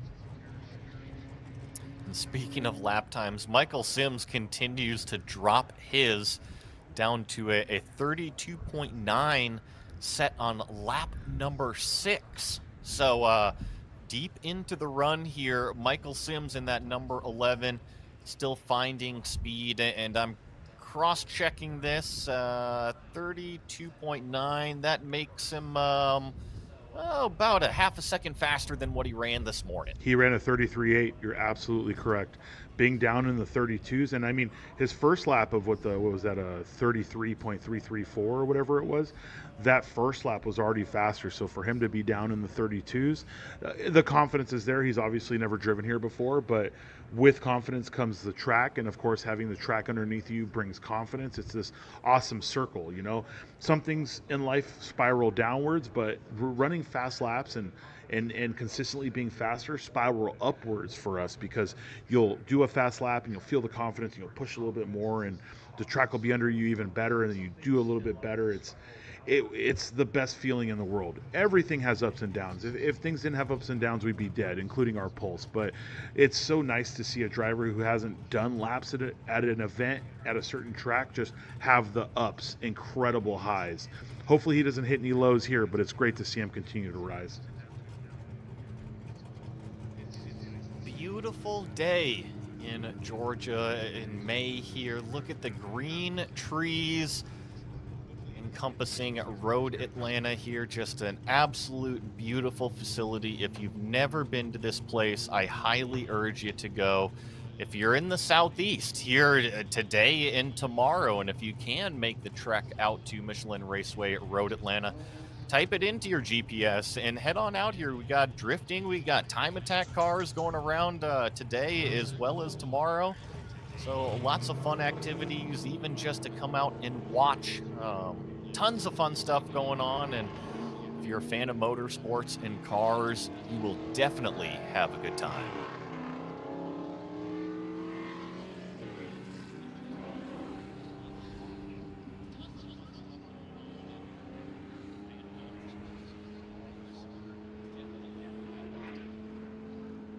Getting some of these cars back out there on the racetrack. Come up through this turn number 3 section. We've talked about several of the different turns and how difficult they can be, how technical some of them can be, and I think my favorite turn, probably turn number 3. We haven't talked about that specific corner too much today. A lot about 5, a lot about 7, and a lot about coming down the hill, but turn number 3 at the top of the hill, pretty blind going into it. You also have to have a high commitment level in terms of changing direction with the car, because when you approach it, the car is all loaded up on the driver's right hand side. You got to be able to bleed some speed, transfer that weight to the left hand side. And not only that, but in order to be fast over turn number 3, you got to be able to jump that curb and really survive through it and land and be able to put the power down. So we've mentioned a lot of different turns at this place, and you could circle any one of them, whether it's challenging, whether it's fun. But putting together a lap here at Road Atlanta is always an enjoyable thing. Well, Road Atlanta is only 12 corners, and that doesn't sound like very many, especially for a track that's world renowned. You look at all these famous tracks around the world, and if you told someone that this 12 corner track is a track that is a bucket list track for people in all countries, you wouldn't understand it unless you've seen it. You've seen events here. You understand that it may only be 12 corners and 2.2-ish miles, but a high majority of those corners are make or break corners for the entire race. I would agree with you that 10A, 10B are probably the least exciting corners unless you're wheel-to-wheel racing, because they're heavy brake zones, which means they're heavy passing areas. But there's so many areas here that you make a little mistake, you carry too much speed, you don't maximize your exit out of a corner, let's say from 6 to 7, you really are hurting your lap time. And I think that's why. And with Time Attack, we're always doing something called chasing the perfect lap. And the reason you say that is because it's never ending. You've driven forever. I've driven. We have a lot of competitors. You've never had a perfect lap. I've never had a perfect lap. And that's what we're always chasing. It's the perpetual state of wanting to be better.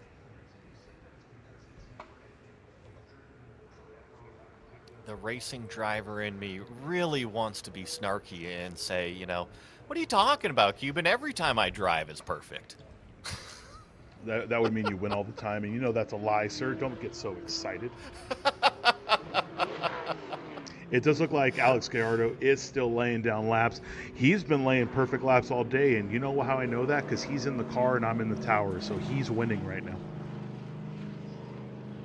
Looks like pulls back here and down the front straightaway, and looks like we're going to be kind of winding up this session here. We are still green flagged, so they can still be putting a little bit of a lap time down, but for the most part, it looks like the competitors are starting to cool their machines down and bring it back into the paddock, and it's probably going to be time for group number 1 here in about a handful of minutes, probably about 5 or 10 more minutes, and we'll get their final run group of the day. And folks, that includes Ferris and Dussault. Jackie Ding is going to be out there. So I think all of the names that you look for in Global Time Attack, well, those are the ones that are about to hit the track here soon. So here's where we are in street class, okay? I've been talking about the record, the 25.7, and in case you wanted to know, that 25.7 belongs to Amir. Amir took it from Jackie. Jackie held the record for a minute at a 25.89. So it was Jackie at a 25.89, then Amir at a 27.5 or whatever it is. Now, I'm sorry, a 25.7, I apologize. Here is where we sit in street class, though. Alan Patton in that beautiful Supra that has been flying down 12 and sideways into 1 every single lap has run a 127.1. Jackie Ding has run a 127.1. The difference is it was a 127.134 for Alan and a 127.112 for Jackie. This is the closest competition that did not involve a mirror I have ever seen with Jackie in street class at a GTA event. He's has a difference of hundreds of seconds between him and his nearest competitor. This is something that Jackie's not used to in his Supra around here, so I'm sure this is hyping him up, especially after Coda. Jackie was sitting in a podium spot in Coda, and in the last 2 sessions went from 3rd to 6th. And we talk about it. It's no negative connotation. Just the competition just stepped it up in a way that no one was expecting those final two sessions, and Jackie just didn't have the machinery to get himself there. He laid down one of the most impressive times in an undeveloped car, but here in his pride and joy, the most developed, the TA90, most developed track Supra on the planet, I think this is where he needs to come out and lay down his dominance and remind people that, yeah, I may be in a new chassis, but no one just shows up and beats me at Road Atlanta. Have a checkered flag on session 3, group number 2. It was Ray Guerrero in that GTX class Porsche leading the way with a 130.9 driver's fastest lap of the day. It's a theme here, folks. Alexander Gallardo, same thing, except in an unlimited class car, a 131.3. Anthony Pearson in that number 721 street class car at a 132.0. And Michael Sims in the number 11 with a 132.9 in the limited class. And then rounding out the 5 cars was Kevin Parlett, also in limited class, putting down a 135.4. So that's going to bring up group number 1. That is going to be some of the fastest cars of the day about to hit the racetrack. The only person here that I think could be a little happier would be Kevin. He ran a 34 last year, so he's not quite at his own personal best level. I'm sure him and his team are trying to really figure out what's going on there. He has a really good crew behind him, so I'm sure that we will see them push it into tomorrow. But they are going to have to end today with a slower lap time than last year, so hopefully that wakes them up and makes them want to push just a little bit more. For the most part, though, all these people have just been slaying it. We have Alex with a 31.3, Ray with a 30.9, and there's nothing to compare Ray to. Obviously, this is a new car to him, just freshly picked up, ready to be set up for the mountain. Anthony Pearson at a 32.0, Michael Sims at a 32.9. These guys are really going. I think the biggest thing we have to wonder is if we have Jackie and, if we have Jackie and Alan Patton out at the same time, that's what I want to see, because those are the battles that matter. And what's really crazy is obviously we have a previous time for Jackie, but when Alan was asked what his delta was going to be here, he figured he'd be running a 131. So he's already almost 4 complete seconds ahead of what he signed up delta wise. So he's right there with Jackie for the street class win, and that's exciting. It's always nice to see a new face show up and really shock the field. Just a few more minutes here, and I think hopefully we're about to be shocked again and seeing more of these drivers go out there and lay down some of their fastest laps of the day. And you had mentioned Kevin Parlett and, not going quite as fast as what they did last year, but I was looking back, it's by a very, very narrow margin. Now, he didn't put down the fastest lap of today, this most recent session, but they did do a 35.0, so that's less than half a second off of last year. And I think that going into tomorrow, I think that's a good goal to set, because, yeah, you are right there. Everybody else has been able to improve it, and it's not like you got to go out there and reinvent the wheel. Your goal is right there in front of you, and I think that number 4 car could definitely achieve that. Just got to get ready for tomorrow. Yeah, they just got to get their head on straight and really figure out what's causing that. It's the smallest of things, right? It could literally be nothing. Maybe he just hasn't put it together. Hate to say it, that's also a thing. But he really likes pushing himself. I spoke to him in Tech yesterday, and he said it himself. He's like, we put our fastest lap in this car down last year, and I want to go faster this year. So you're absolutely right. He's a half second or less away from his fastest time, but to him, that's a football field. He doesn't want to be a half second away. He wants to be a half second ahead of his fastest time. So he has an entire 100 yards to catch up on. And that's great, though, because that means the team and him are going to push hard, look at the data, see what they can figure out, and go from there.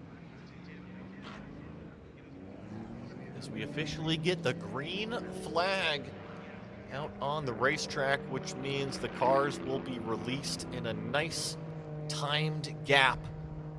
And all of a sudden, we will get some screaming cars going around here, and really just got to warm them up on this out lap. And the important part is that turn 10A and 10B section go nice and easy going into it, right? You're not on a timed lap, no need to charge it going in. Focus on the exit out of 10B.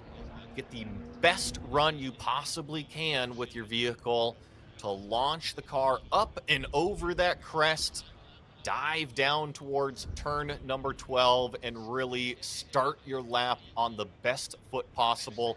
That's how you achieve your fastest lap. Is you got to be good coming out of 10B in order to essentially start at the start finish line going flat out.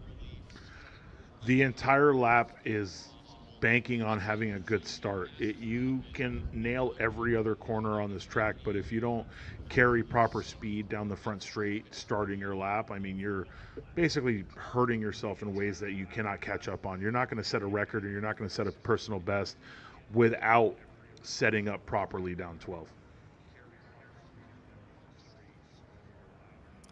Get more beautiful shots here as the drone flies up and over turn number 1. Get some of these cars going underneath it here very, very shortly. And speaking of, looks like we've got Mike Dussault in that Camaro starting his first flying lap, and actually a little bit deep there into turn number 1, was pretty wide at apex. So this first one might already be a little bit of a throwaway. He's going to have to go, though, because he has Ferris right behind him. Hopefully we can get back to that Esses shot, because we want to see how quickly Ferris catches up and goes past him. We also have Jackie Ding now going across start-finish, and then hopefully, Alan Patton's coming straight into the pits. So something going on with his car. He wasn't able to actually set a flyer right off the bank, but this is not the first time he's done that. He's gone in, had to take care of something, and then gone back out. I don't know if this is what's going on, but I'm going to throw out a thought process here. When Jackie first was developing his A90, he'd have to come in all the time to reset the electronics.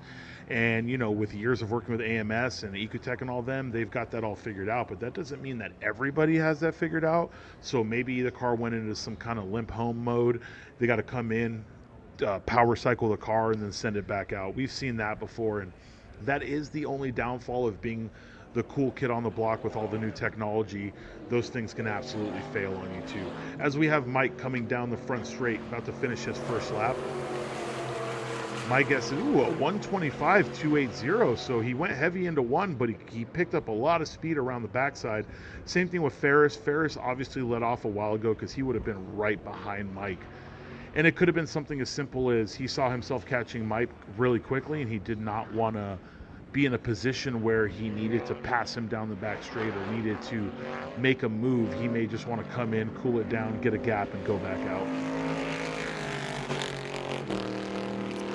We are sticking with the theme of the day. Even though Dussault was a little bit hot into turn number 1, that first time lap of a 25.2, like Cuban was saying there, it is faster than he went this morning. So a 26.4 down to a 25.2, a good second taken off on that Camaro, and probably cool things down and get back after it. And just visually, if he's able to nail turn 1, there's definitely more time on the table. And Jackie Ding throws down a 127.7, so that's about half a second off of what he ran before lunch, because he did a 27.1 earlier. He is a little bit off, and that may just be him using 2 laps to lay down a flyer. It could be a strategy of his. You never know what's in a driver's mind. In our mind, the perfect lap is going to be set immediately. You're not going to set one flyer followed by another flyer, but we're not the drivers. We didn't set them up. We're not their engineers. We're not the people that are telling them how to do it. I've seen laps set in threes, intervals of threes, where the third was the fastest. Everyone will have their own opinion on it, but let's see if Jackie comes back around in anger, or if he comes around slowly and then sets another one in anger. Talk about anger. Mike Dussault just put down a 123.9, so he just took out another second and a half out of that fast lap. So that Camaro is hooked up right now, and Dusold is ripping around this racetrack. Lots of fast lap times being put down. I saw that Johnny Sachowski down there put down a 129.8 in that max effort Miata. So lots of stuff still happening, and Dusold just completely ripping around this place. And I'm curious if he can actually go faster this afternoon.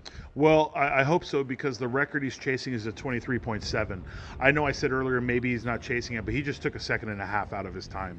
He is 2/10 off of being the new max effort record holder.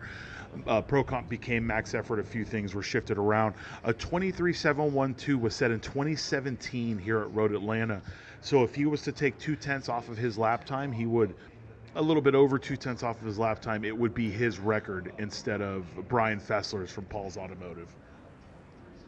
And you might notice on screen the Camaro was coming down pit lane to come back into at least the pit stall, maybe even the paddock. I'm curious. Only about 7 minutes have transpired in terms of green flag running for this run group, the final run group of the day here for Global Time Attack. We do come back tomorrow for another full day of competition. But see if that Dusold Camaro maybe cools it back down, or if he calls it with 2 really, really fast laps for the day. And honestly, Cuban, if you ask me, if you don't want to push the car anymore, I would be totally fine if the driver says, you know what, I want to call it right now. We just laid down our 2 fastest laps all day in this car. Let's look at the data. Let's review things. Let's come prepared for tomorrow, because the temperatures will be cooler in the morning, potentially can go even faster. I don't disagree with you at all. I am not of the belief that he needs to go out and try to set another one, right? He just did 2 incredible flying laps. So if he wants to come in, go over the data, see what they need to do to go faster tomorrow, I think that is a fantastic idea. Same thing I believed of Robert Rushton. After he set the record, he came in. I mean, I'm sure he knew. And if he knew, maybe he does have some form of data acquisition in there. I wasn't seeing some kind of lap timer, because when he came to tech, it was not in the car. But I would believe someone that's been continuously going faster would have something like that. It would make complete sense for them to just come in, go over the data, keep the car fresh. I'm sure they have another set of tires to put on it. Most people that travel that far have another set of tires, and they'll have a whole day tomorrow of sessions to try to get it done again. And if you're already 2/10 off, I would love to say that means you're going to get it, but we've learned doing this for so long at all these events is sometimes you can't make magic twice. So that's going to be the other side of it. You push it right now where you know the car has it and everything is good, or you wait till tomorrow and maybe the things just don't line up for you. I think to kind of expand on that point, the great part about what Dusold just went and did with those 2 laps is that they now have the data, right? They have the hard facts of the car is capable of doing X, Y, and Z around this racetrack. So the driver then has to take that and understand that in their brain and say, okay, this is our new baseline, and we shouldn't be going slower than this. If we are going slower than this, well, that's on me then. But you've got some great data to go there and look at and just analyze it, see where you can maybe even pick up some speed. Because remember, it might be your best lap of the day, but there might be other laps that had a better corner somewhere in turn number 1, or getting out of turn 10B and being able to put the power down. So that's really where having those data loggers comes into great value, is being able to analyze those hard facts, and then the driver can kind of put all of those different puzzle pieces together and hopefully go out there and perform with all of that data to back them up.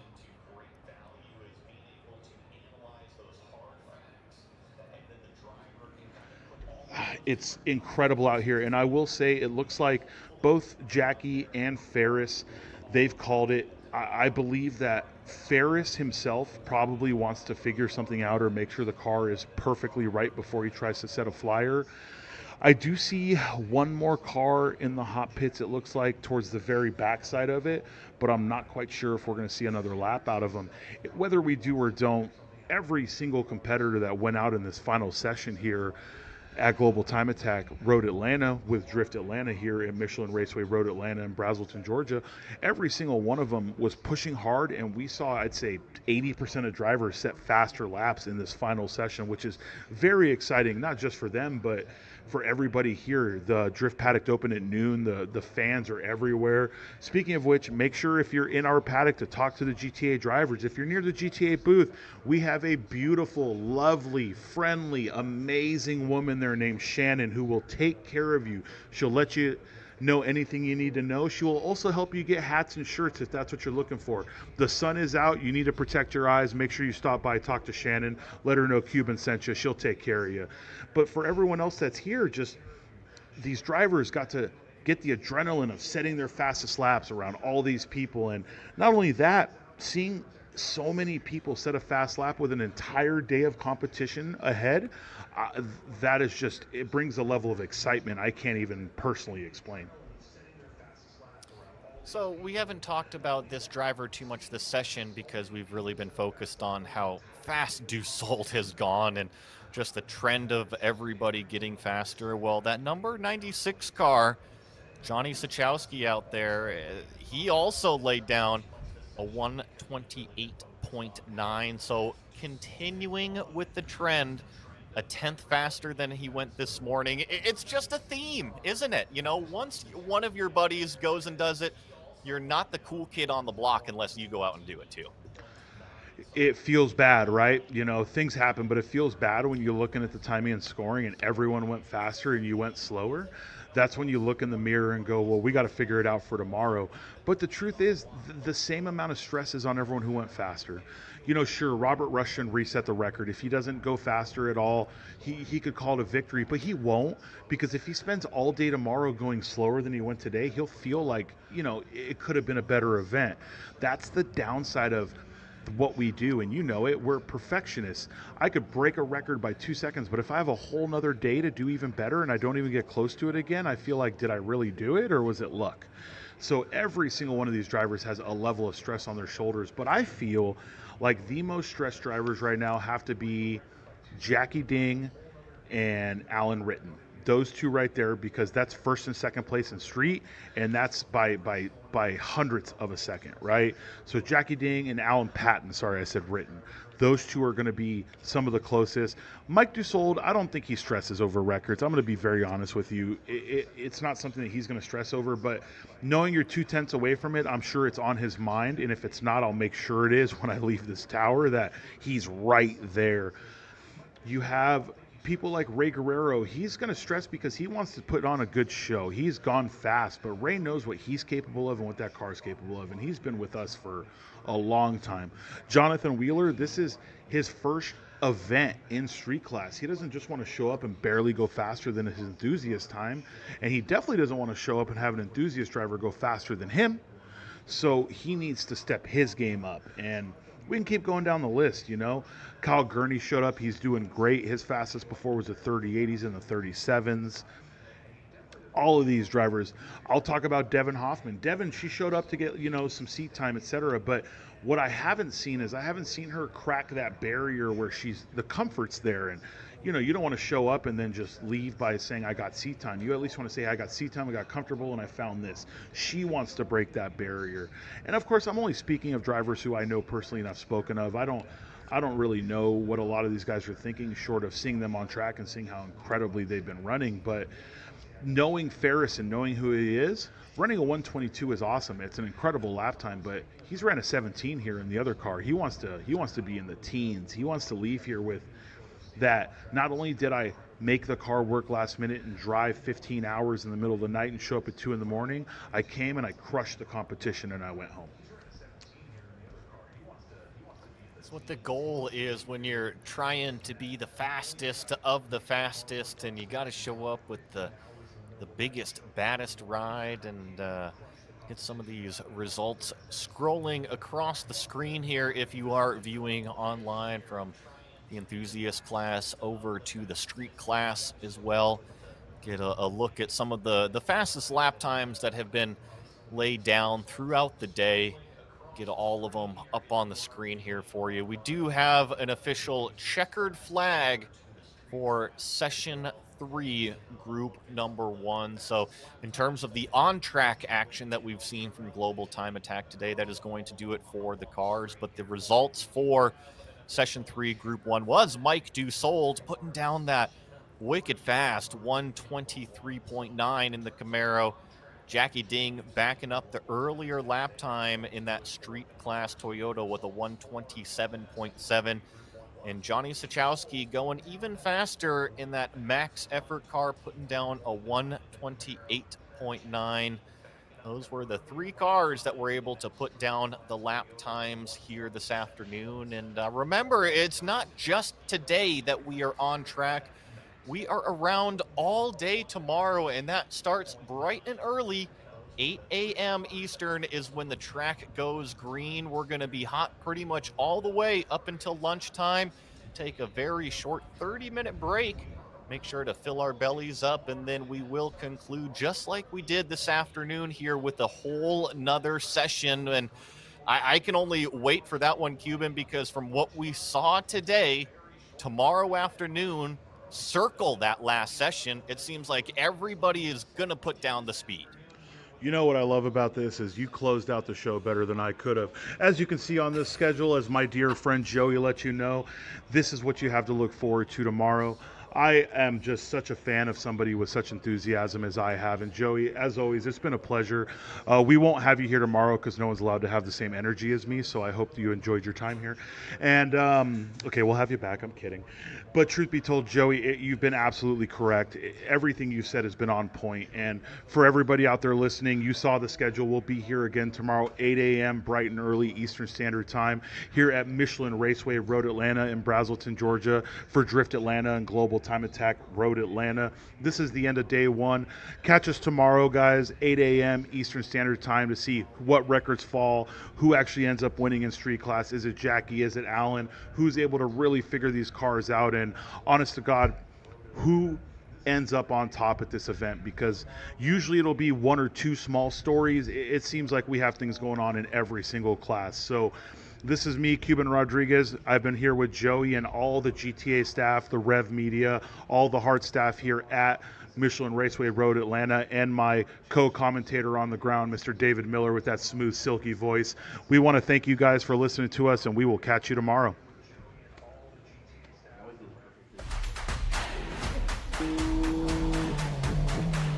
モータースポーツで得た高度な技術をすべてのレイズホイール一本に込める魂は永遠に変わらない。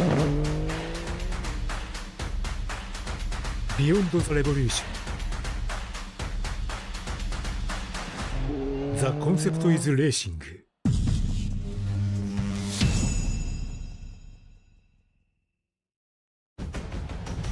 Link is the engine management solution for champions the world over. We know what it takes to win, pushing boundaries, performing under pressure, and having the best people on your team.